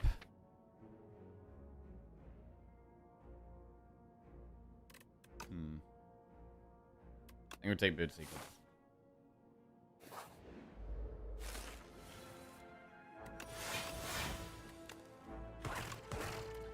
So with boot sequence, I do like having some like innate powers. Trash to treasure, baby.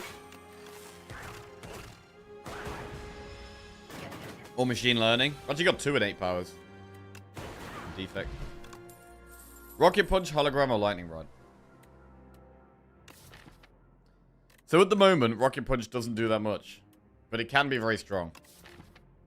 I would take lightning rod over hologram. I mean, for now, it might just be lightning rod.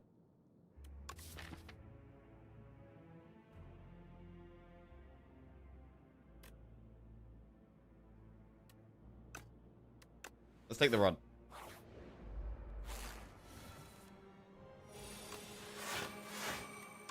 This is rough, actually. I think we need to kill the back one first.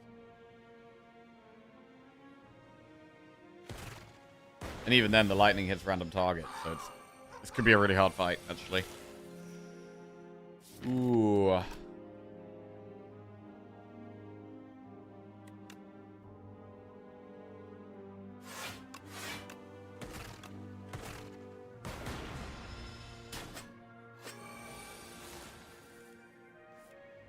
Zap.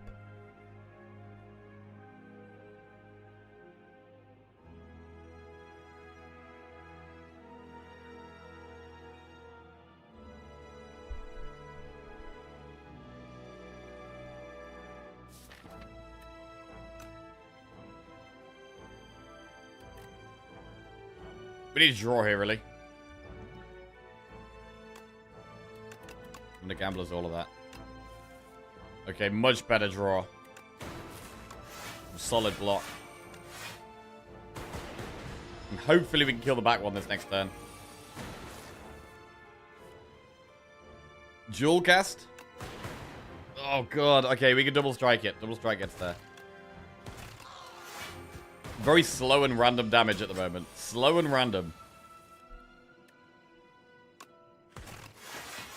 Okay.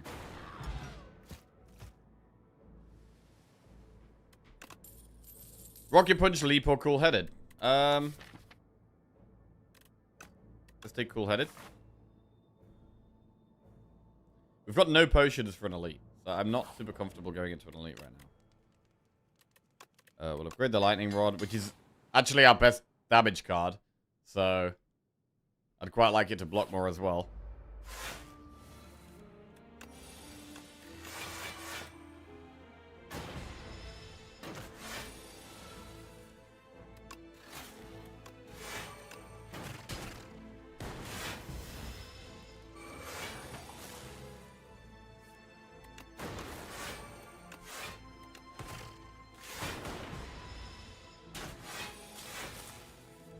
Shouldn't the first guy die first? Oh, in the previous fight? It kind of depends on your deck. So the guy on the left has less health.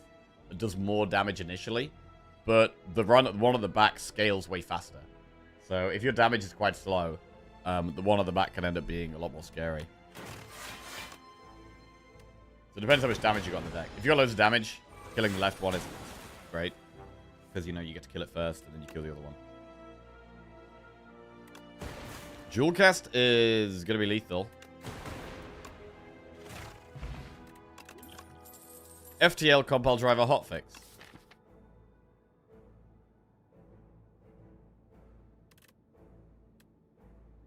We'll take an FTL. It's just a little bit of free damage.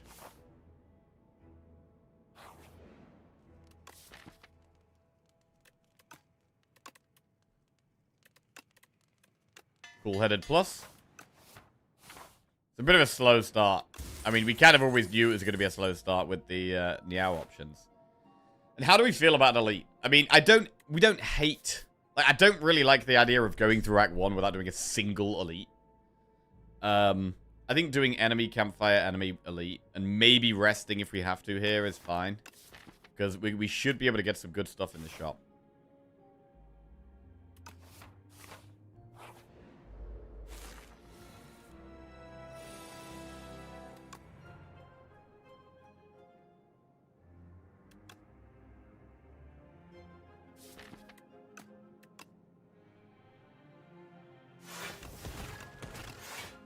This fight is also quite an awkward one for us. Well, the deck is mostly skills.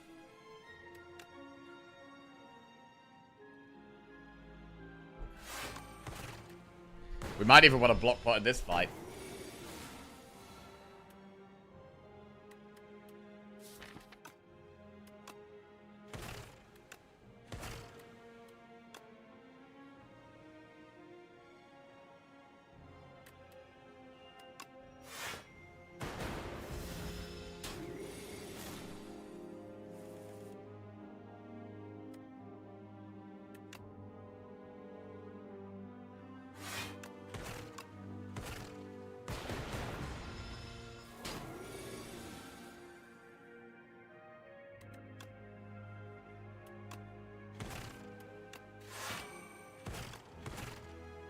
Alright, don't need to block pot. Fine.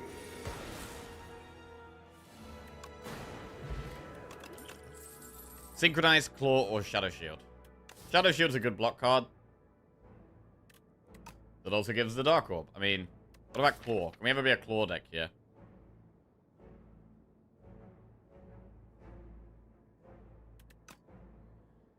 Shadow Shield's a very strong card, though. I think we just take Shadow Shield. And we probably upgrade it with 2 potions.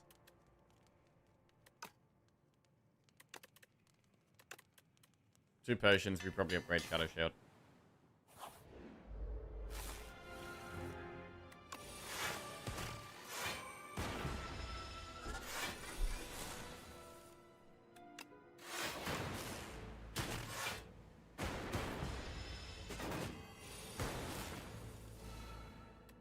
FTL. Big jewel cast. Big lethal. Nice. Okay, that was a lot faster. Beam Cell, Ball Lightning, Gun Cup.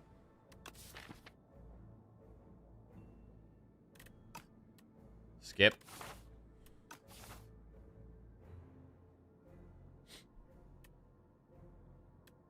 Is Weak Pot better than Colorless Pot? Yeah, I think so.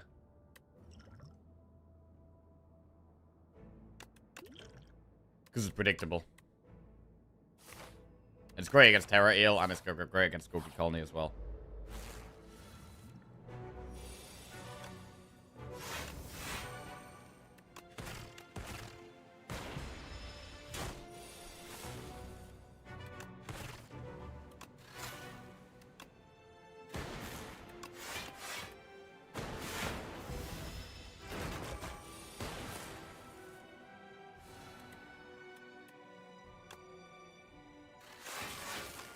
Nice. Just great block in the early game here, bro. We got such strong block. I actually don't want to pop it here. 12 will put it down to 82. That's actually perfect. Yeah, 76. Then we pop it this turn.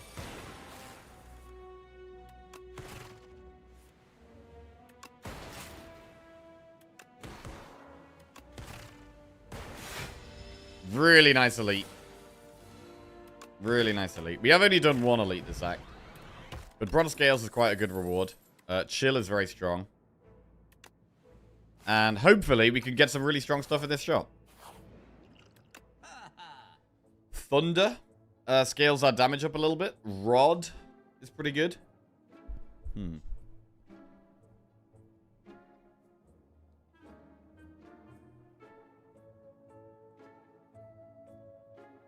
I don't love Tester Coil. We could just do Cool-Headed Turbo as well.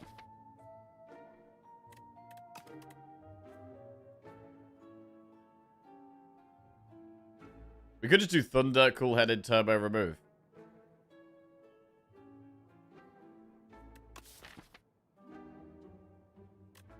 Rod is good, but it is very expensive.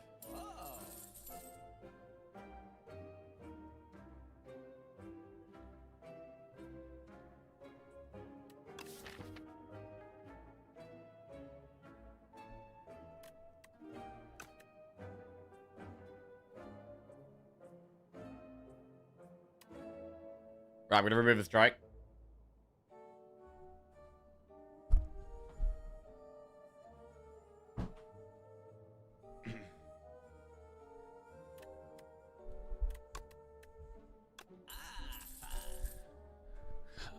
Cool-Headed Turbo. Looks pretty nice, to be honest.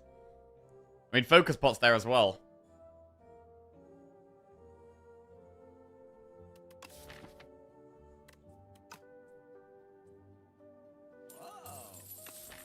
Alright, getting some more draw, getting some more block, getting some more energy. And Thunder also gives us damage. Right, are we upgrading Thunder? Are we taking Thunder with the idea of taking more Lightning Orb cards, or just to give him a bit more damage? Mostly just for a bit more damage for the boss. But with it, we would now consider taking maybe Storm. We'd maybe consider taking a Tempest. So it definitely makes us slightly more likely to take other lightning cards, for sure.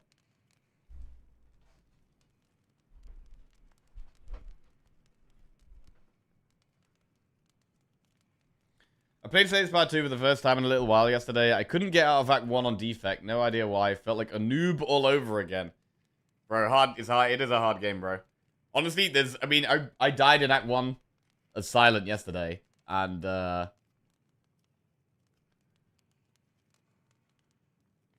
yeah, sometimes the enemies just do way more damage than I'm ready for. It is, it can be brutal, bro. It can be brutal. I also like upgrading Cool-Headed for consistency.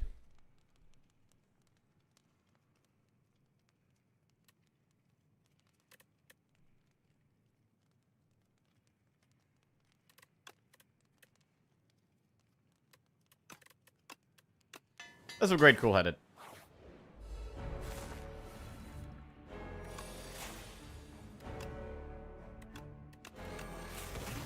Right, so our damage is quite slow.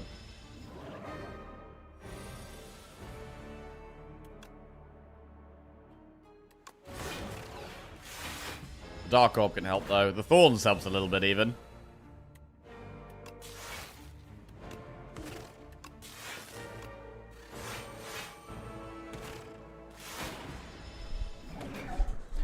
Bro, my first ever loss in Slay the Spire 2 on defect was to this fish. We went all the way from Ascension 0 to Ascension 10 with no defect losses, which was just crazy. Right, Jewel Cast. Rod. Okay. Yeah, Lightning Orb for the next 3 turns.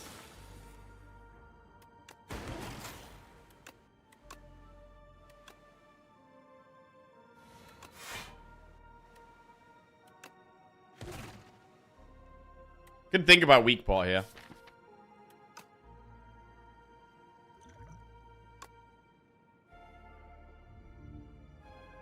Gonna do it. Doesn't attack next turn, I think, but the turn after it does quite a big hit.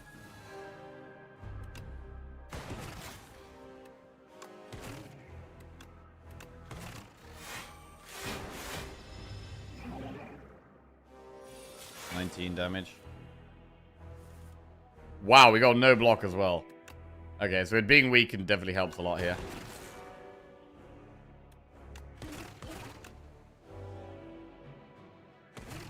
We should be able to save the other potion, though.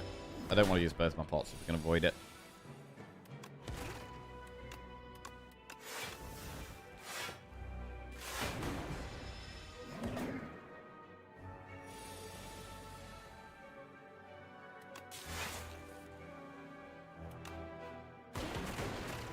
Good.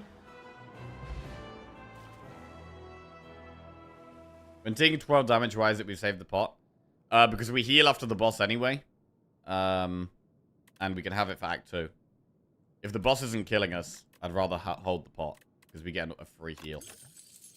Great AVI, Adaptive Strike, or Helix Drill. Could we go for AI? I mean, we have Turbo. Gives us a bit of energy to potentially play it. Happy Flower makes it easier to play it sometimes. It could be an AI deck and really go for the powers. Right, let's go for the powers. Right, Yummy Cookie. Upgrade 4 cards. Toasty Mittens. At the start of your turn, exhaust the top card of your draw pile and gain 1 strength, or replace the Act 2 map with a single special path. I mean, how do we feel about this map?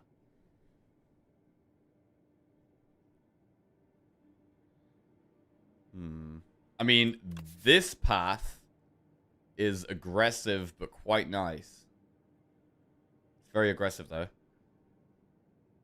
Or we could go that way.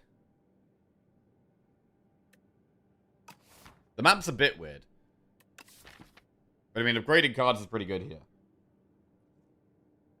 Chill, Turbo, AI, Thunder. I mean, would we even ever upgrade Boot Sequence?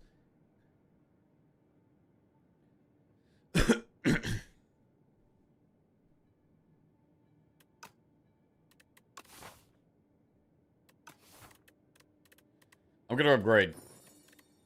Right, what do we upgrade? We upgrade AI and Turbo. This massively helps with energy. We could upgrade Jewel Cast as well, actually. Jewel Cast Thunder.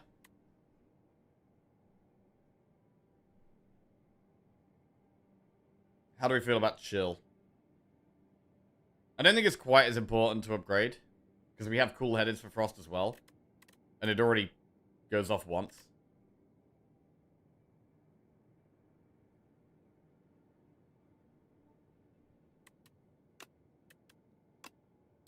Let's do this. Nice. Okay, I like where this deck's going.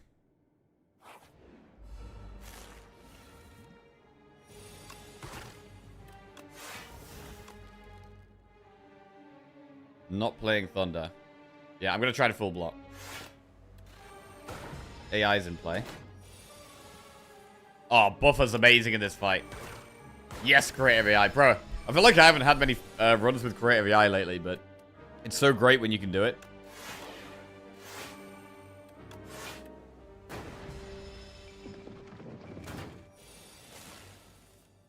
Another AI.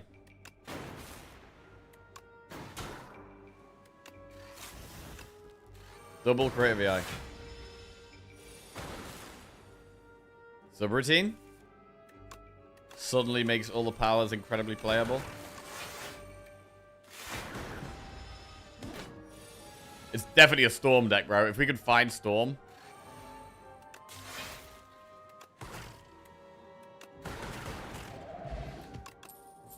Sweeping Beam plus Iteration or Cool-Headed. Iteration solid.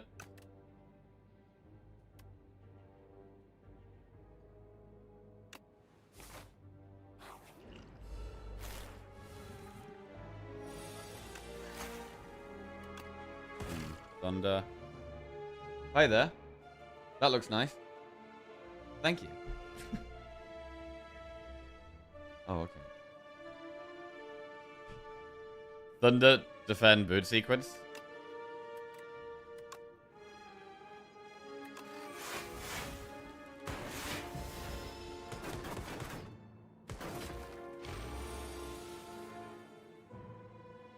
Charge battery. Dual cast. Oh, -1. 12 plus 9 is what? 21? Yeah, we should defend, really.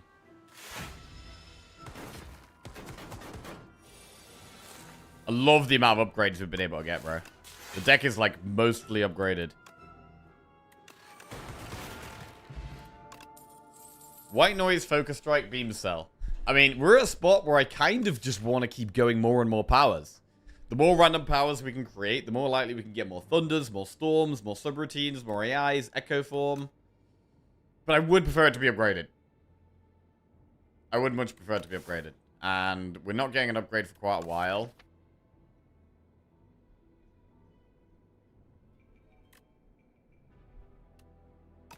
I don't think we do it.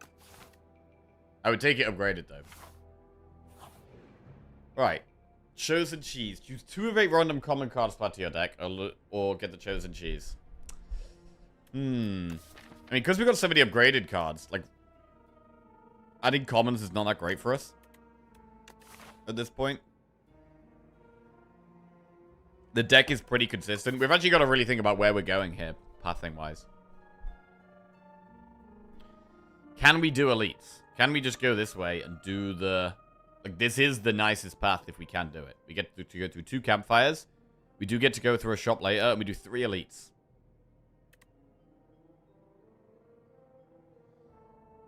Storm is uncommon. The problem with this... Man, Chosen Cheese is that we probably will need to rest in campfires if we take this path. Maybe that's fine. 14 HP, bro. I mean, we're blocking really well, though. Like, we're blocking so well, I think we can do it. We do also have a block pot. Remove 2 cards from your deck and add Normality, or enchant a card of Perfect Fit. Well, we could go through there.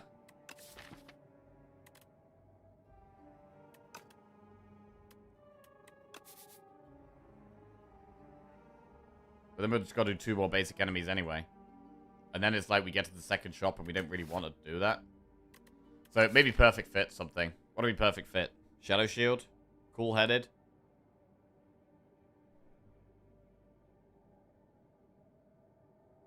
Turbo? Charge Battery Plus? I think we'll just put it on a Cool-Headed. It's fine.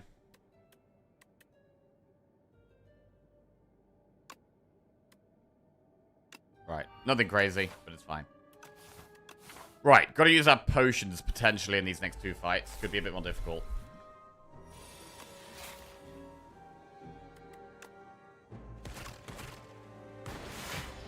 The random orbs is really annoying against these eggs.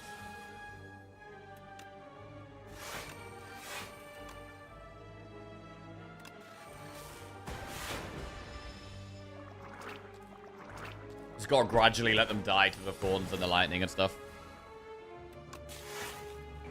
Thunder dual cast.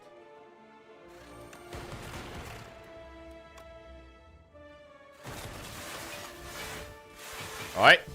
Well, they're all still alive, but they're kind of low. They will die to thorns. Can we play Creative AI here? I mean, this does save us health. We should do it. I think we play Creative AI and Charge Battery.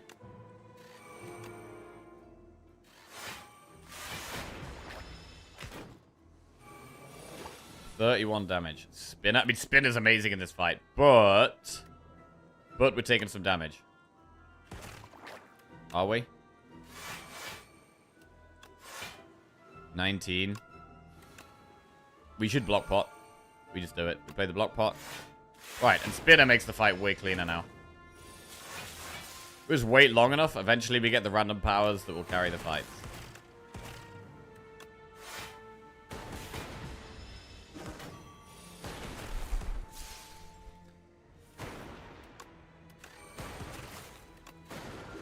Very nice. Cure Rule is a good potion. Capacitor, Beam Cell, Shadow Shield. Capacitor is pretty good. More Orb slots, and we do an Elite. Right, we've got the Millipede. Which one do we kill first? We should kill the one that's upgrading itself first, I think. I don't hate flex potting here. While we're the one turn we're not weak. Just get closer to killing one. To be honest, we could cure all turn one even. I'm gonna do it. Alright.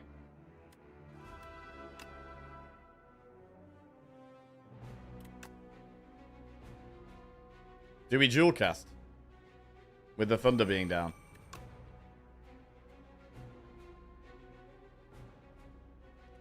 I don't know if we even play capacitor here. Maybe we don't. But we probably should dual cast with thunder being down. Right, they were not the best hits. So do we ever just strike the one that's closest to death here?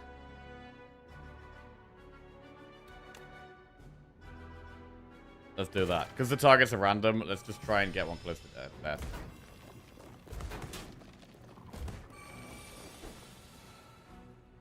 Creative AI is very slow here. It is very slow, but it has to be played.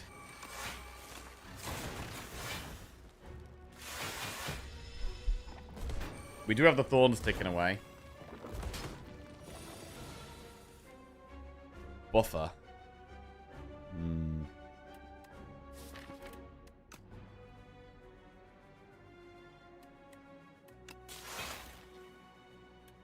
Iteration is only good after turbo, really. I think we need to Shadow Shield on Lightning Rod here.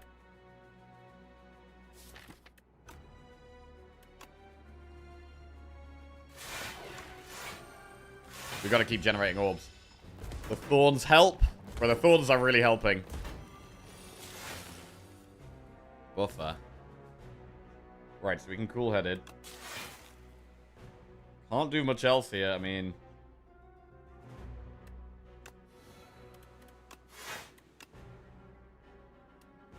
11 plus 16 is 27.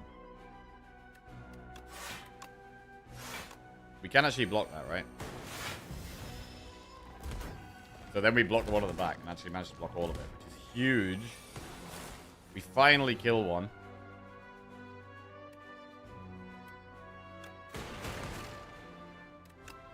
Okay, we got through it.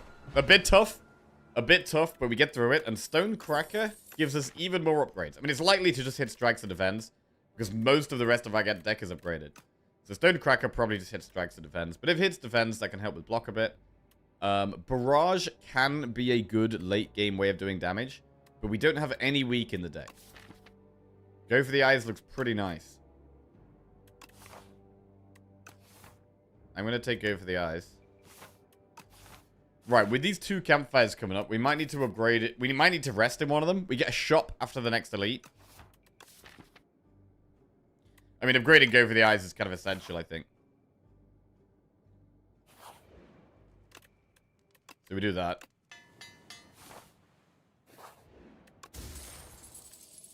Unsettling Lamp works very well with the upgraded Go for the Eyes we've just got. Suddenly we can apply 4 weak to something, which is really great.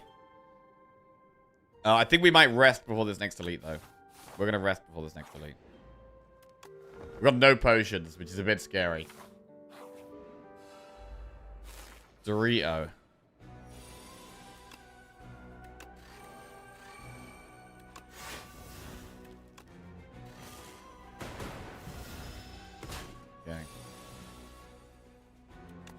Go for the eyes. Weak for 4 turns, which is pretty insane.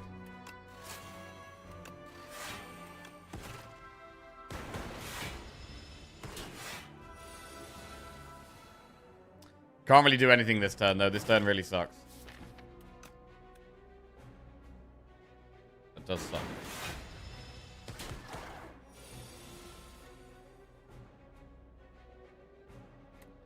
Capacitor Shadow Shield or Lightning Rod Shadow Shield?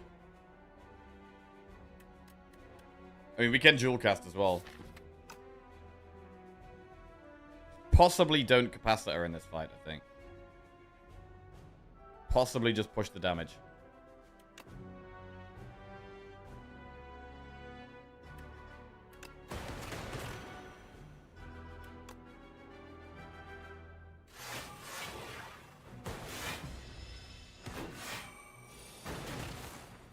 Creative VI. I think we need to play that. We could Lightning Rod as well.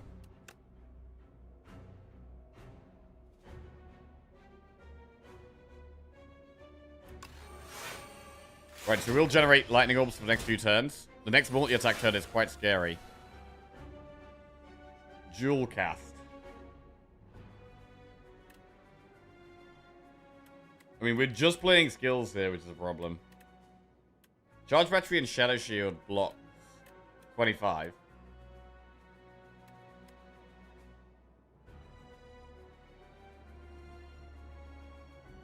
So I think we can dual cast Shadow Shield Charge Battery. Go for the eyes, we really are looking to draw here.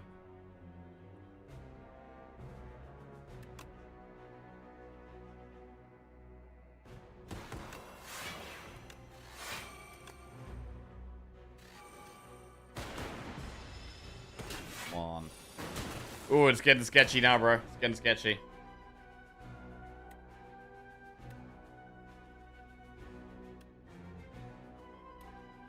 Don't know if Bug Cup helps. We lose the Lightning Orb at the back. But these do a little bit more damage.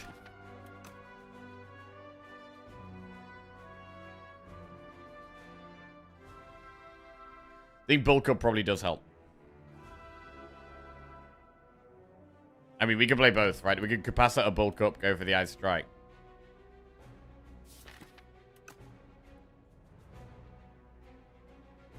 But we don't even want to do that. I don't want more orb slots right now. I think we have lethal next turn no matter what, though, to be honest. I think it's fine.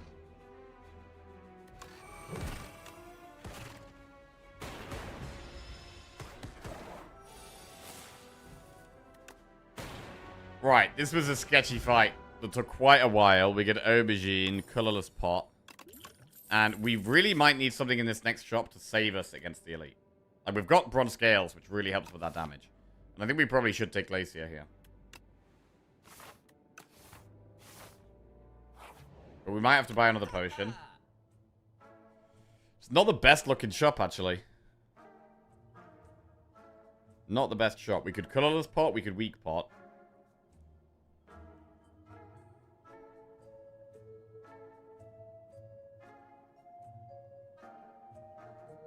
I mean, Weak Pot remove looks pretty decent.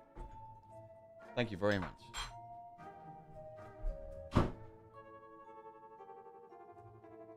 I don't hate Lava Lamp, to be honest. Maybe we shouldn't, but we have quite a lot of block in the deck. I think we should get away with not taking damage in a lot of fights. Fasten. We do have 4 defense. Hailstorm also does quite a lot of damage.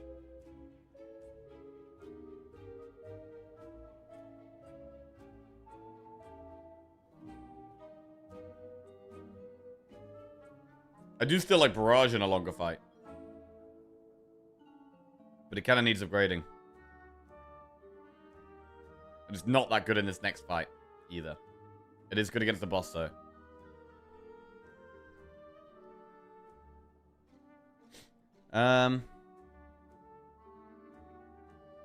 Right, what's the most important thing? I think the most important thing probably is Weak Pot for this Elite.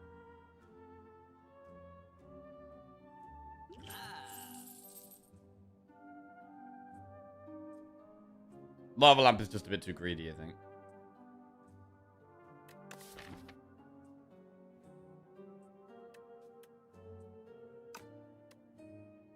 It could be Hailstorm Remove. Hailstorm Remove a strike does look good.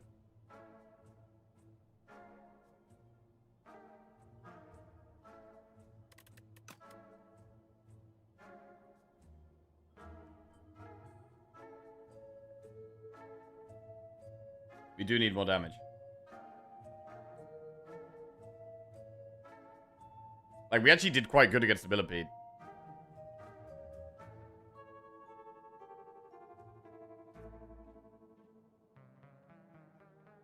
Fasten, though. Could do remove Fasten as well.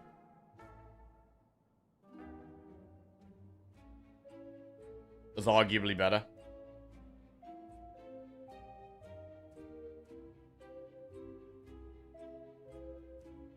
If we can block for long enough, survive for long enough. AI will eventually generate hailstorms anyway. Alright, let's do Fasten, remove a strike. Okay. Play the slow game with this one.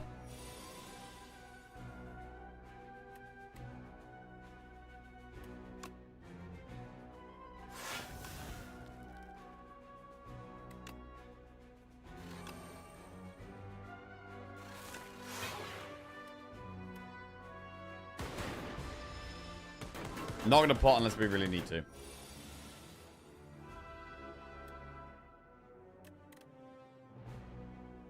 Glacier Lightning Rod.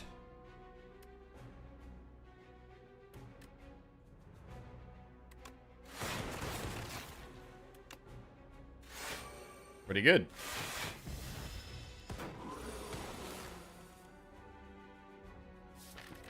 FTL. Right. Capacitor. Fasten. We've got 2 defenders in the deck. It might be Fasten over Capacitor here, actually. I think we do Creative AI Fasten.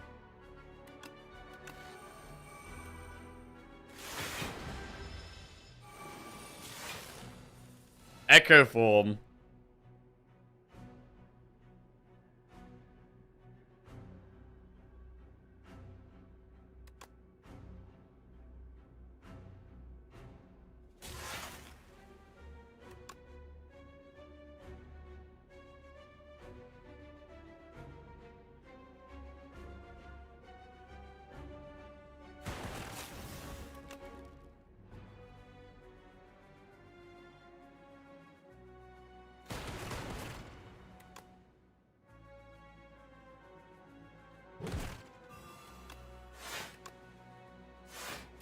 Alright. I think that's GG. Really good elite fight. Really good elite fight. Gold-plated cables. Well, that's a bit of scaling. Bull Lightning Plus, Compile Driver Iteration. Probably skip or compile.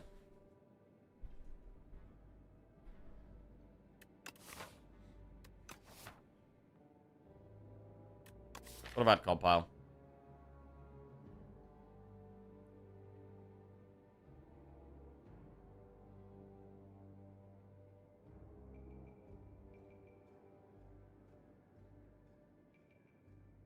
We got Lightning, Frost, and Dark.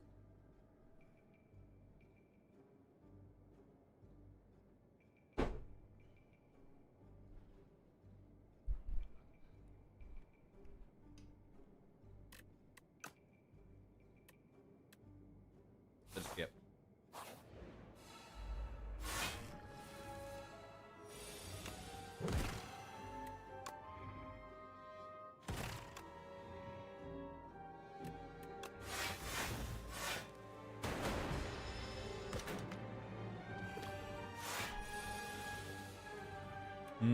Shadow Shield Lightning Rod, or do we want to play Fasten? We should probably play Fasten.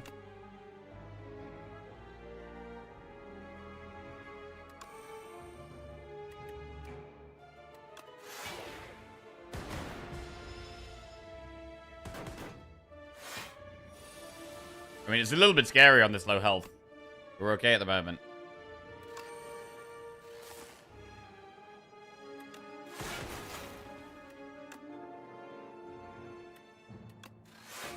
We don't need to chill there. We can probably hold it. Oh no, it's still kind of good. We're not gonna want to chill when these dudes are dead anyway. Right, this turn's a bit scary.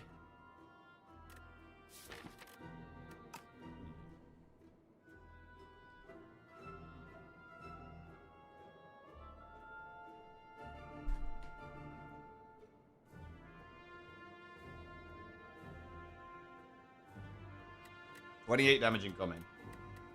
Double defend is 18 block. I might weak pot the beetle. I'm gonna weak pot the beetle.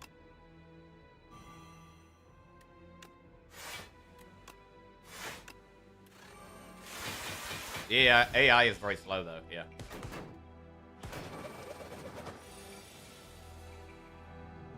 Right, double thunder. Right, where the lightning orb's at.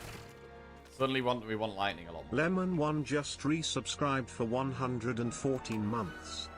Jesus Lord Lemon. Welcome back to the Jackos, bro. Thank you very much. Appreciate it, my man.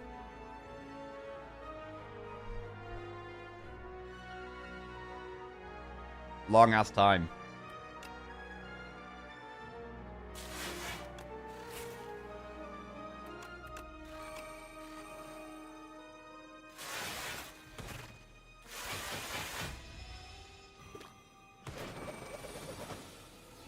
Buffer. Buffer does work in this fight. Bonswingo just subscribed. 15, 20, 19, 19. Bro, it's so hard to get the buffer off here.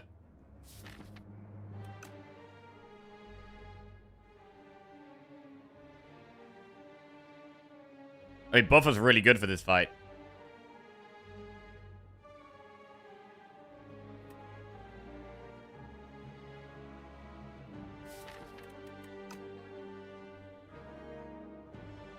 It's only weak for one more turn. The beetle's only weak for one more turn.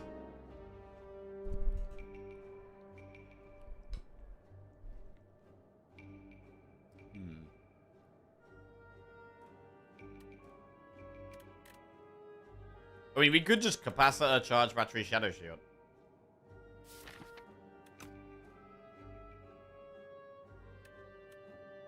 Maybe that's fine.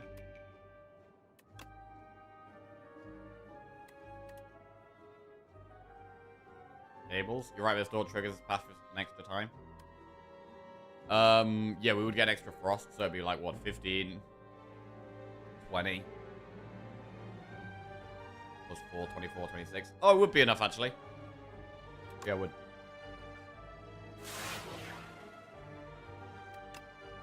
Alright.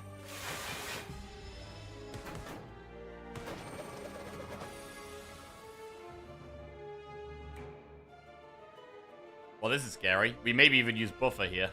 A lot earlier than we'd hoped.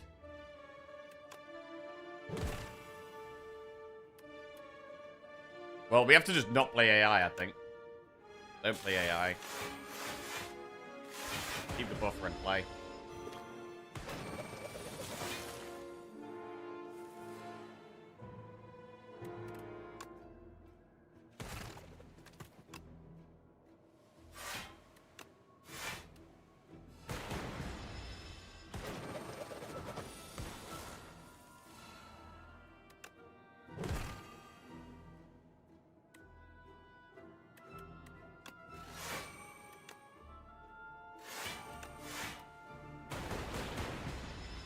Very slow, this deck, man. Very slow. But we're still alive. Fight through hologram beam cell.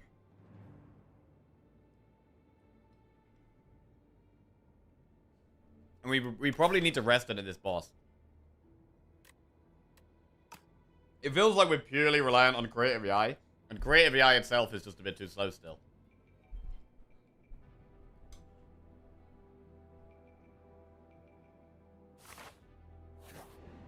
It's the type of fight where I might colorless bot turn 1 to try and get a power.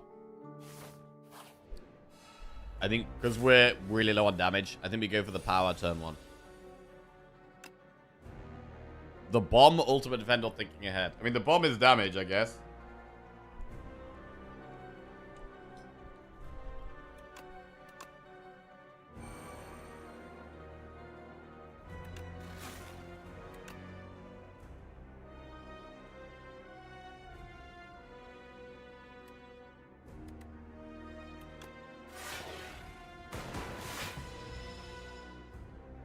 Right, take 6 damage at the end of our turn, or draw 1 less card a turn.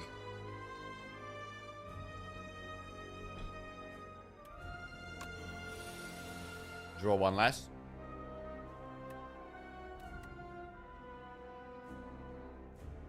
Do we ever take the damage here to get Capacitor and AI in play? Yeah, I think we do.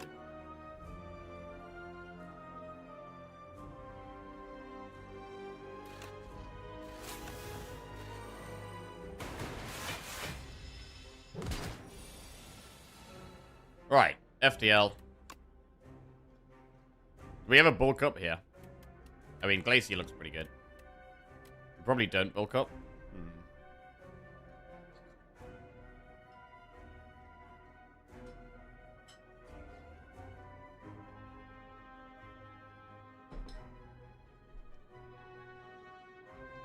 Now we'll do it.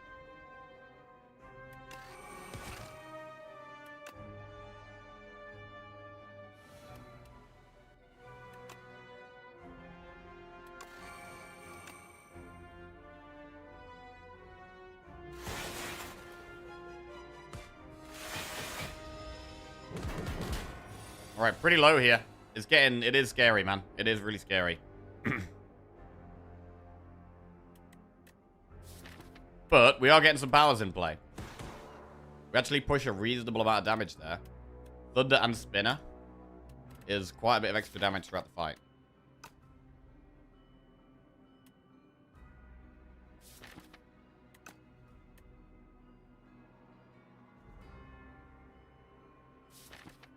I mean, go for the eyes. I don't know if it even attacks next turn, does it?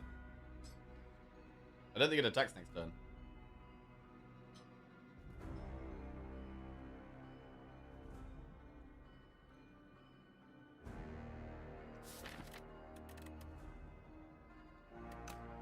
I'm gonna cool-headed now.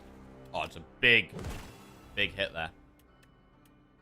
We could play Lightning Rod instead of Spinner.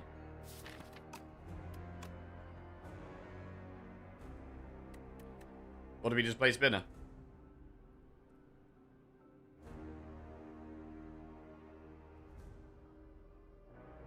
Wait. 2, 4, 6, 8. We do actually block this, so we could Spinner and Thunder, but then not playing Lightning Rod is kind of sketchy. We'll play the powers. Right, double power.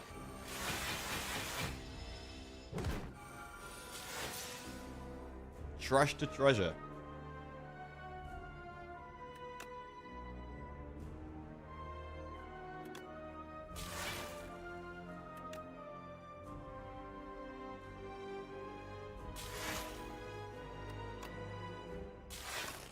Only really works with turbo, and it only generates 1 orb.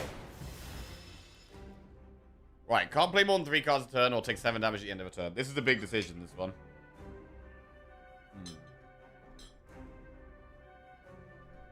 I mean, we could maybe go 3 cards a turn. Because we've got, like, big block cards with, like, the Defense doing quite a lot. Glacier, Shadow Shield.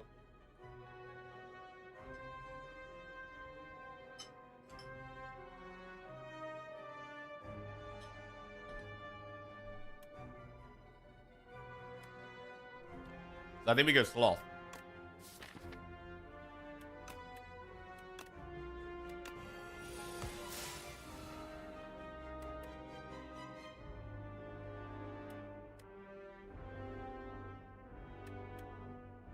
What are you eating? I'm eating leftover Thai red curry. Very tasty.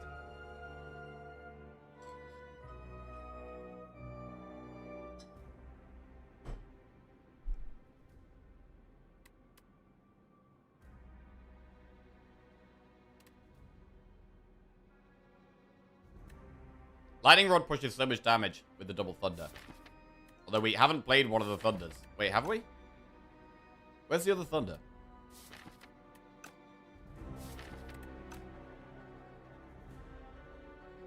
Wait, there is only one thunder. Ah.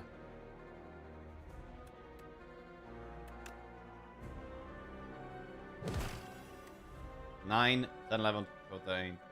We block all of this with this. We can smoke stack. Bro's imagining cards. Now he's hallucinating.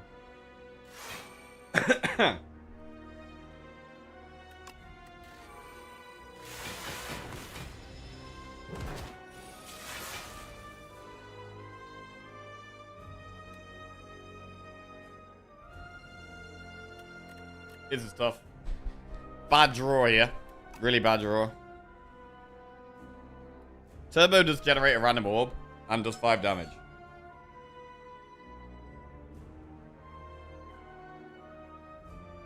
Do we have a flex pot this turn?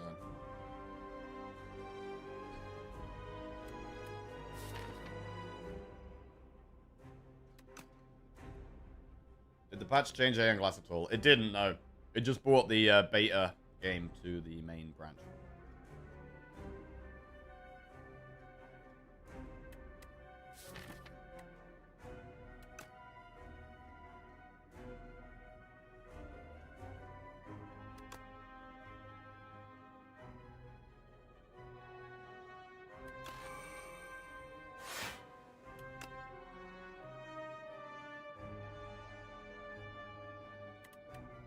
Sure, cast kind of more damage than strike with the thunder, maybe? 32.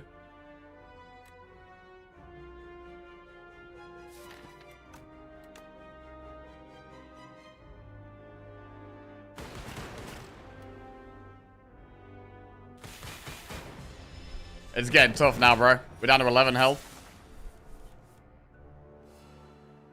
Another creative AI. But we can't take it because of the void.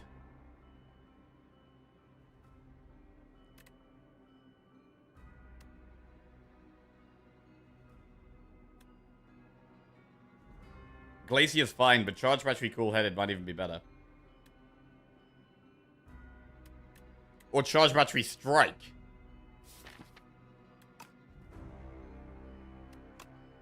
$195 damage. We already got it to half health, bro. There's still a long way, man. Do we ever strike? What's the point in playing Cool-Headed? It can block on following turns.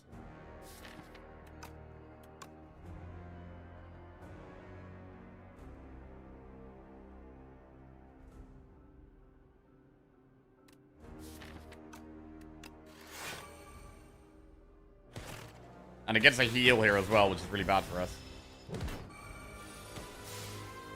Another creative AI. Alright, let's do it. More random powers.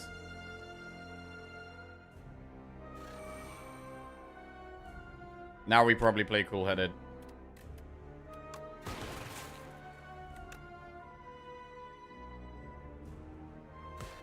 Right, what do we do on this next turn, though? Do we have to take the less energy option? I think we have to take gain 1 less energy per turn.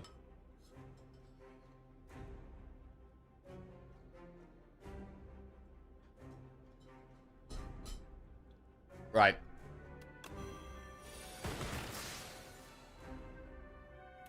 Shadow Shield blocks 17. We can't play the AI or the Echo Form here. I mean, Lightning Rod Defend does block enough. We have Go for the Eyes next turn. But not if we play FTL. Although, if we play FTL, we just Shadow Shield instead, I guess.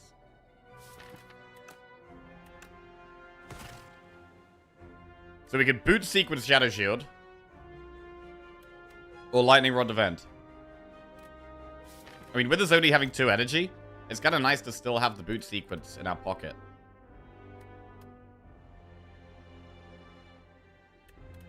What the hell is that thing? Waste away. Gain 1 less energy per turn. Did you see there's a mod that adds Watcher in the game? Ah, well, I'm not surprised. I haven't seen it, though.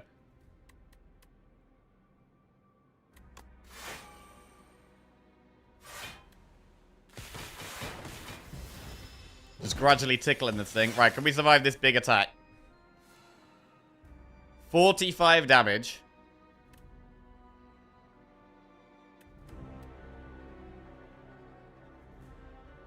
Right now, it looks like possibly not. But we have to play cool-headed.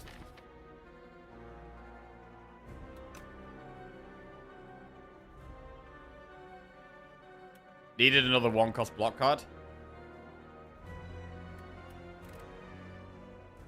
We can only play 3 cards.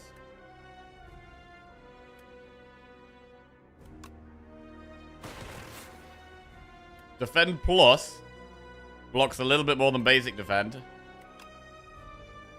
But is it enough? 14 plus 7, 21. Speed pot here? Wait, how much do we block here? We block 14 plus 7 is 21. Then 11 health. We have to play this. Somehow still alive. 4 health. Doing 14 damage this turn. Boot sequence blocks.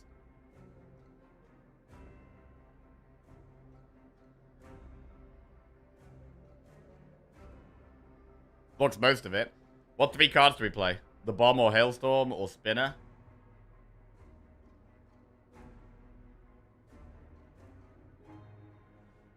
I mean, Dual Cast is quite a lot of damage.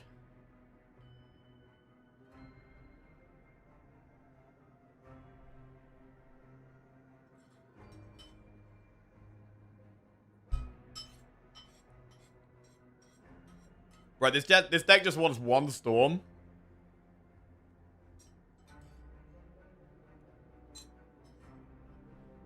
We just want 1 Storm and we're almost there.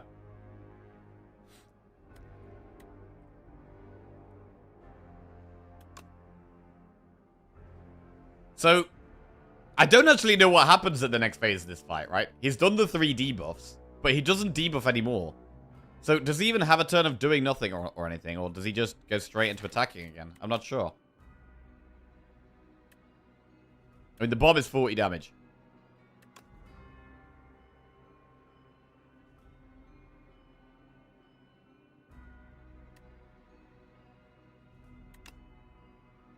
The bomb feels like it's the most damage.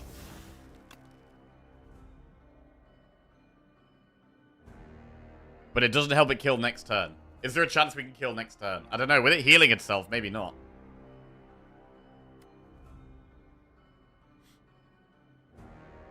We'd also do double power. That's very slow.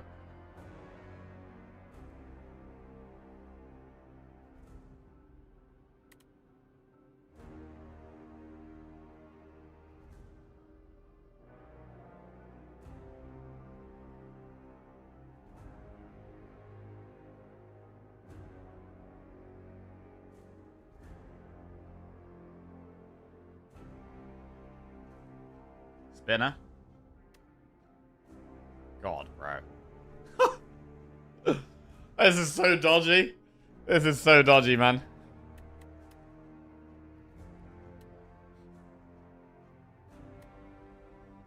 Has anyone ever had a build, by the way, where you just have, like, 10 spinners or something, and you get, like, 10 glass a turn? That sounds kind of insane. I don't think we can kill next turn yet, so I think bomb does make sense.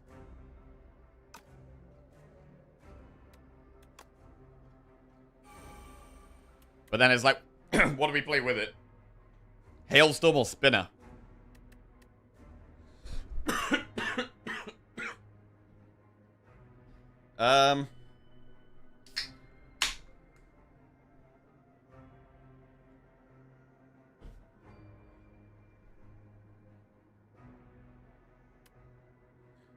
Isn't it Jawcast? I mean, this is going to get invoked anyway. I think the powers are better than Jawcast if we're lasting 3 turns here. This is potentially 6, 12, 18. We're even getting Frost, though. We might be losing our Frost and then not even getting Frost back. So I think it is Spinner. White Claw at this hour. This is not White Claw. No, this is Celsius. Any other Celsius enjoyers? It's like a, it's like a caffeine drink that's got, like, vitamins in. Right, we're going Spinner. Here we go. I'm scared, bro. I'm very scared. It's all going to come down to this next turn. It goes straight into doing 27 damage. Straight into 27 damage. We can block 22. Bomb goes off next turn. We just defend, zap. Defend, zap.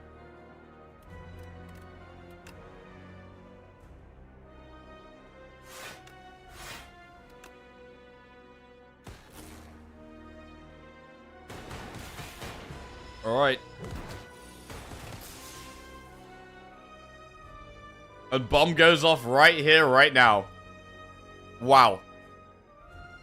We actually did it, bro. We made it. We made it.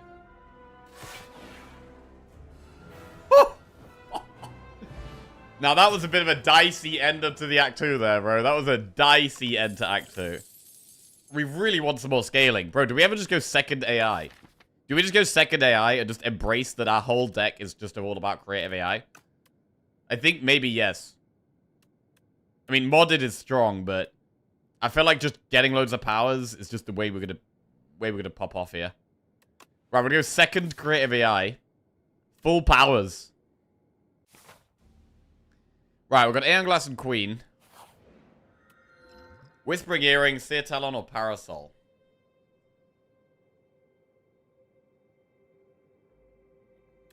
I mean, Earring isn't terrible because we have Boot Sequence. So we're always getting that 10 block turn 1. Power Slop? Literally Power Slop, yep. I quite like this Campfire shop and then maybe finish on a couple of elites if we want to. That looks pretty good. Right, Vaku's got us, right? I think Vaku's got our back. Manifesting double subroutine in the upcoming 2 stages. Yeah, bro, we need to find some good potions for the bosses as well. Because, like, we were not scaling enough against the bosses there. But a second creative AI definitely helps with that. Right. I think Vaku's got our back here. Let's go, Vaku. Capacitor plus, chill plus.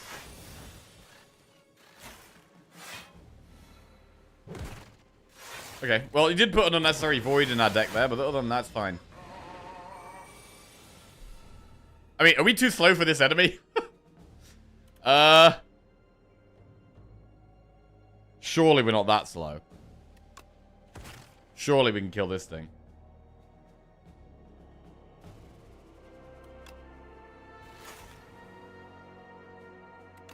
Yeah, I don't know. I'm not so sure, actually.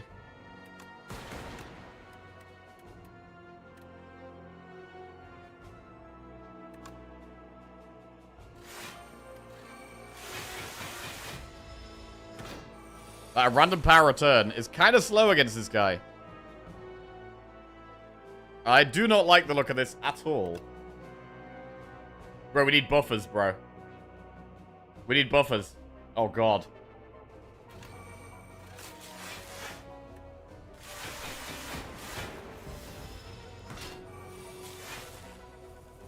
Trash to treasure, thunder. Oh, Christ.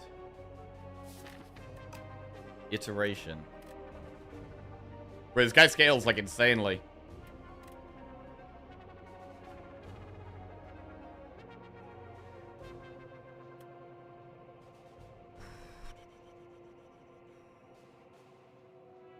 What do we do here? Where's go? What happened to go for the eyes? Oh, did we play at turn 1? Oh my god, I think we played at turn 1. Shit.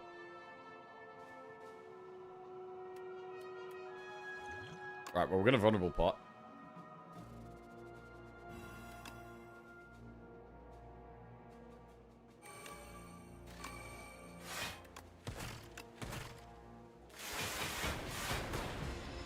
Ow. Echo form, thunder, iteration. Okay.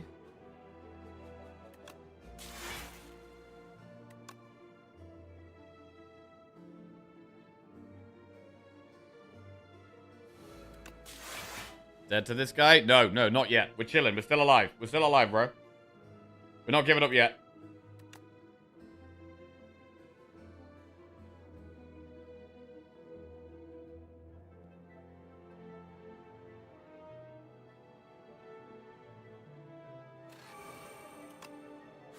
Echo form is scaling.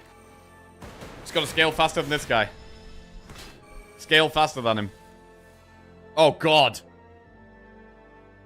51 damage. 51 damage. Oh, no, bro.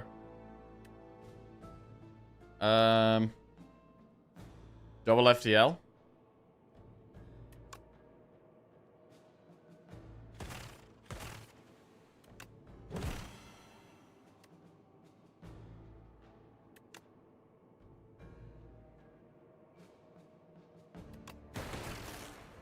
Christ.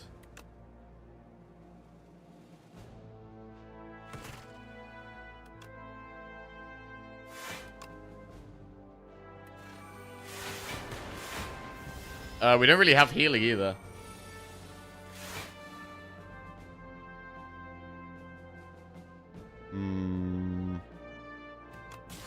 Okay, we got there, we got there, we got there. We're alive, we're alive.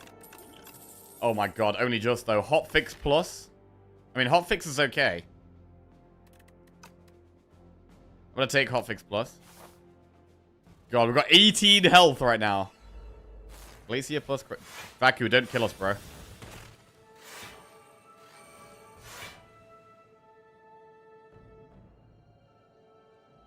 Don't weak pot here. Chosen cheeses are healing? Yeah, bro, one healer fight. One healer fight.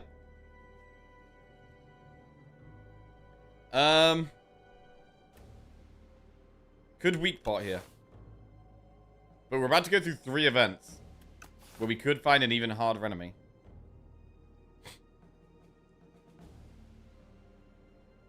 I mean, the more chosen cheese goes off, the bigger our rest is going to be. I mean, I think we're going to be resting right to the end. This could be double rest. These 2 campfires might be double rest. Oh, man, we've got an unupgraded AI, though.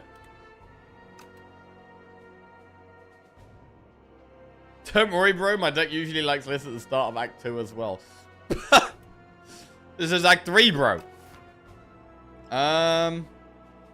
Weak pot. I feel like you don't want cheese to go off. Isn't that the whole point? Moldy cheese? Isn't that like the whole thing? Weak pot, weak pot, weak pot.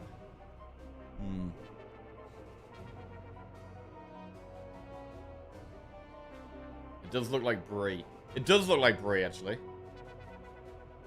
Love a bit of brie. Right, I'm gonna weak pot.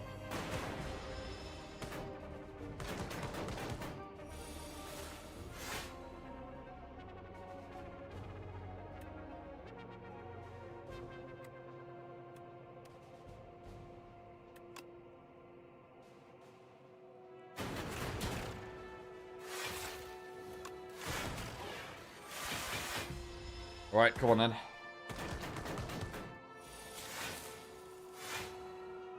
Not the best hand.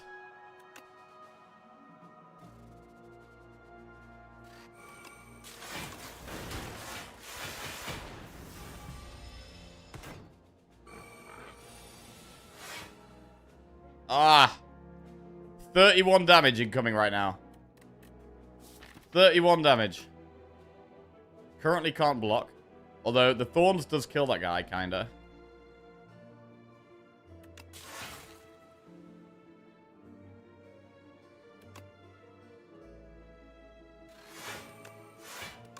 Alright. Okay. He's gone, he's gone, he's gone.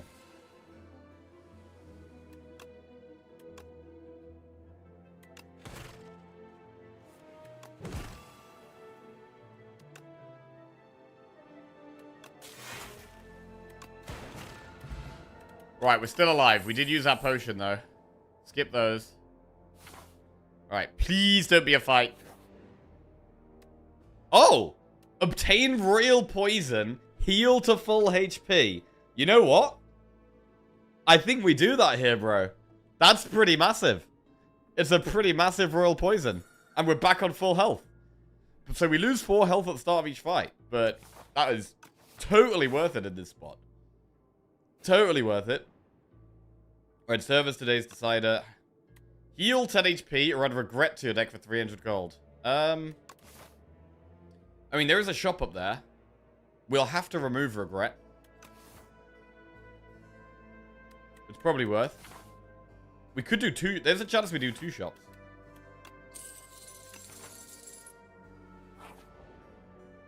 Add decay to your deck, enchant a card that exhausts with soul's power. Or get the Forgotten Soul. So we could remove exhaust from boot sequence. We get another curse. I don't know if we need to do that.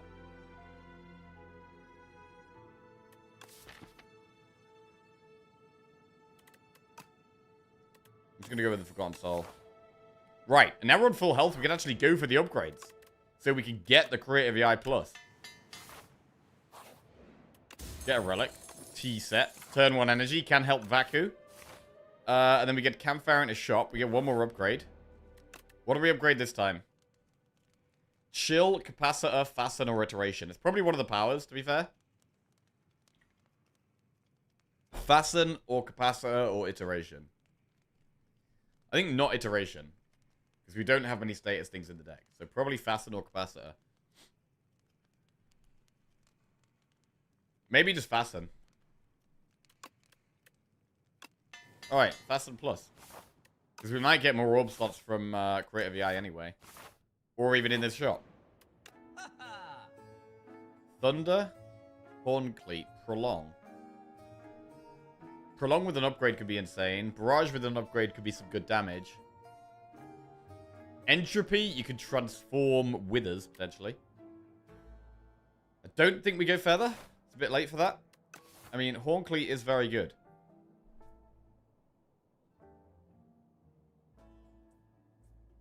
We could do Horn Cleat, remove Prolong.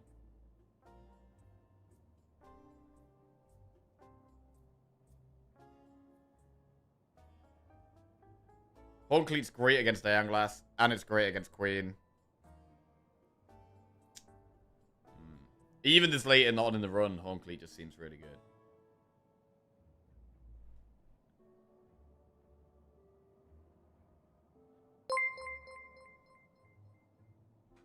I mean, Lunac Entropy... just resubscribed for 28 months. Entropy can actually transform into more powers. Yo, Luna, welcome back to the Jackoffs. Thank you very much. Cheers. A Transformer turn could get us more powers. So we could do, like, Horn Cleat, Entropy, Prolong. I would still focus on upgrading Prolong, though, I think. But we've already got 1 more Campfire. We've already got 1 Campfire. We're going to be losing 12 HP, at least, over the next 3 fights with the Royal Poison. So anything that we need to upgrade, I'm not sure if we can really take. Entropy transforms Withers into not as bad statuses? Yes. Yeah.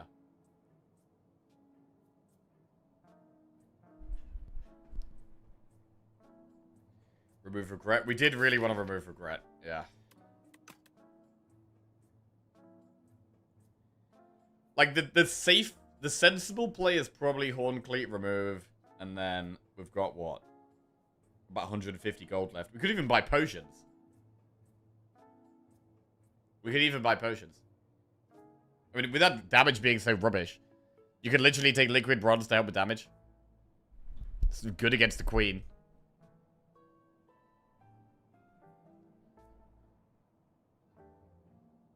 Entropy removes Bound from Queen. I believe so. I believe so. Taking Entropy over Horn Cleat seems dodgy. I mean, we could just get another Thunder. That's another power.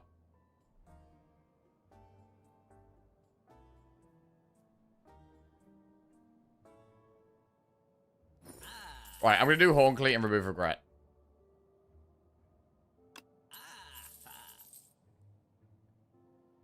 And we can't actually afford 2 potions. So we're picking between, like, Prolong, one of the pots, or Thunder.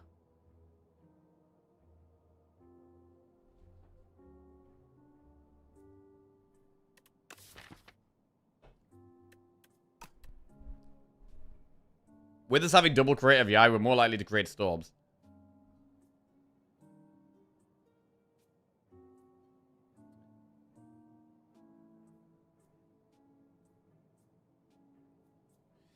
If we take regen pot, we're more likely to be able to get an upgrade. But we're not desperate for an upgrade right now, to be honest.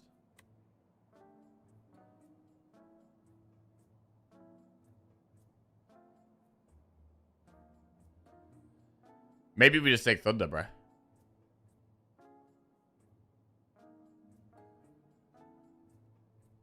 Alright, it's more scaling, which is kind of what we need. We could take a Barrage.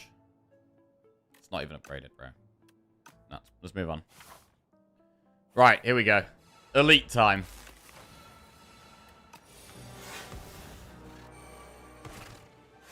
That was terrible order, Vaku. That was awful order.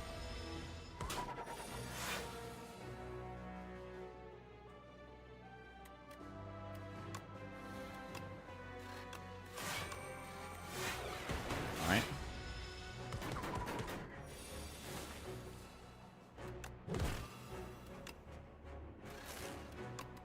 One AI in play. 7 times 4. Dual cast. Glacier. Charge battery. I think defense strike. Right. Still a long way here. Long way to go. Ooh. Double thunder there. I don't want to shuffle the cool-headed back on top.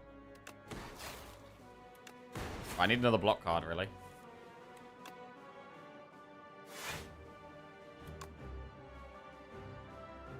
Right, can we play AI or do we do defend thunder?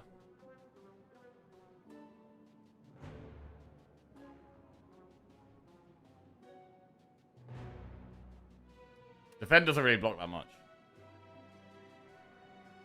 We could do thunder plus spinner.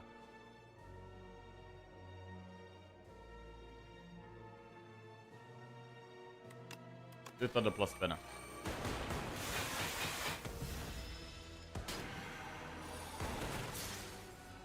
Thunder again. Alright, with thunder and lightning. Proper here.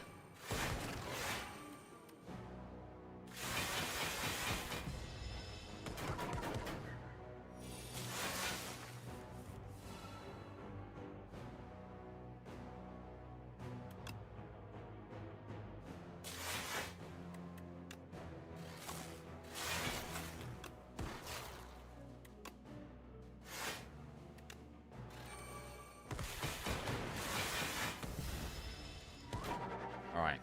We get there. Good. Game piece. Whenever you play a power, draw a card. That could be insane. Imagine if we had subroutine, bro. I think we take white noise. Where we literally take white noise. We just go pure random powers. Pure random powers. Oh god, we got the... Oh god. Oh god!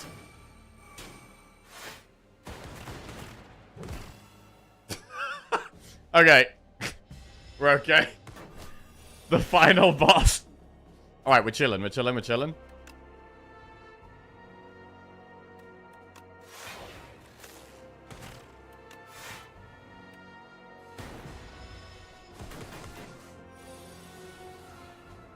Oh, that's not a good draw.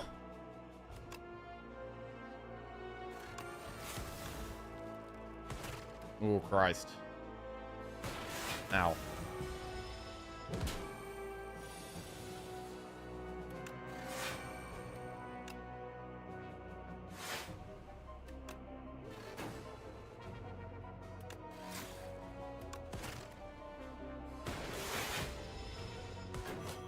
Any more block? Glacier's big.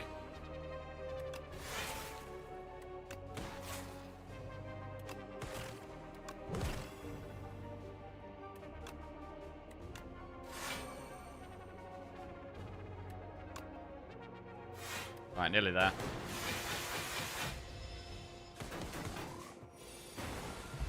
Right, what do we get? Hot fix, scavenge, or focus strike? I mean, scavenge, you can scavenge withers. Scavenge is not the worst thing in the world, but I want to draw block more consistently is the only thing. But I think we probably should take scavenge. Right, do we do the elite or do we go through the shop? Bearing in mind we do lose 4 more HP if we do the elite. We have 144 gold in the shop, so we could buy better potions. We could just buy better potions and rest. Could even get a good power. I think we probably should shop. I think we should shop here. Right. Feral is not great. Tempest? Okay, these are pretty bad pots as well. Oh, God. Oh, God. Right, I can't even afford these two. Oh, no. Skim? Oh, Christ. That's not a good shot. That's not a good shot. Right. Do we go Touch of Insanity? Choosing a card to make it free to play. You can sometimes get a creative AI in play. Potion of Binding does strip the artifact on Iron Glass. The artifact is going to be a big problem. Iron Glass is going to be really hard.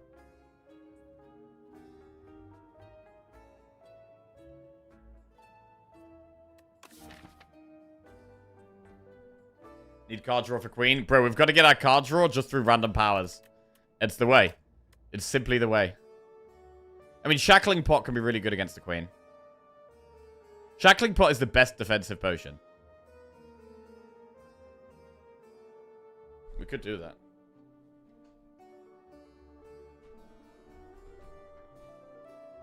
We could just do the best defensive potion. Against Queen, we always die on a multi-attack turn, right? So we just save this for Queen.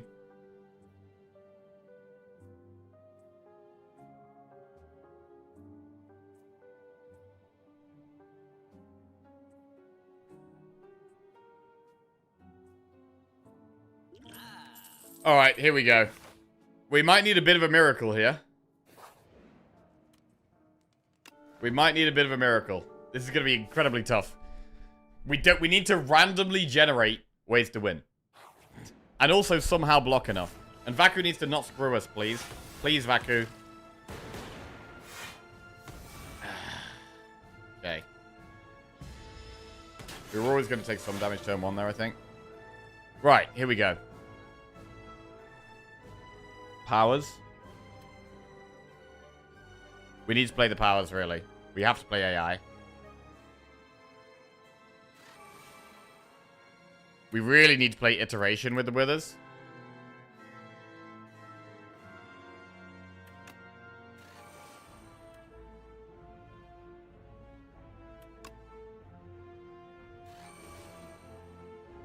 White Noise. Smokestack.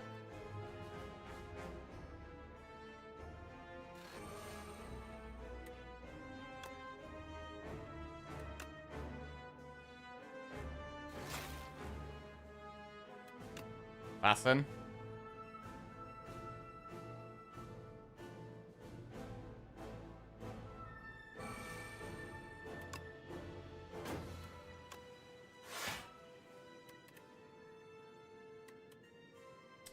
Yeah, we block that.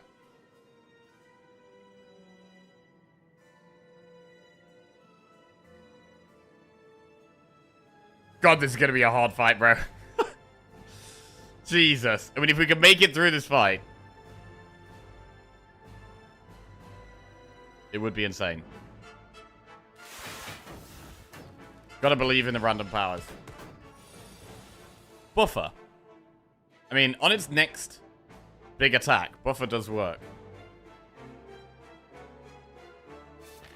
I don't want to draw. I really don't want to draw past Creative AI, though.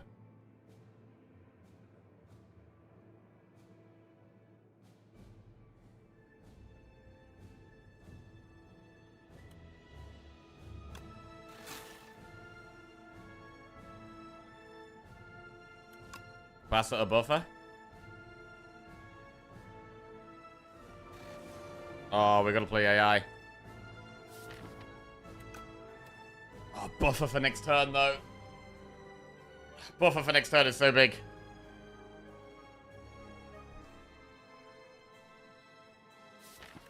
We have some block.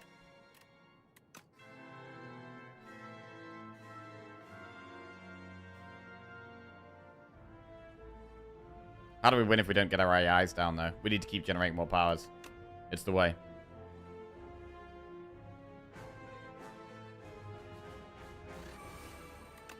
Man, Shadow Shield was our best block card for next turn. That's bad.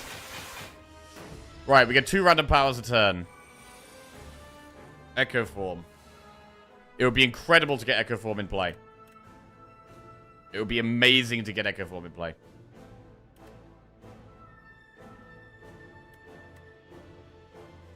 I think we have to do it. I think we defend Lightning Rod, Echo Form.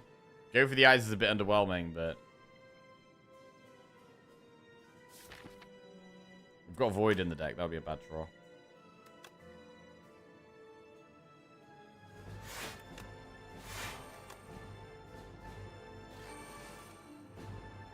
Turbo. I mean, we play Turbo. We do play it. We play it. It lets us defend.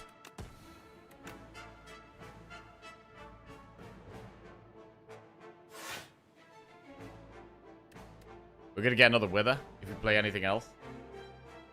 But again, we need to be playing the powers, really. We draw past the buffer.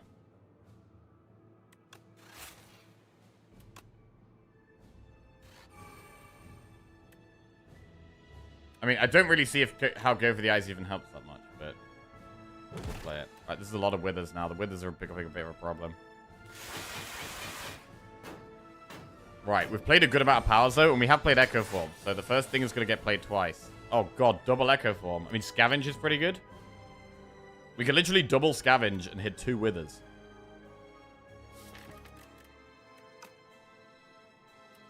Double Scavenge is pretty insane.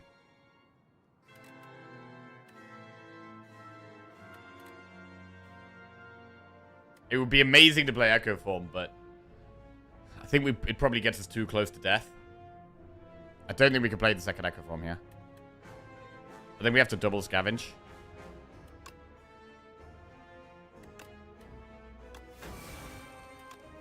Really good. -2. Right, now what? Shadow Shield's good, Charge Battery's good. I'd love to play Capacitor, but...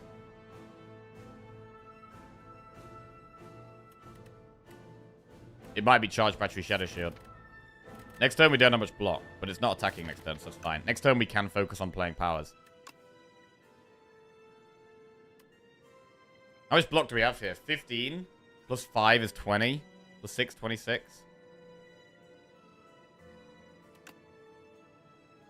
Let's do this. Okay, going for the bigger block play. Right, come on. I need some powers that are going to start ramping us up now, please.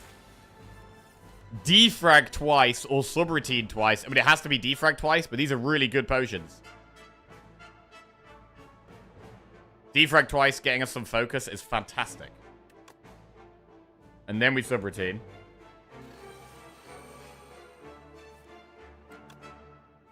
Every time we play a power, we now get 1 energy back and draw a card.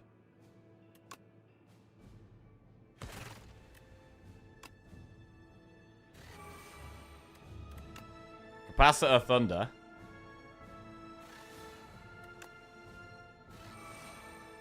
Go for the Eyes does nothing.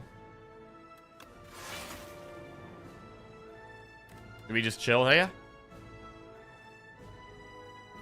The Wither's doing 6 damage each. We've got the Scavenge still in the deck. Really glad we picked up the Scavenge. We did not find Compact, no. We don't have Compact, we don't have Flat Cannon, we just have 1 Scavenge. I don't know if it's really worth playing much more.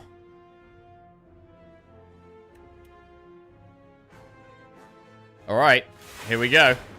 A good amount of powers in play though now. Hopefully we can keep finding more good ones. 41. We could do double defrag again. Double defrag again is great.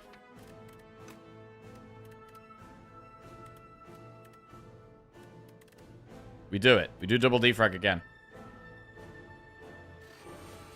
Okay, our Frost Orbs are getting even stronger. And our Damage Orbs are getting stronger as well. Iteration.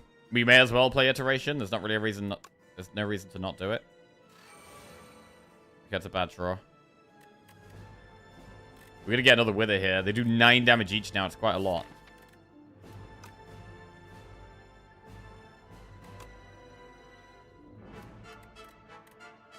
I mean, defend blocks 14.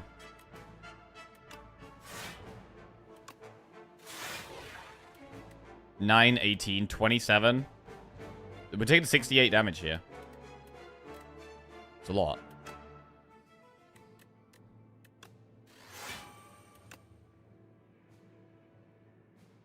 Did we block it, though? Lightning orbs do an extra 20 damage when they evoke.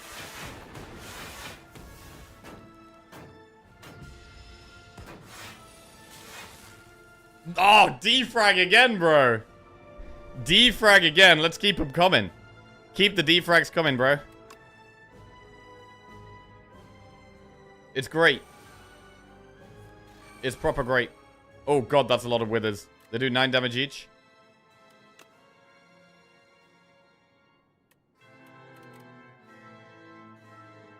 After one more draw, we don't get the wither in our hand, which is good.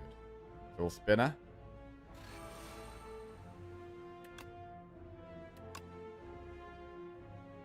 Hotfix, Scavenger Wither.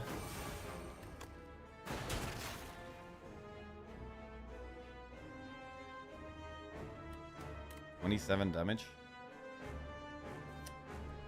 9 damage each, these withers.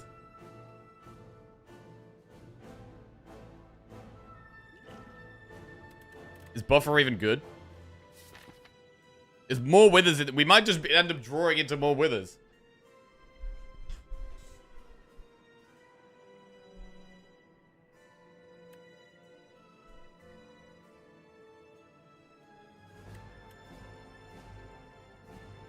$42 damage. I mean, we currently block 39. I'm moving towards dual casting a Frost. That's something we could do. I feel like we probably should Cool-Headed. Cool-Headed blocks more than a Wither.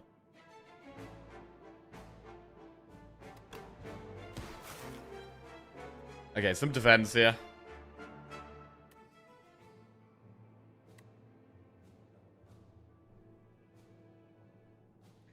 So, we're going to generate one more Wither, which means there's 4 of them in our hand. That's going to be 36 damage, plus 42. 36 plus 42. 78. We blocked 49. 60. 71. Okay, triple defend does get us there.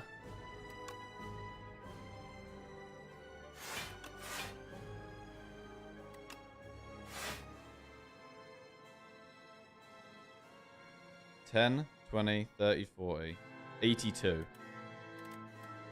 Yeah, we block this.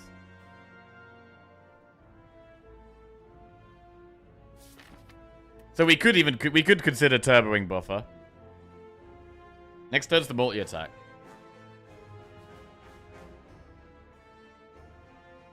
The buffer's not as good next turn. So I'm going to dual cast. Quite a lot of damage that dual cast. Turbo buffer. I mean, we also have the gold-plated cables with Frost at the front now. But we could draw another Wither.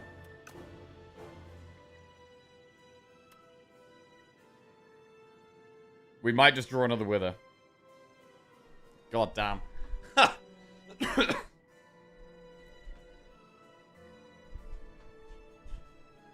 Just waiting on a storm, bro. End turn. I think just ending here is fine.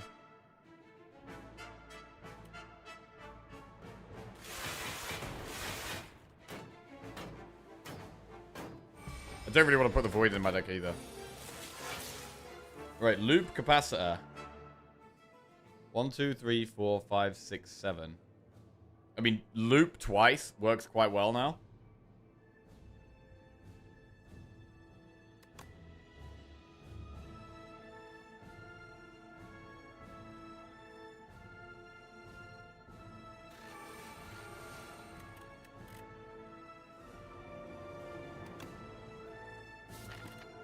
Wow, purely Withers in the deck, so we kind of want to draw more. So we'll FTL then.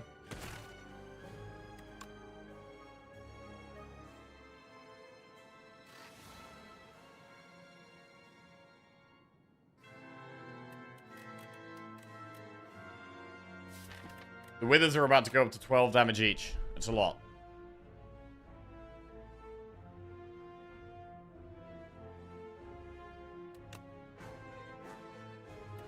Don't look at the discard pile. Yeah, there's a lot of Withers in there. There's a lot of withers in there.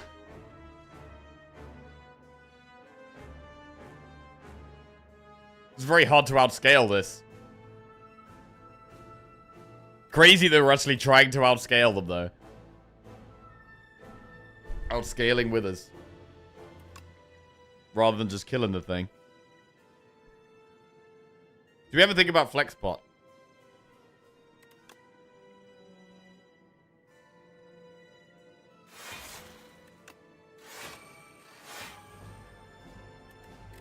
What a Flexpot. We're weak against the queen anyway.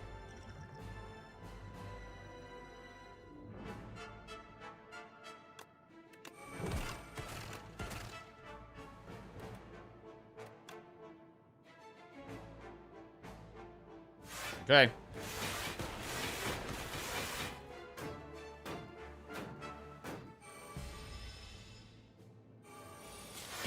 $47 damage. Double coolant.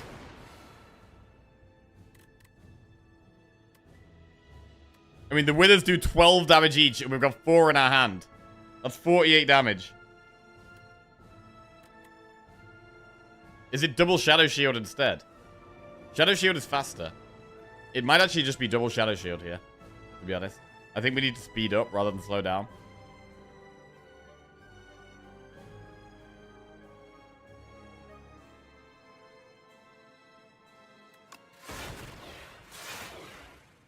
Okay.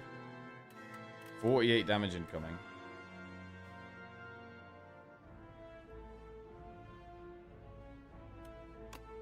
Coolant is another Frost Orb. Lightning Rod. I mean, we've already got Lightning Rod summoning a Lightning Orb next turn.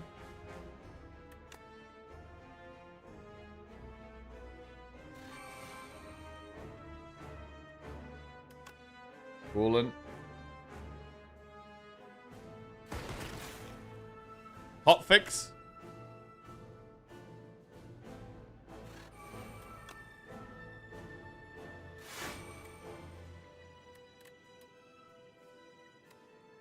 Smokestack? I mean, this is what, 12? This is 60 damage from hand. Maybe we strike. 107 damage incoming, yeah, but we block 110. Strike.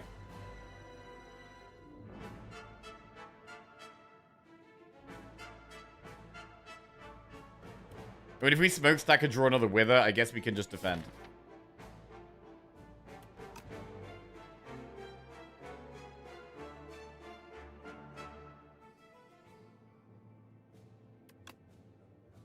Strike is advancing withers for 6 damage. Definitely not. I don't know. I kind of need to kill it now.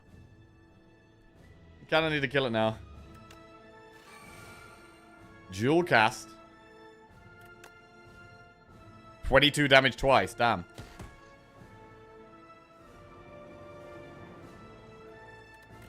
I mean, even if we play one more card, we don't get another wither.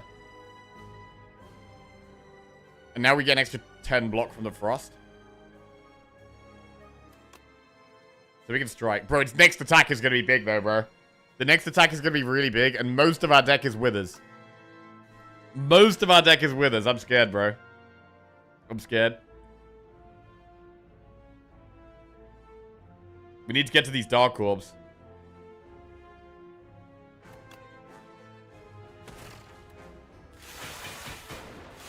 Come on. 12 damage a wither.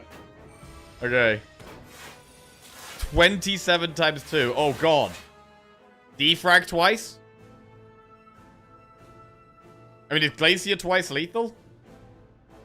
Surely Glacier twice is lethal here.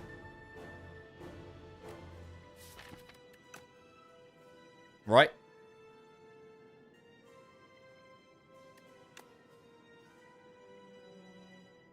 We push, what, 20, 40? 54? 72?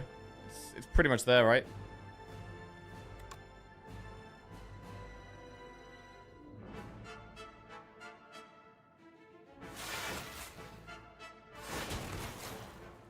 (9 + 10), that's enough. That's enough.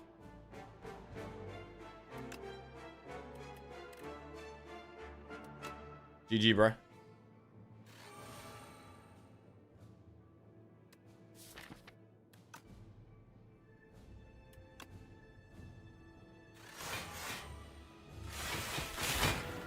Oh my god, we made it. We made it. Random powers. Random powers and we just snuck through. Right, can we do the same thing against the queen? So we have managed to save the shackling potion. I mean, shackling potion was useless against Hourglass anyway because I couldn't even strip his artifact. This is going to be hard, bro.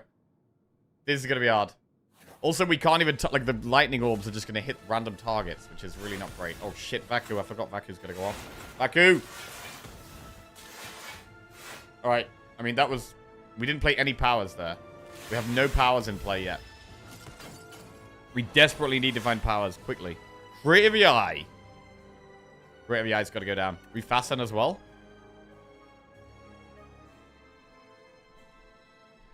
Cool-headed. Creative Eye fast. We start with Creative Eye. And then we fasten. White noise. Defrag. That's good. One focus. Iteration. Go for the eyes. Cool-headed. Does Trash the Treasure generate an orb when you get status from Hourglass? It does not, no. We press Thunder, that's fine. We just want to find the other AI. Machine learning. Card draw in this matchup is very strong. Really like card draw in this fight. So I'm very happy with the machine learning. I don't want a shackling pot yet. I think we want to save this shackling pot as long as we possibly can. I think we save it as long as we possibly can.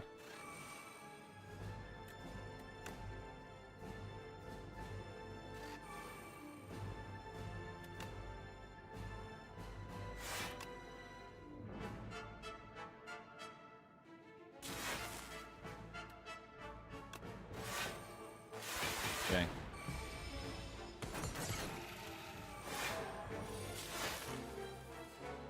Creative AI. Well, what do we do here?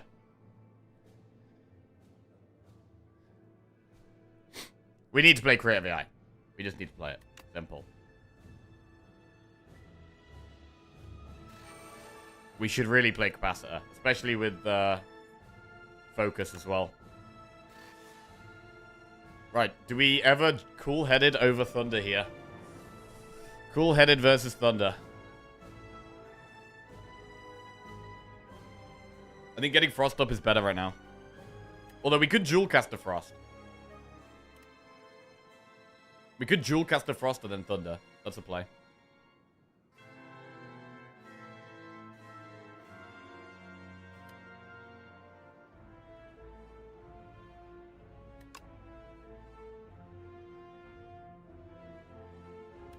Thunder. Dual cast. Ooh, okay, drawing Glacier is not good there. That's not good. Storm and subroutine. Okay. This is spicy. This is spicy. A lightning whenever we play a power. And an energy whenever we play a power. Really good scaling. Really good scaling.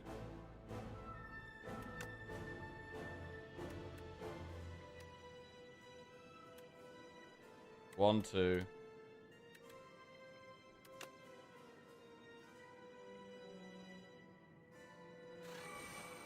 Hot fix. Go for the eyes, goes down. Pretty good. Okay. This could be the beginning of something good. We've got some pretty decent powers in play. We're blocking not quite enough, though. We do still have this shackling potion. 12 times 3. Right, we could start really going off with powers now. Thunder plus coolant. Turbo's there. Wait, what about bulk up? I don't like losing orb slots. Do we ignore bulk up?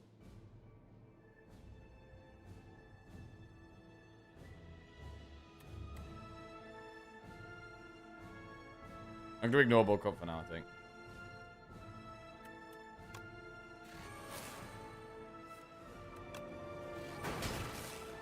Another bulk up? We have no more powers in the deck. I mean, we could scavenge. You can scavenge bulk up. That's the thing.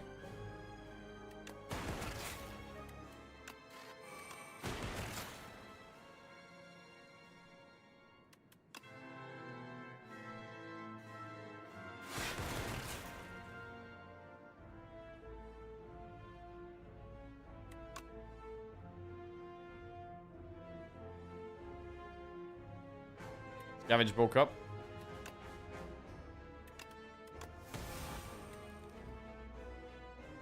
Okay.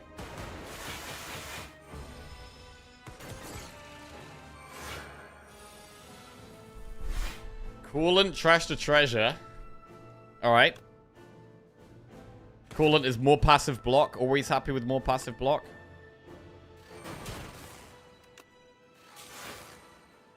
Trash to treasure, not amazing in this deck. We only have one turbo. That's all it works with. Not the best turn. We need more powers. We need more, bro. We need more. Another creative AI. That's going to be 3 random powers a turn. Yes. Yes. 3 random powers a turn.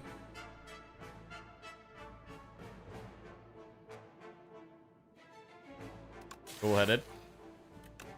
I quite like the scavenge because we are getting a load of trash that we don't want. I don't want these bulk ups. I'm gonna continue to scavenge bulk up. Right, 3 powers a turn now.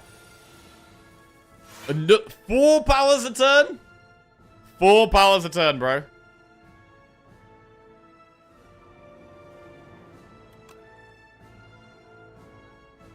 Four powers a turn. Right. Torch head's gone.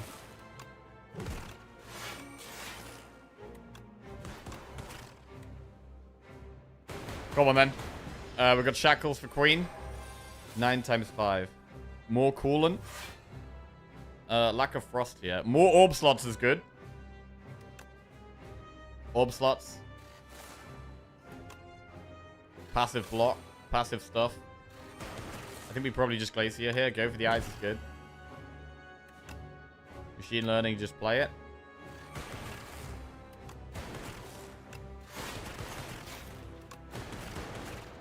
Bro, we're actually... Suddenly it's nearly dead. We're doing loads of damage. The Thunders are doing loads of damage here. Man, I want this fight to go longer, bro. I want to get more. I want more. Subroutine? Okay. Here we go.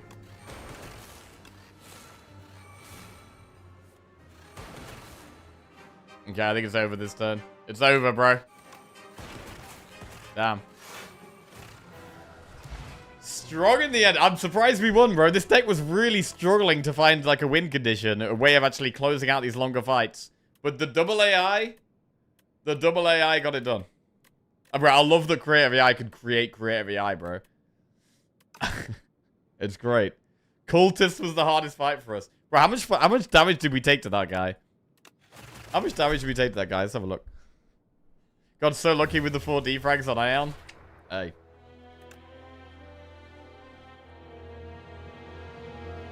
Random bullshit go wins every time. I mean, let's see. In Act 3...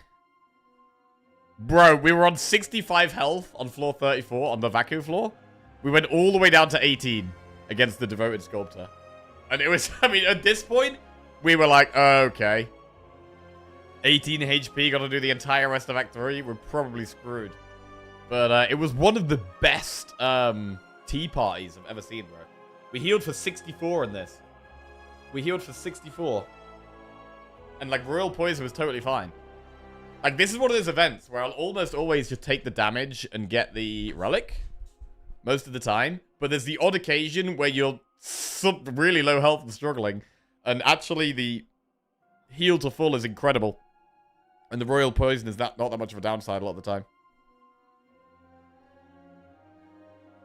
Beautiful. Beautiful. Right, that is what?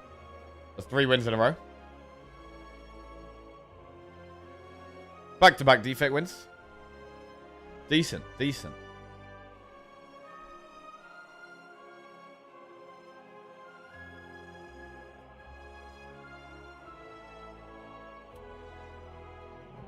This deck looks like it stomps everything except Cultist and 3 Knights. I mean, to be honest, Aeon Glass was a kind of a struggle.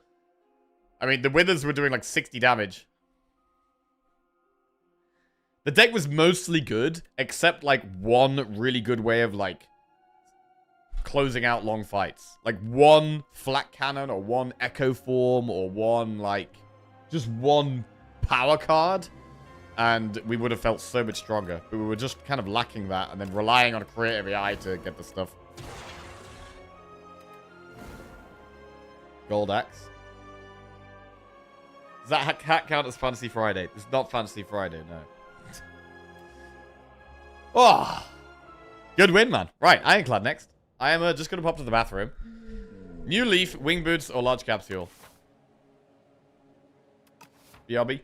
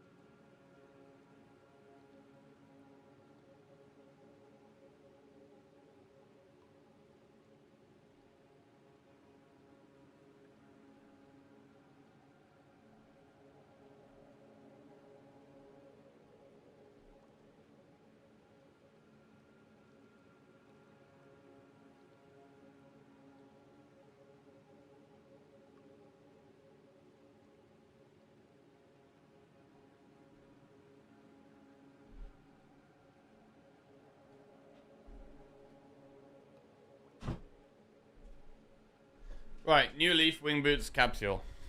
Capsule is good on Clad. Really? What makes you say that? He doesn't mind the extra defend, since he only starts with 4 blocks and 6 attacks. I don't know. I kind of see Large Capsule as just the same on all of them. I don't think there's any character I think it's less good or better on. A strike and a defend is always things I don't want. Right, prediction coming up then. Will we win the Ironclad run? Oh, it does work with Perfected Strike. Oh, that is true, actually. That is true. Holy, Perfected Strike. Large Capsule and just take every Perfected Strike you see.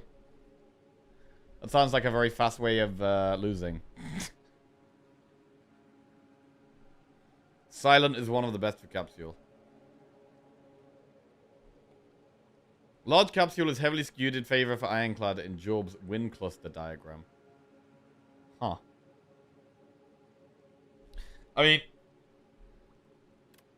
I think the others. I think New Leaf is just better. I would rather transform a card and get something that's better than a strike and a defend, rather than just get more strikes and defense. To be honest. I mean, there's a path here where we can do loads of campfires And 2 elites. You go like up here. No shop though. Maybe that's fine. I mean, there's like... There's shop elite, campfire elite there, but how do we get there? We'd have to do this or this.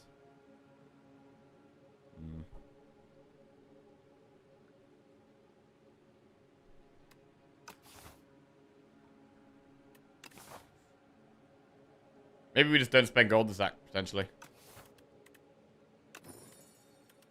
Right, we'll transform a strike into bloodletting. Fine.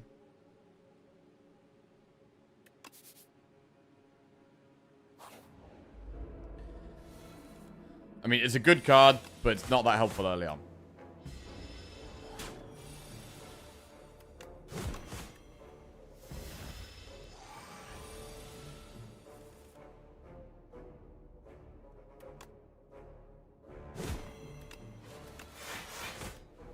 Helpful there, though.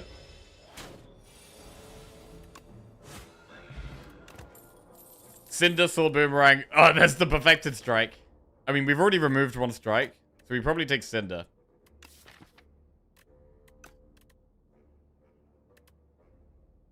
I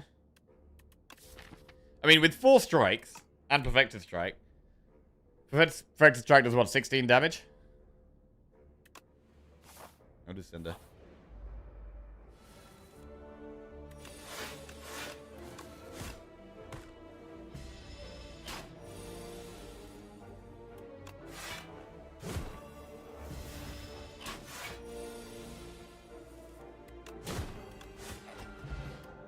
Radiant Tincture. Body Slam, Forgotten Ritual, or Bloodletting?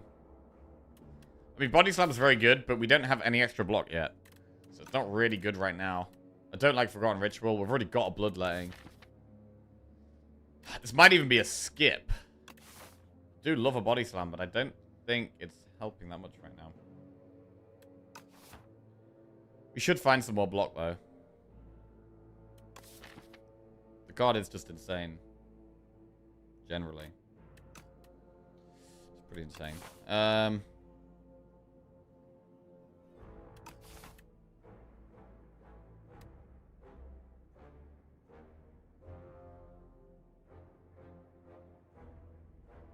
It could be a skip. Skipping on floor 3 feels really weird. Full skip.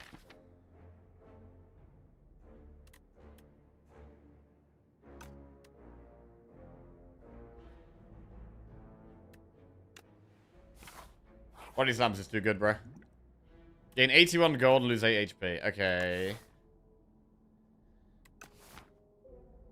We're not in a great spot to kill these enemies.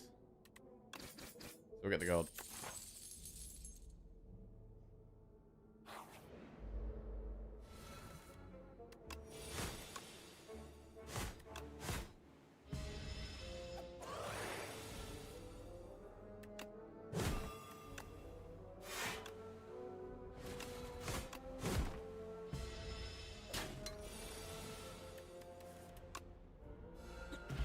Alright. Inferno, Pillage, or True Grit? Inferno's pretty good in the early game. We've got the AoE boss as well. True Grit's a good card. Pillage is decent, but I think Inferno makes a lot of sense. Very good early game card. And we're in the early game.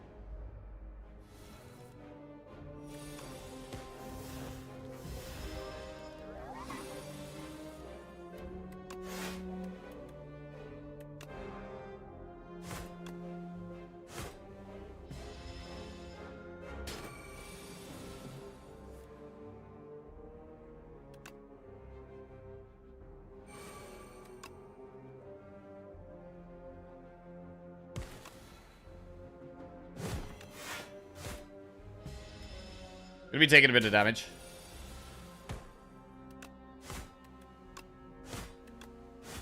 Cool. Feel no pain, Pommel Strike, Unrelenting.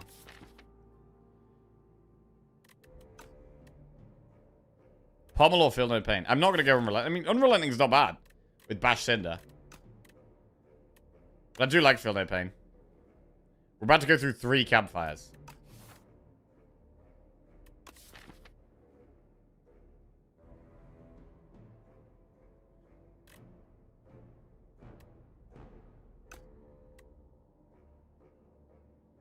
We can actually use Feel No Pain with ash water.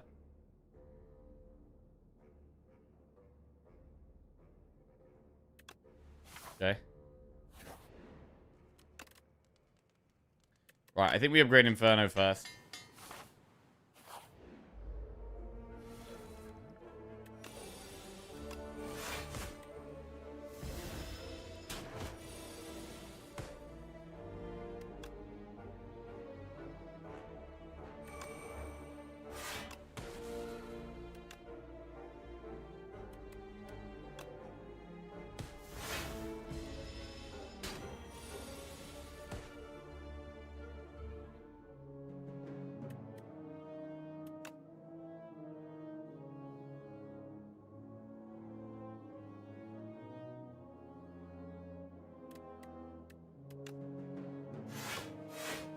Ash water here.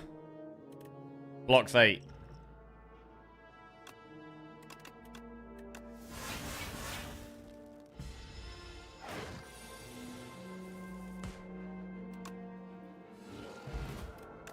Alright, Cinder, Sword Boomerang, or Breakthrough. Breakthrough works with Inferno, but I feel like when you've got Inferno, it's like, what's the point in taking Breakthrough? Inferno kind of does the job already. I like upgrading Cinder in the early game, generally.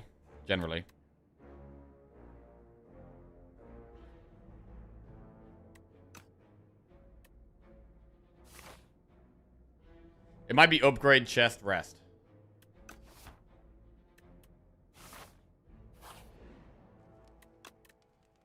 Let's upgrade Cinder. Get a relic. Pendulum for card draw.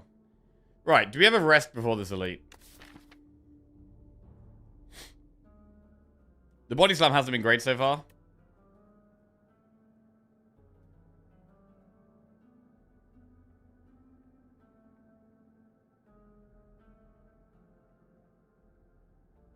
We could upgrade body slam and then rest afterwards.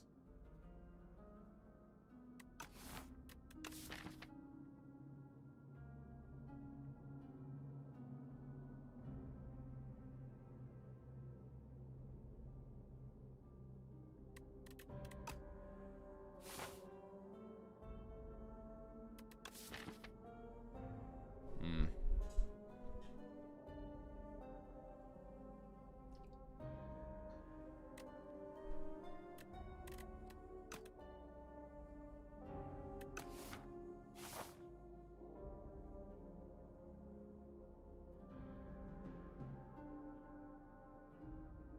$29 health. I mean, there's a chance we do double elite, but with this much gold, we might actually just do 1 elite and then go beer.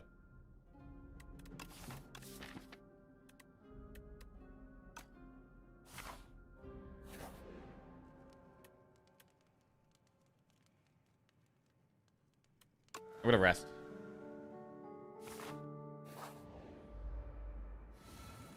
Alright, so Inferno is really good in this fight.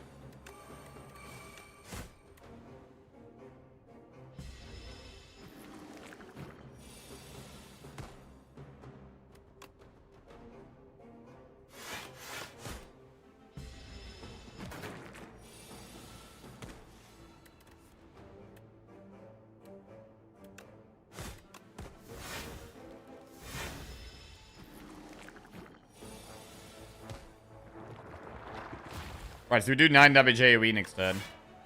So we do 11 plus 9.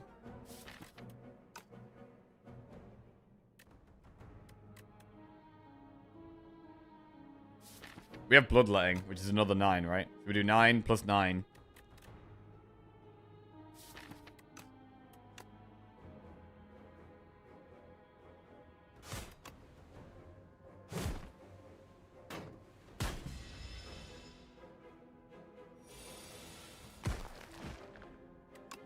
Wow. Well, that fight went kind of okay. Ornamental Fan. Molten Fist triggered off setup strike. With the body slam, I'd lean towards taking the shrug. And then shrug and then maybe upgrade body slam. Shrug, upgrade slam. Now what? Elite or shop?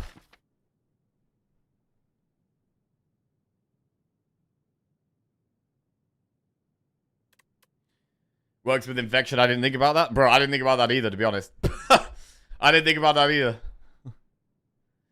The numbers on the right of the screen are our current win streaks with every character. And then the one at the bottom is rotating.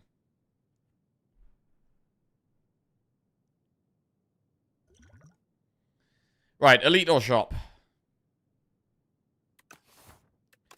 We know it's either the bird or the statue. We've got double potion. We have double potion, so I mean we could do an elite and just save our gold. Inferno should make the boss a lot easier. I think we probably do the elite.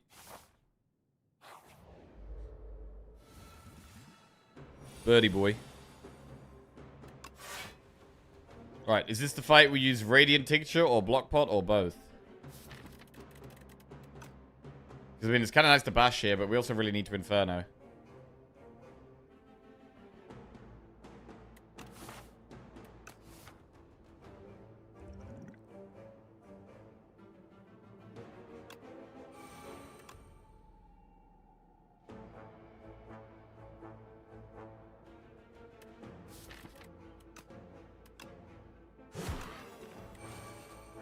I mean, Block Pot saves 11 health as opposed to 12.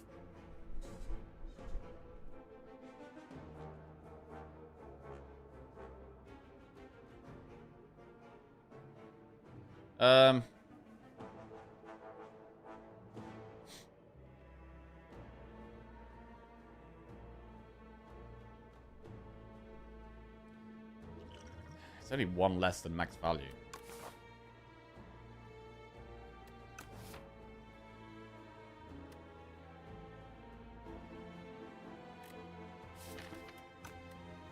I mean, we don't have much block left in the deck, to be fair, so we might be able to get max value out of it.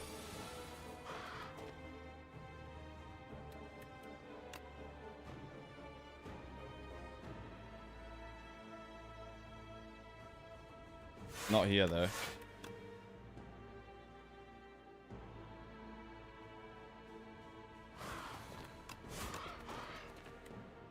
Should be dead next turn.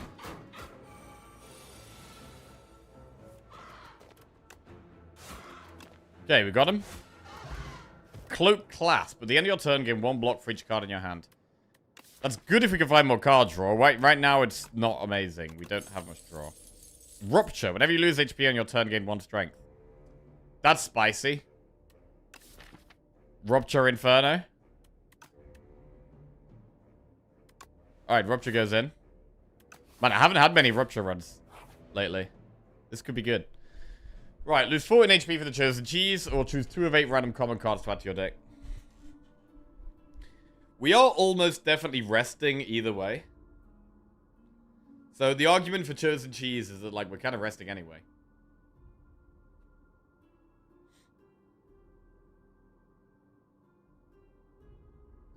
I mean, by the end of the run, the max HP could be relevant. If we think we're in a spot where we beat the boss, we could actually consider Chosen Cheese. I would normally go for the common cards. But if we think we're in a spot where we already beat the boss, and we're going to be resting either way. Commons have card draw. We could get Shrug. Or Pommel Strike.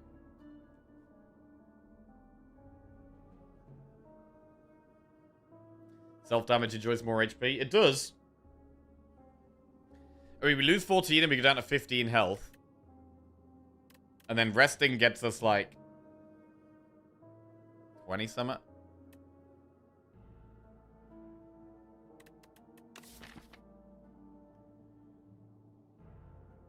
We don't have loads of block.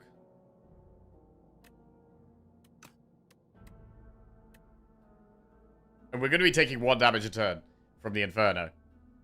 Plus Bloodletting. I don't know how confident we actually can be here.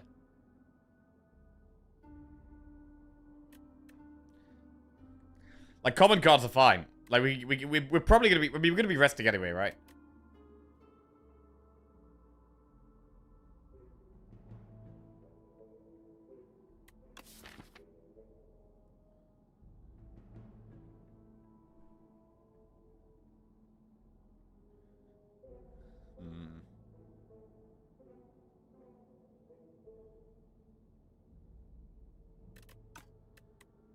I'm gonna go for the cheese. It's a little bit greedy.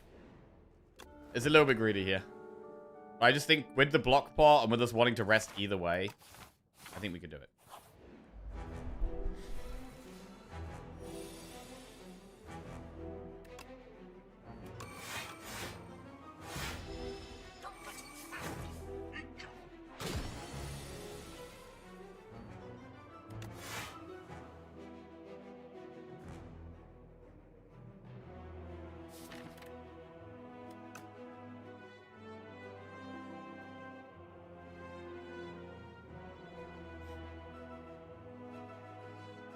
$17, $21.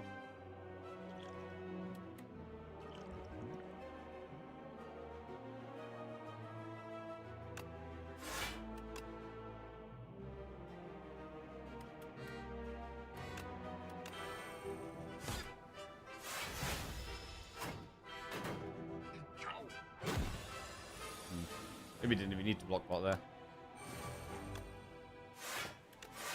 Does 9 damage AoE to take 2 here? Is that worth? Yes.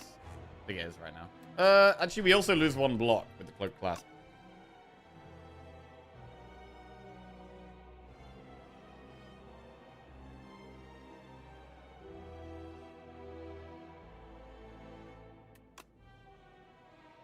But yeah, I think it's worth.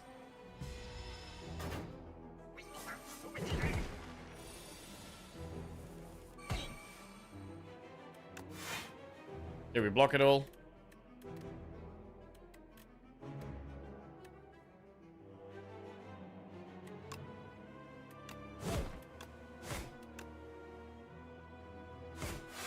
It's gonna be 1 down next turn.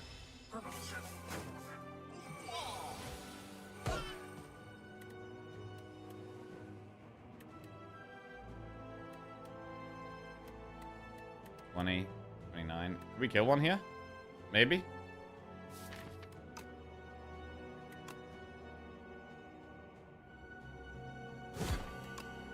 Yeah.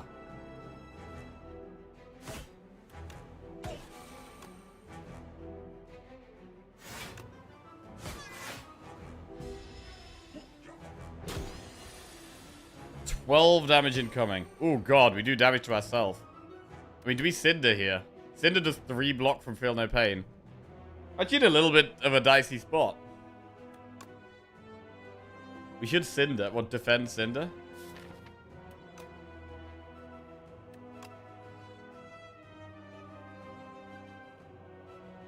We block 6. Plus 2. We block 8.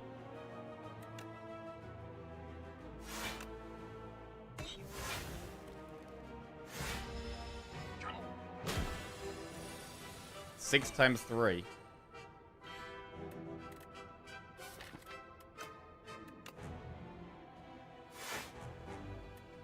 So we could just double defend body slam here. Or we could play loads of stuff and go like bash, bloodletting, play loads. It's probably better. With us having like 6 strength now, it's probably better to just play everything. But we are going to be quite low on health. We are going to be quite low on health. So I think we just go for it. And push the damage.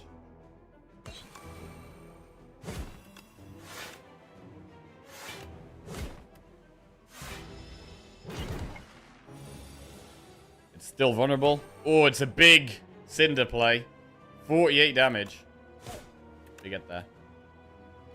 Alright, got away with the chosen cheese here. Maybe it was a little risky, though. Maybe it was a little risky. Fairy in a bowl. Primal Force, Pyre, or Feed. Feed for even more max HP. But Pyre is great. As we go through the run, we have Pendulum as well. Pyre is really strong.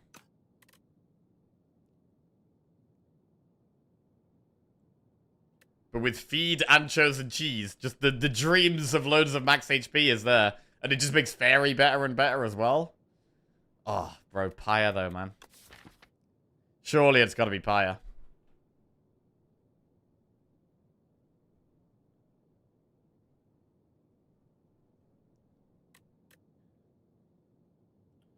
Bloodletting could help us get Pyre in play.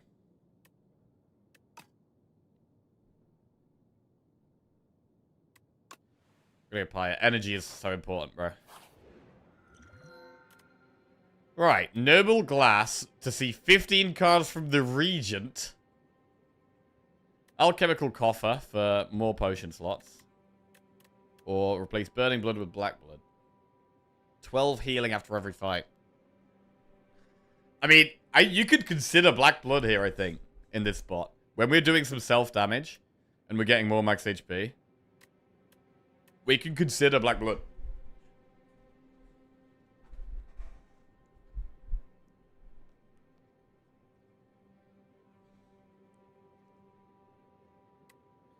The problem with Noble Glass is that Regent's got so many star cards and stuff that, like Regent is the most awkward one.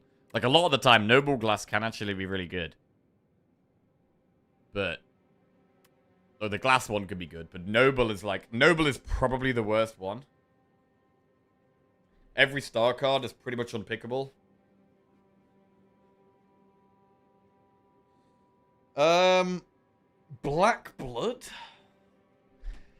We have Black Blood over Coffer. That's weird. That is weird.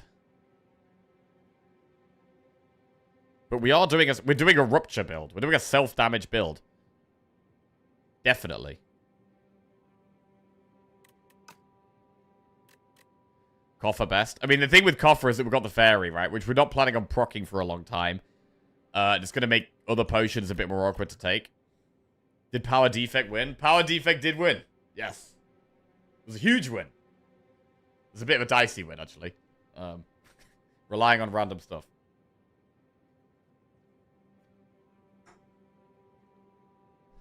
Black Blood. Let's have a look at the map, actually. 402 gold, and we get a very early shop. That's nice.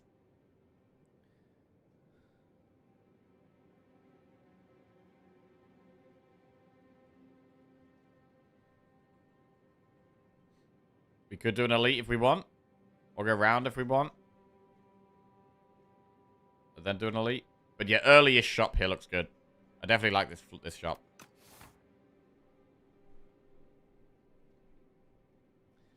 Potions, potions, potions. Black Blood. Black Blood.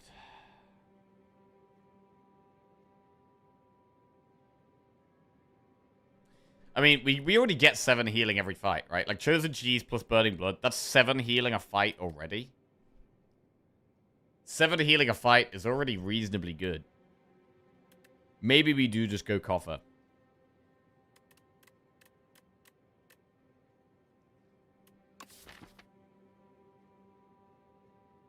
$13 is so much more.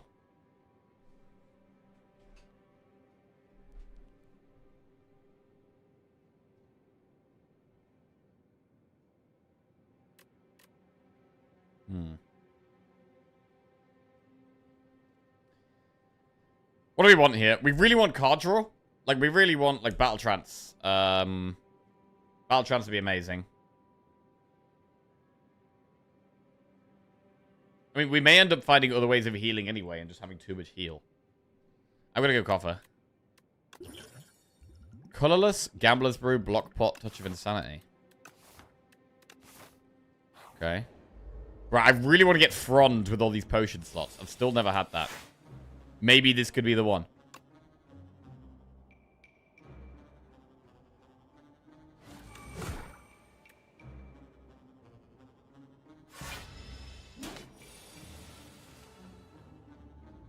One bad room and that 13 over 7 could be the difference. Sure, but with all these potions, we're much less likely to have one bad room.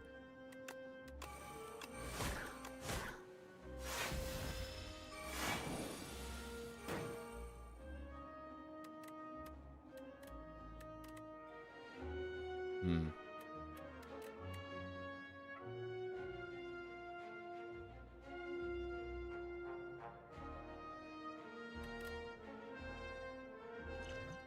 We have to use a pot now.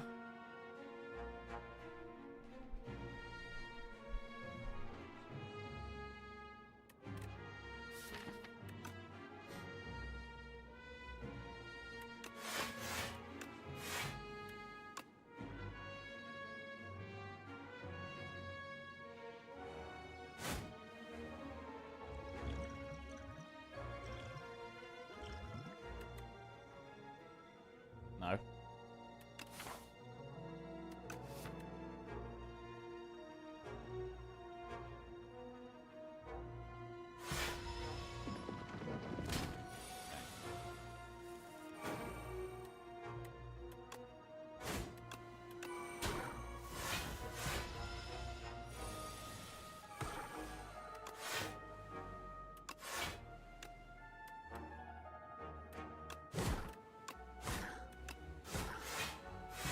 Nearly there.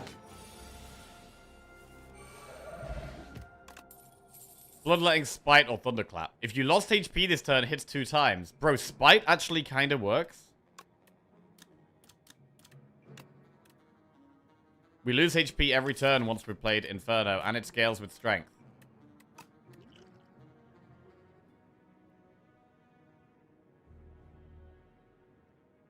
I'm gonna take Spite. Shop. Right, Kifuda, Captain's Wheel. Tiny Mailbox. When you rest, get potions. I mean, bro, Tiny Mailbox is kind of good when we've got all these potion slots.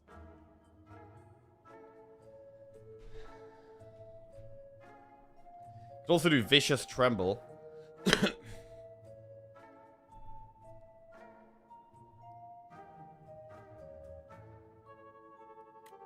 Kifuda's pretty strong, though. We can't afford Mailbox and Kifuda. The Mailbox is pretty nuts, though, man. 2 potions, and we've got all these potion slots.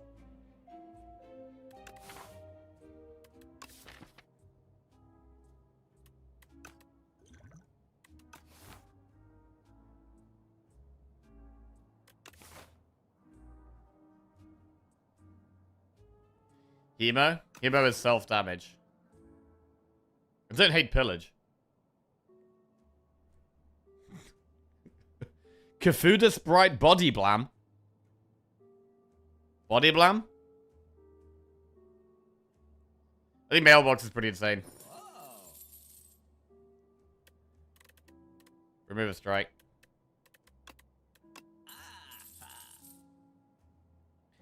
Right, should we take a Hemo?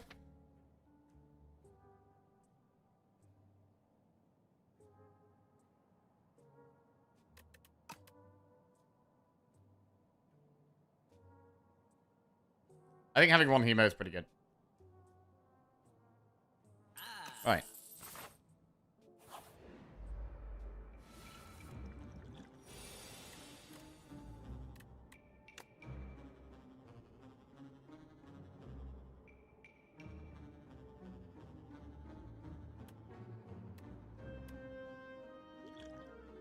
The colorless pot, try to get some block. Eternal Armor is block.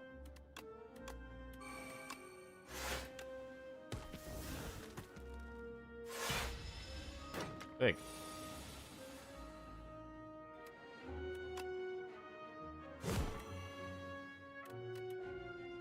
I don't think we even need to do self-damage here. I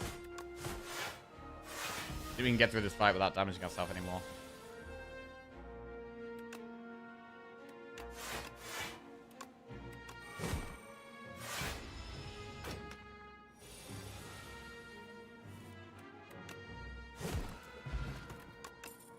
Havoc, Battle Trance, Perfected Strike. Battle Trance is insane. It goes straight in the deck. Insane Battle Trance. Right, choose 1 of 5 random cards to add to your deck, lose 5 HP and gain a colorless card reward.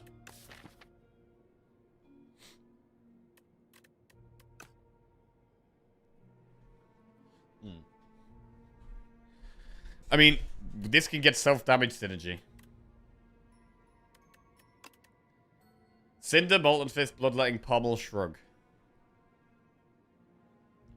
Shrug or Pommel? Pommel wants an upgrade more. Let's go with a Shrug. Oh, here we go. This game really wants us to take Regent cards. Or Silent or Defect this time. I mean, Silent, we could get some Weak, which would be really strong.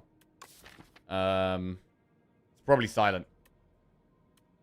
If we're doing a Strength build as well. I mean, Defect does have some good things. But I'm going to go Silent. Right, Snake Bite Plus, Blade Dancer prepared.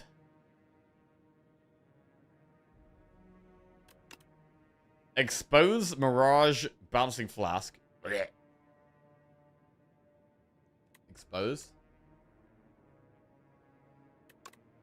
Malaise, Master Planner, or Shadow Meld. I mean, we've got Body Slam. Shadow Meld, Body Slam is a thing. Malaise is pretty good, though. But I mean, Shadow Meld and upgrading it is pretty nuts. Shadow Meld goes in. Do we want Expose?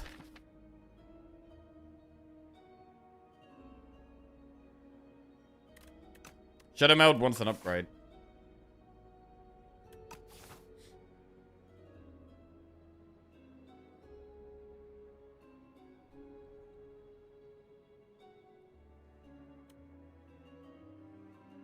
Gonna do Expose. Right, Snake Bite? We don't want Snake Bite, bro. We don't want Snake Bite. Prepared? There's no Sly synergy ever. I don't think we want Prepared either, really. We get Exhaust and stuff. Right, move on. Right, do we go for the Elite? Because we've got all these potions. We've got Gambler's Brew, Block Pot, Touch of Insanity. I think that maybe means we could do the Elite.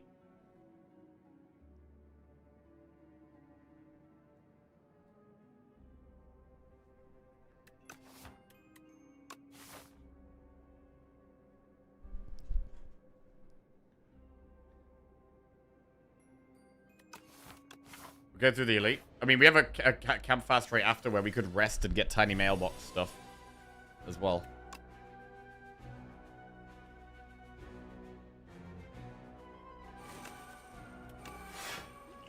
Block pot.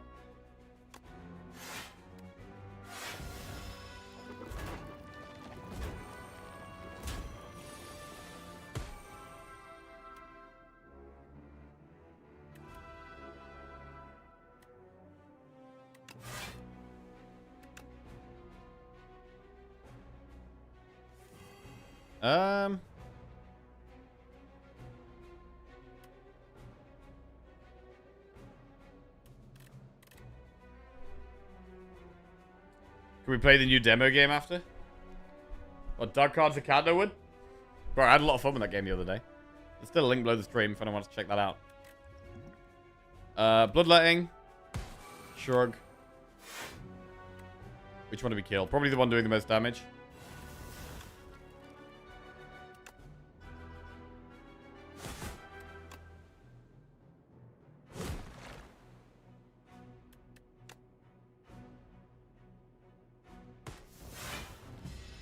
Get in there. We got Hemo in our deck as well. Bro, the Inferno is actually so insane. It's so insane.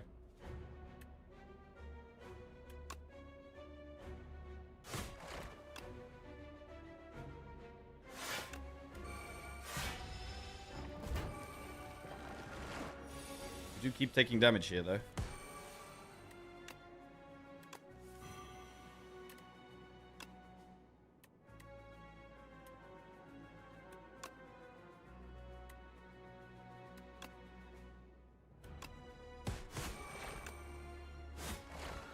Cool. Gambler's Brew, Kusarigama. Another Rupture.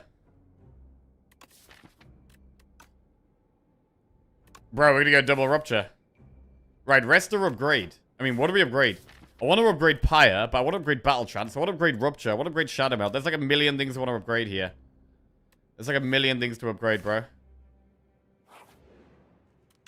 What do we upgrade first? I mean, maybe it's not Pyre. It might not be Pyre at the moment. Rupture, Shadow Meld. It's probably Shadow Meld.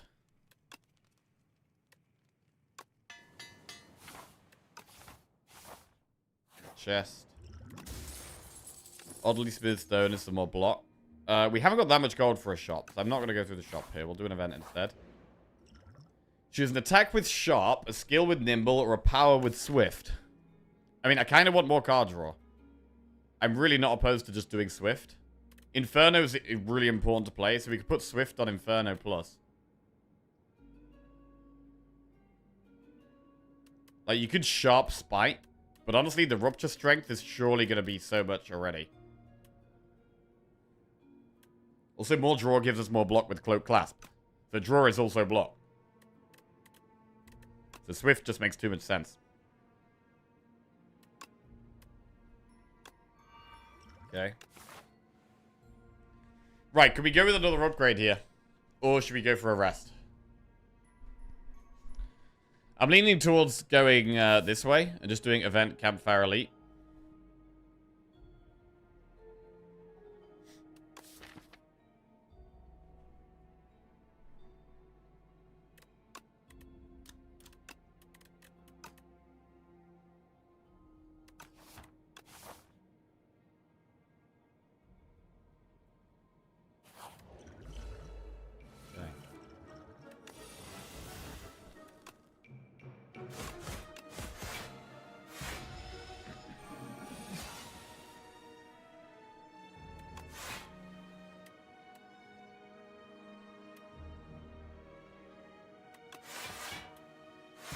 Nice block.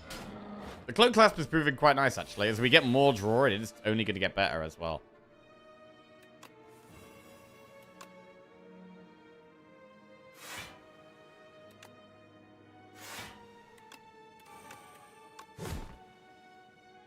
Lock all of that if we don't spike.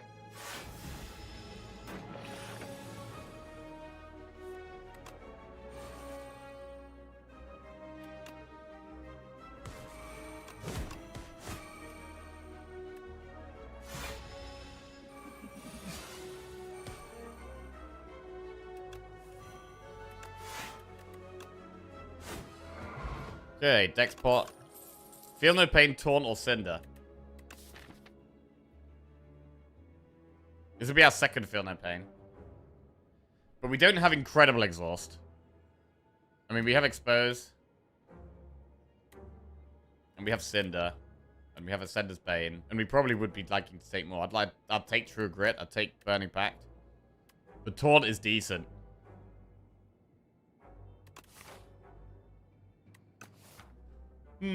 Taunt or feel no pain? I think feel like Taunt wants an upgrade more.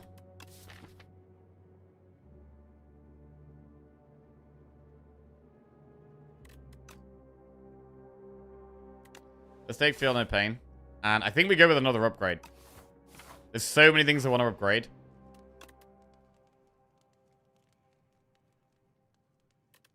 I'm going to upgrade Rupture.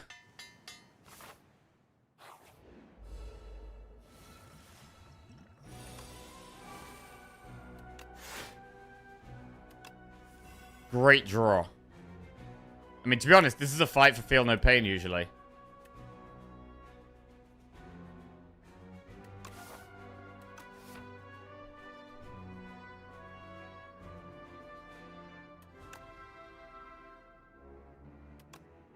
Do we do it?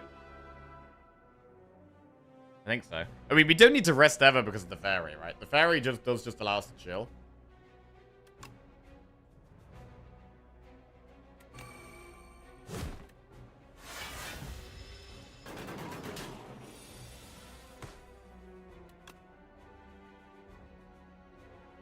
We do take a lot of damage this turn. This could be a gambler's brew.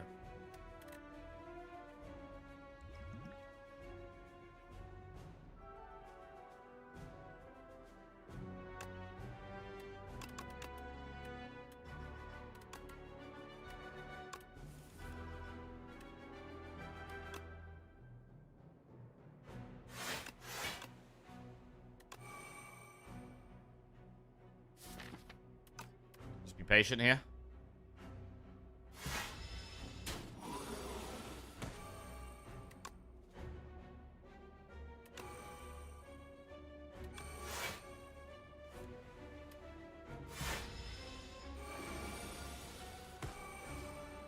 3 strength a turn now. Looks like we're taking some damage, though. 6 block per exhaust.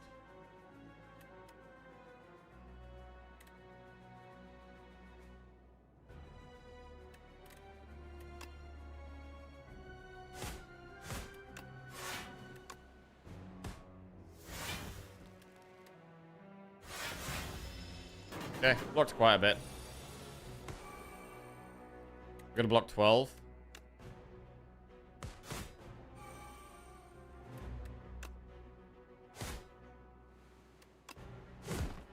Okay, we get there. We're on scales. Would have been nice before that fight, but never mind. I think we skip these. I don't think we take Unrelenting. Right, event or enemy. Enemies will continue to give us more max HP.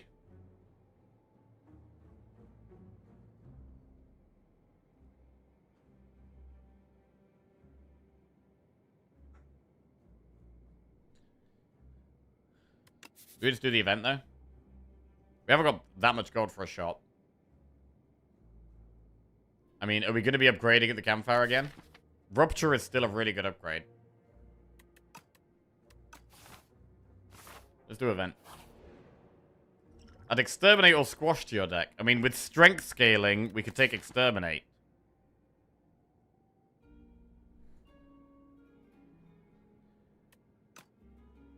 Exterminate goes in. That is something that scales with strength very well. And do we just upgrade Rupture?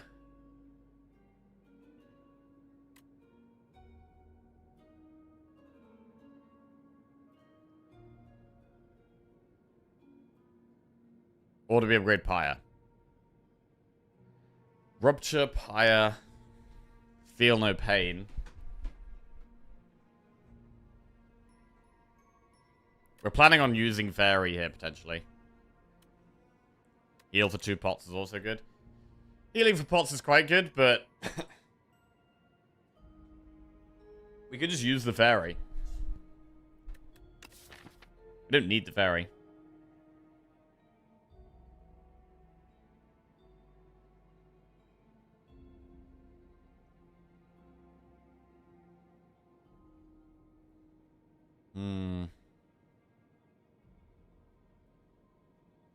I mean, equally, we could try and hold on to the Fairy. We could, if we didn't have the Fairy here, I think we would definitely be resting. And we could just hold on to it. You know what? Let's do that. Let's hold on to it. Vulnerable Pot, Liquid Bronze.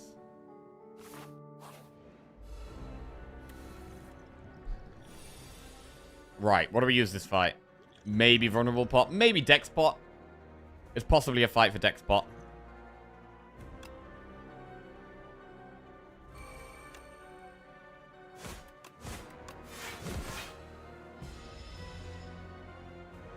Right, draw 1 less card each turn, or at the end of your turn, take 6 damage.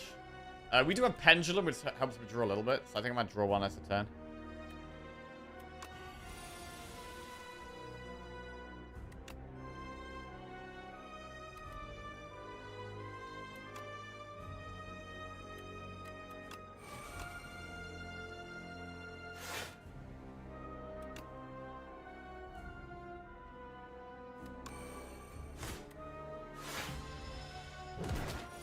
Okay, 9 times 3. Well, not much block here. Maybe we do use the deck spot here.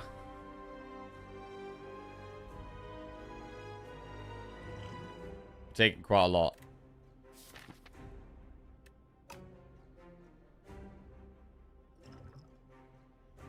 Alright, let's deck spot. 6 block per exhaust.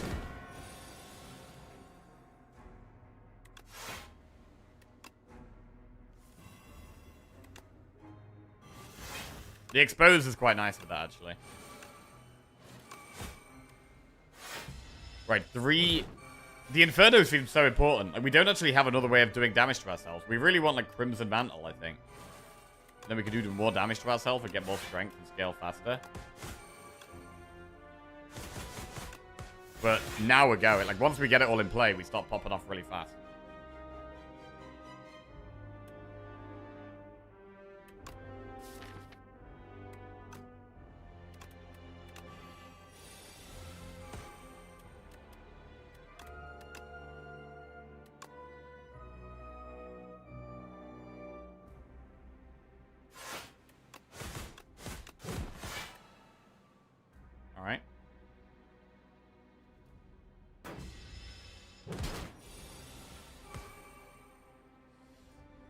Ooh, do we lose Fairy here? We have Shadow Meld? Oh, we draw it as just pure block cards. That's great.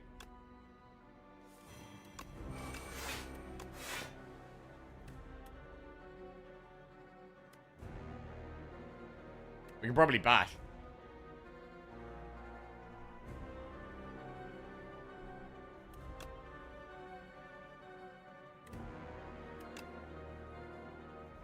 Yeah, we nearly have lethal anyway. Oh, yeah.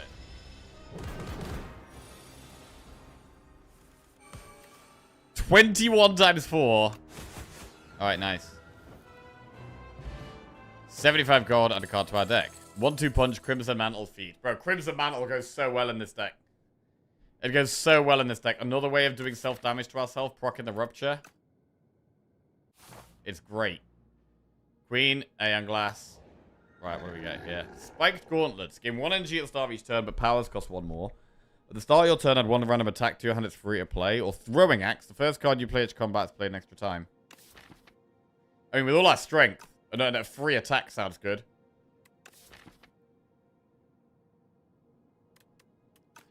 It's not Gauntlets, because we've got too many power. We've got quite a lot of powers here. So it's not Gauntlets. It's probably Crossbow. It's probably Crossbow here. I mean, at the moment, it looks like we're... yeah, we can do triple Campfire.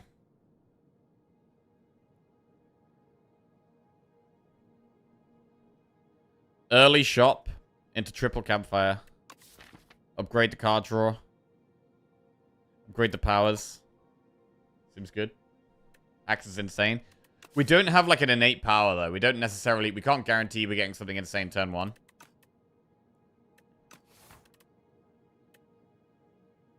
So I think we just crossbow it here.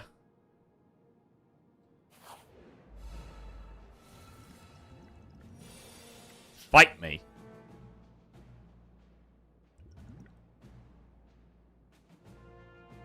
I'm gonna vulnerable pot this fight.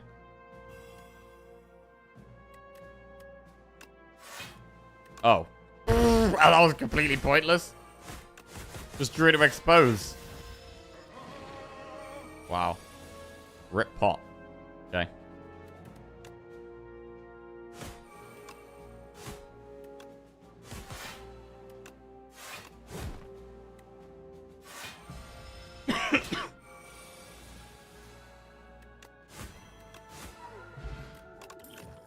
Strength pop. Perfected strike plus Ashen Strike or Pommel Strike. Skip. Battle Trance is removed from your deck. Absolutely not. Shrug It Off is removed. I mean, I do like the shrugs, but we maybe just sacrifice one here.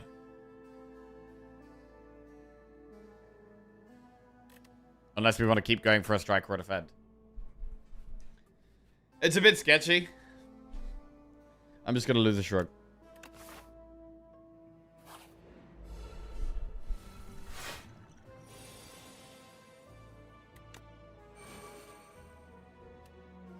Fiendfire.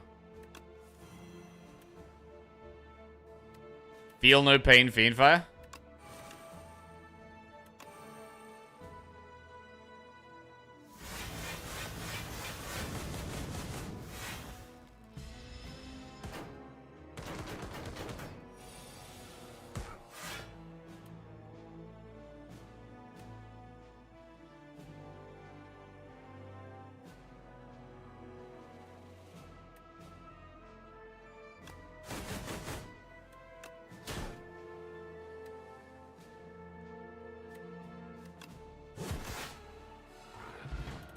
Big regen pot. Pommel Strike plus. Right, we'll take the Pommel plus. Shot. A second fairy in a bottle. Centennial Puzzle's quite strong. Centennial Puzzle is pretty good. More draw. Uppercut is great as well, though. We can afford Centennial Puzzle and Uppercut. Do we even care about them being weak, though? Are we just trying to kill them quickly?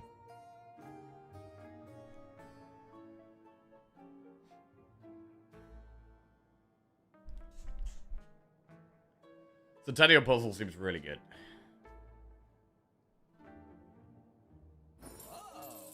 I mean, we could get the shrug back. Or we could uppercut.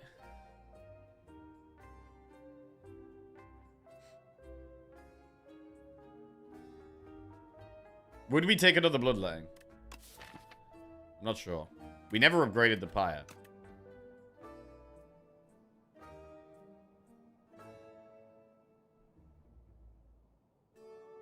The two bosses are Queen and Iron Glass.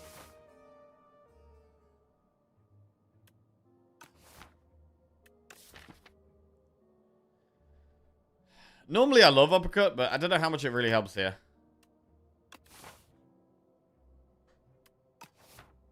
Oh, we're going to want to upgrade it, but we've already got things to upgrade.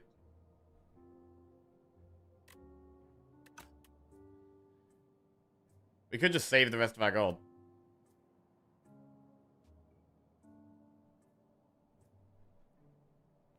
Iron Glass artifact. Uppercut does strip Iron Glass's artifact a bit.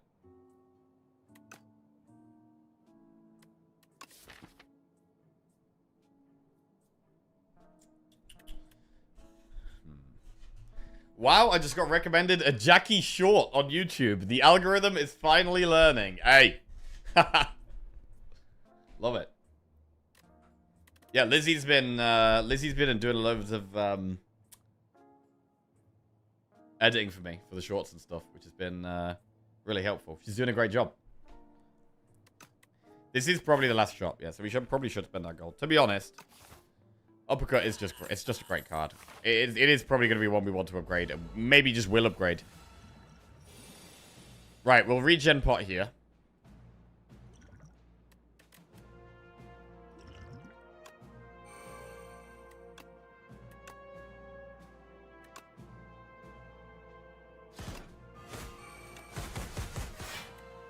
That was quite a lot of damage.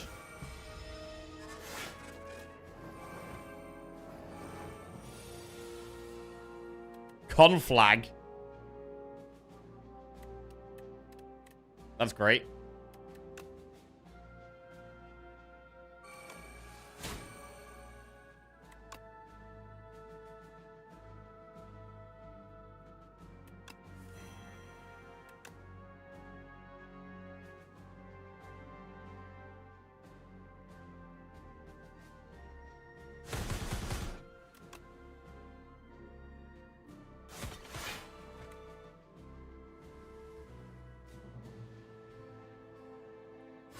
Alright.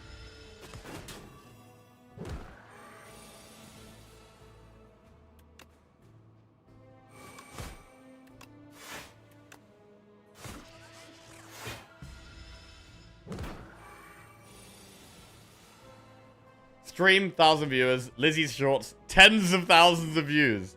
I see who has the most potential as a content creator. Yeah, she's the real pro around here, man. Not me.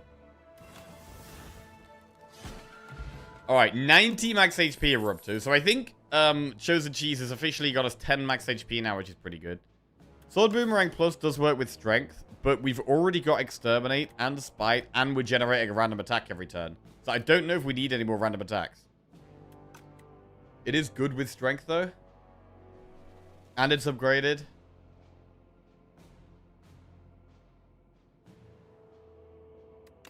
Hmm.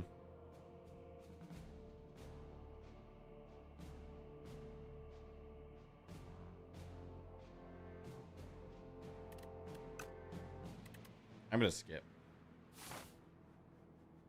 Right, let's get some upgrades. I'm gonna upgrade this damn pyre, so it seems more useful. Whetstone. Hemokinesis Plus and Spite Plus. Okay, some just damage upgrades. I quite like the upgraded Spite there. The Spite hits an extra time now. We don't need another shot. We could upgrade the other Rupture. We also want to upgrade Uppercut. I'm going to upgrade Rupture. I'm really just going to kind of speed up the strength gain. Right. How do we feel about doing an Elite? We do have a lot of potions, and we could just rest after the Elite. Let's do the Elite. 0 cost bludgeon.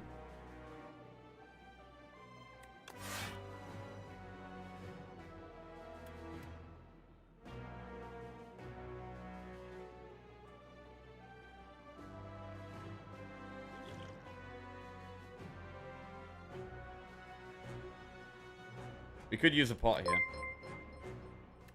Or we could also just uppercut, bludgeon, body slam. T1TC40 just resubscribed for 4 months.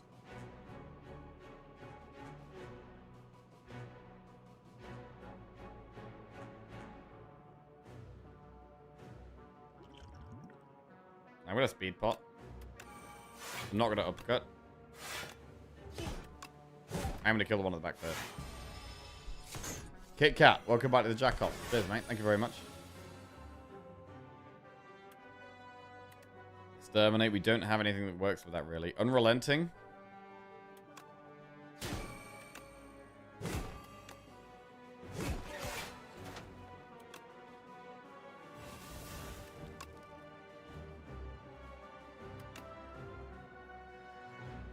Could Gambler's Brew here. Currently, we're getting no block. We're taking quite a lot of damage. Let's do it. Well, that doesn't really help.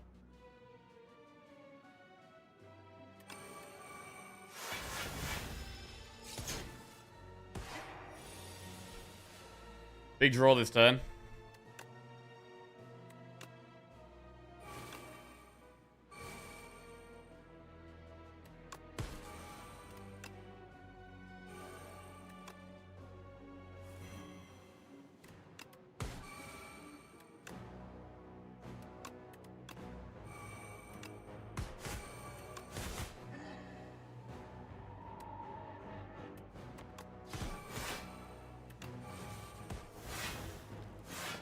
Yeah, we're probably gonna rest. Anchor. Pretty decent. Fight me plus bludgeon or evil eye. What a skip. And we'll rest. We get 2 more potions. Blood pot and colorless pot. Well, blood pot's just another big heal. Go for another elite straight away.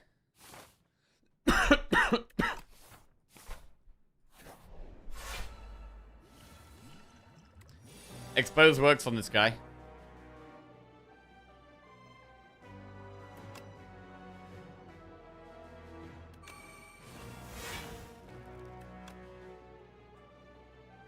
Right.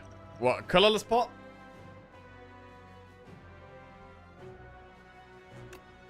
Any block? It's probably panic button. Yeah, panic button's great here. And then we can even pyre.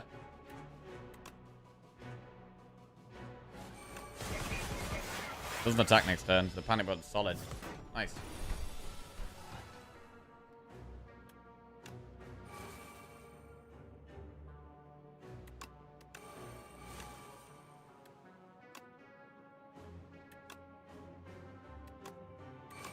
Keep the shadow out.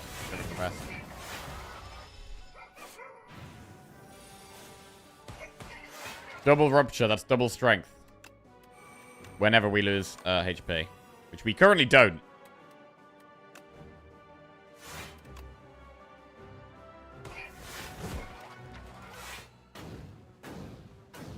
Except at the start of our turn. I mean, it's this late on. We get 8 strength now. Exterminate does 11 times 4. Hemo. Pommel. We have 12 strength. Sword Boomerang is 15 times 3. This is 15 times 4. Bloodletting. 19 times 4.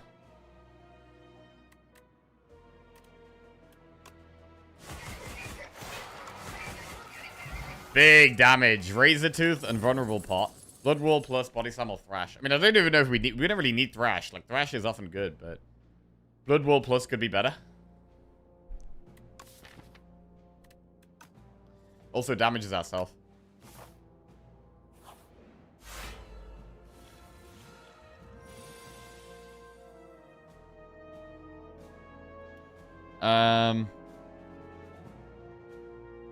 Can blood pot whenever?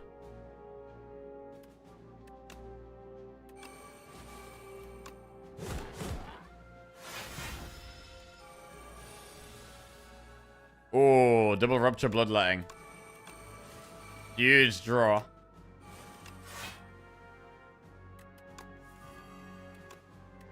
Nine times 3.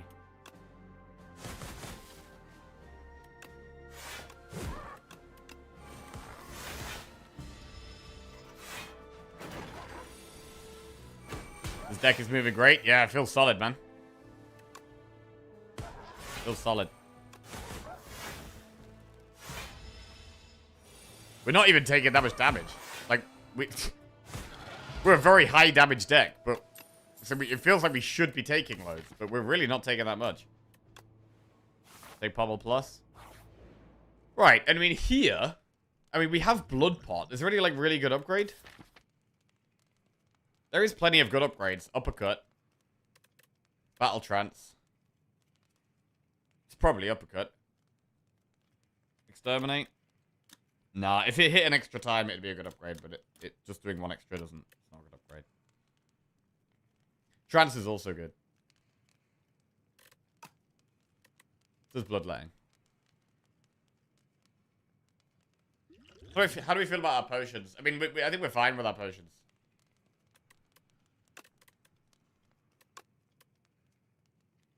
We have Razor Tooth? We do! Actually, that makes Uppercut better. That is true. With the Razor Tooth, it almost makes sense to upgrade a power. And we could also just rest. We could literally just rest. And see if we can get better potions. Also, we're at full health. Like...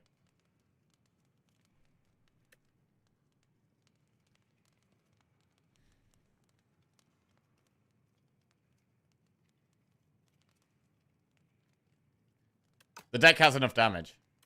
Let's rest. Touch of Insanity and Power Pot.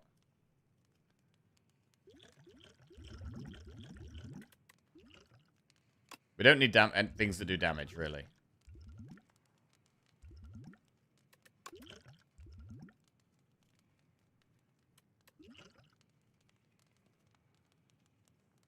We had so much strength that Strength Pot isn't really that relevant, but do we really need Vulnerable Pot? Let's go with these. Alright, here we go. What pot do we use in this fight? If any. Inferno in our starting hand. We might use Touch of Insanity.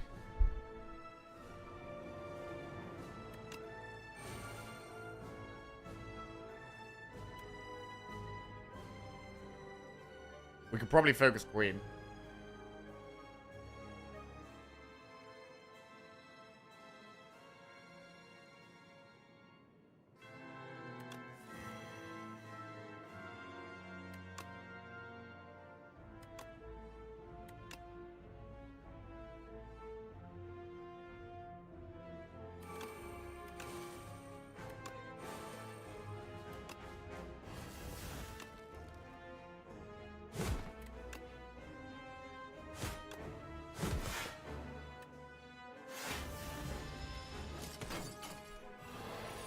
Right, it's 4 strength a turn already.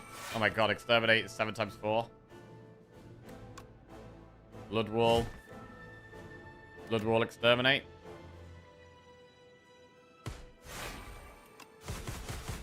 Big damage. Love that.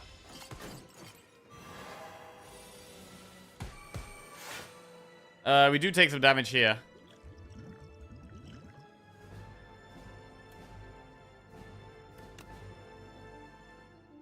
Maybe it's fine, though. We just go fast. Take the hit.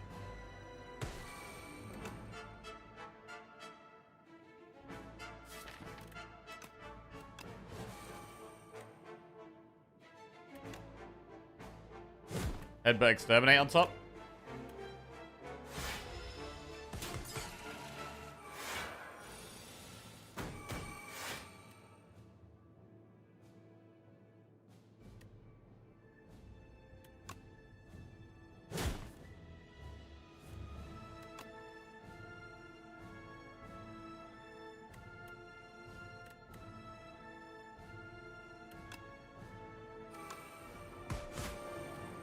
$22 times 4. That kills a little dude.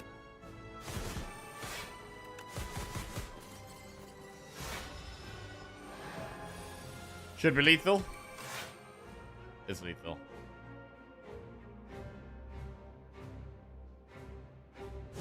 Alright.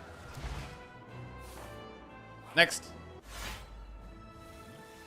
So we could just use all of our powers immediately. Just saved all of our powers for this fight. Blood Pot. Strength Pot. Power Pot. Juggling Pyre or Crimson Mantle. I mean, we don't have Crimson Mantle turn 1 here. Pyre or Crimson Mantle.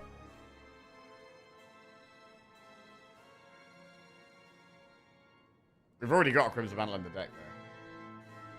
But do we need the Pyre energy? Not really. We do Crimson Mantle.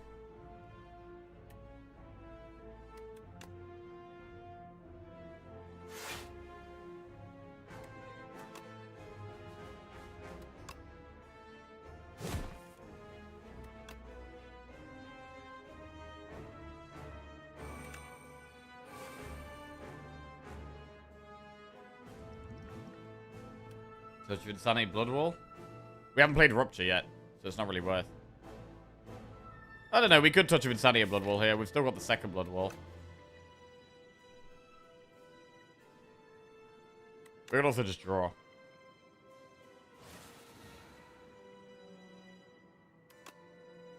Feel no Pummel.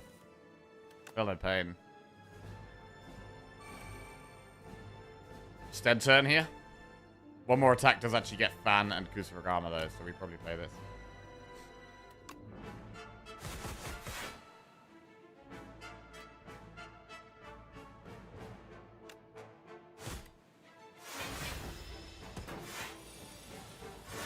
Rupture. Now we can start getting strength. Not much to do here. I mean, we could Touch of Insanity Bash.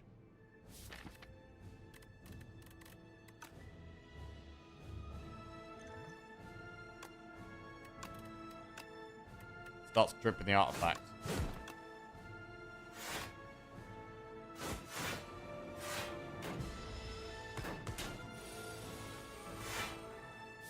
Oh wait, yeah, we do have exposed. I don't know about Fight Me. Rupture and Inferno.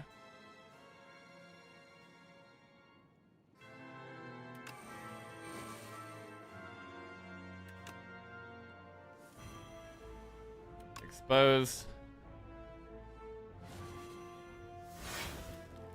Pyre, very bottom card in the deck. That's pretty disappointing, but we can Touch of Insanity at next turn, I guess.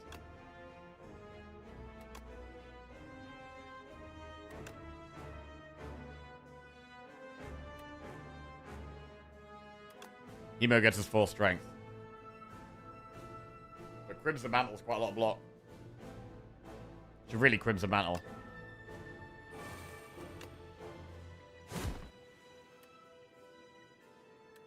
Maybe we should be playing Fight Me, to be honest.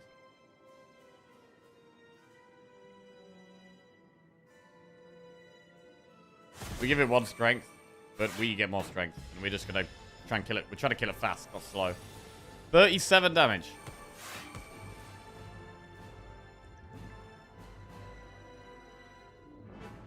So actually, we Touch of Insanity the Blood Wall and play that with the Pyre. Do Pyre, Blood Wall. And then we headbutt the Blood Wall back on top. And then pummel it. Play it again. Huge turn for block. We've got loads of strength now. Now we just got to find the multi-attacks. Any multi-attacks? No multi-attacks here. Headbutt.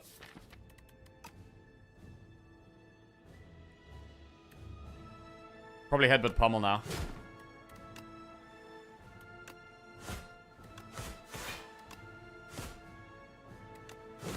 I mean, we're almost there. We're not even playing multi-attacks.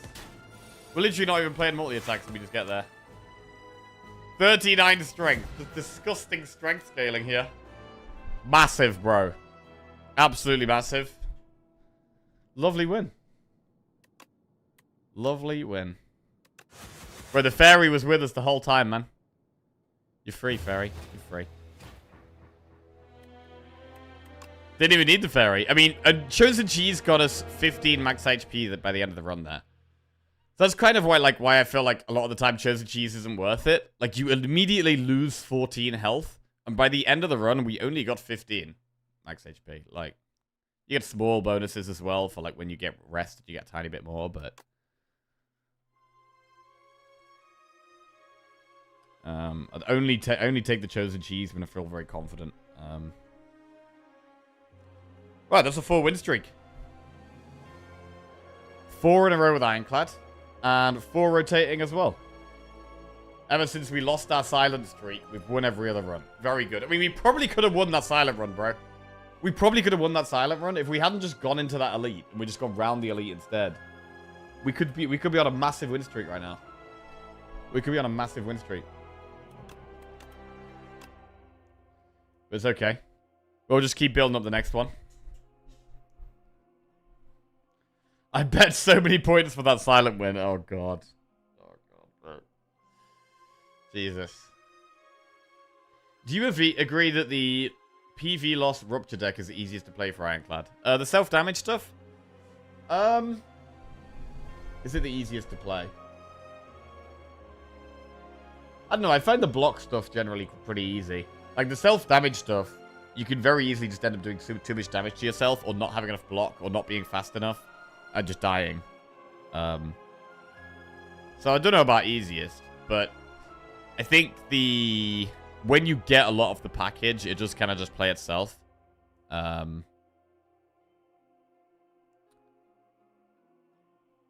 Like, just one Rupture is loads of scaling with the Inferno that was insane. Inferno is so good, man. This card is so good. Crimson Mantle, really good block. But, I mean, it's not super complicated. It's not super complicated, but if your deck isn't well balanced, you can just die very fast. That's the thing.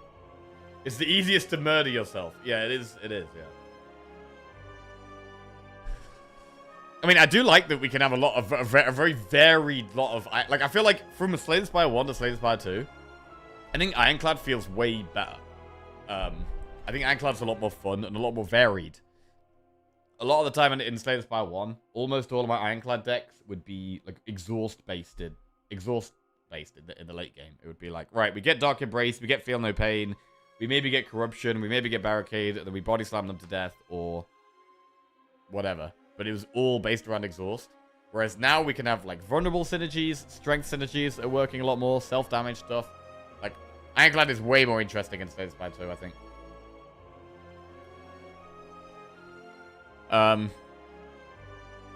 Yeah. Corruption always felt needed a lot of the time. Yeah, and it's weird, because you don't see Corruption that much anymore. When I do see it, I'm like, do I even want this? But, to be honest, most of our Corruption runs have still been pretty good. I think our last one might have had... Did our last one have Corruption in?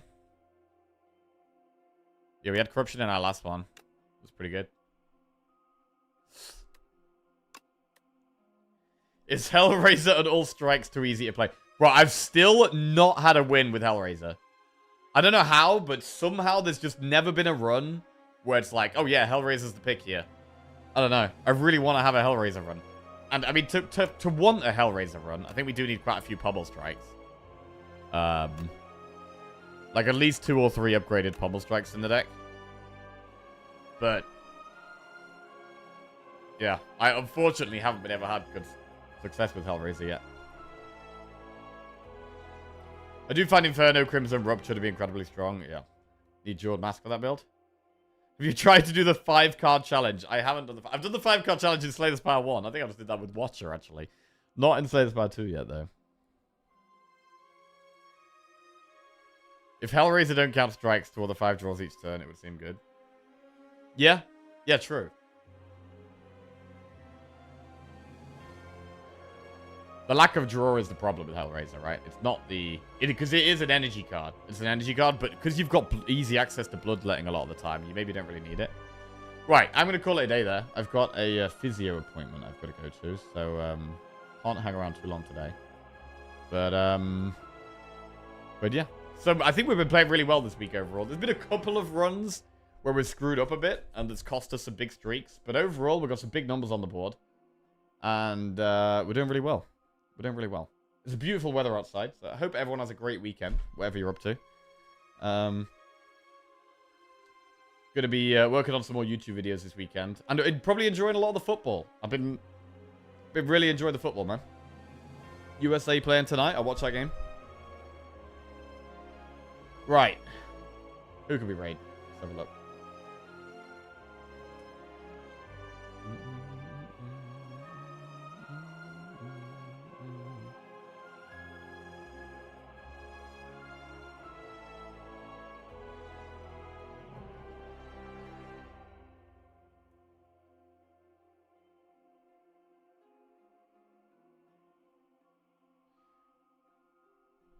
Worst Fancy Friday ever. Hey, bro, we got to reach the sub goal to get Fancy Friday, bro. Them's the rules. Them's the rules. Right, we'll raid Fletch.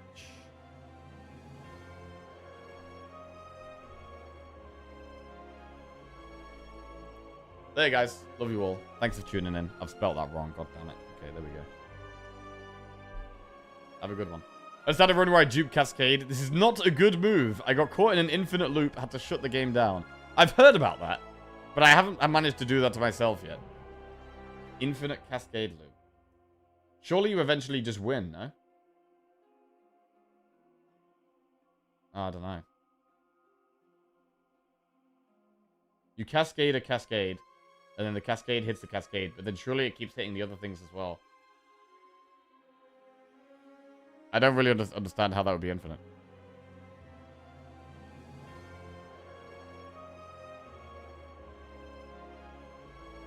Right. Laters.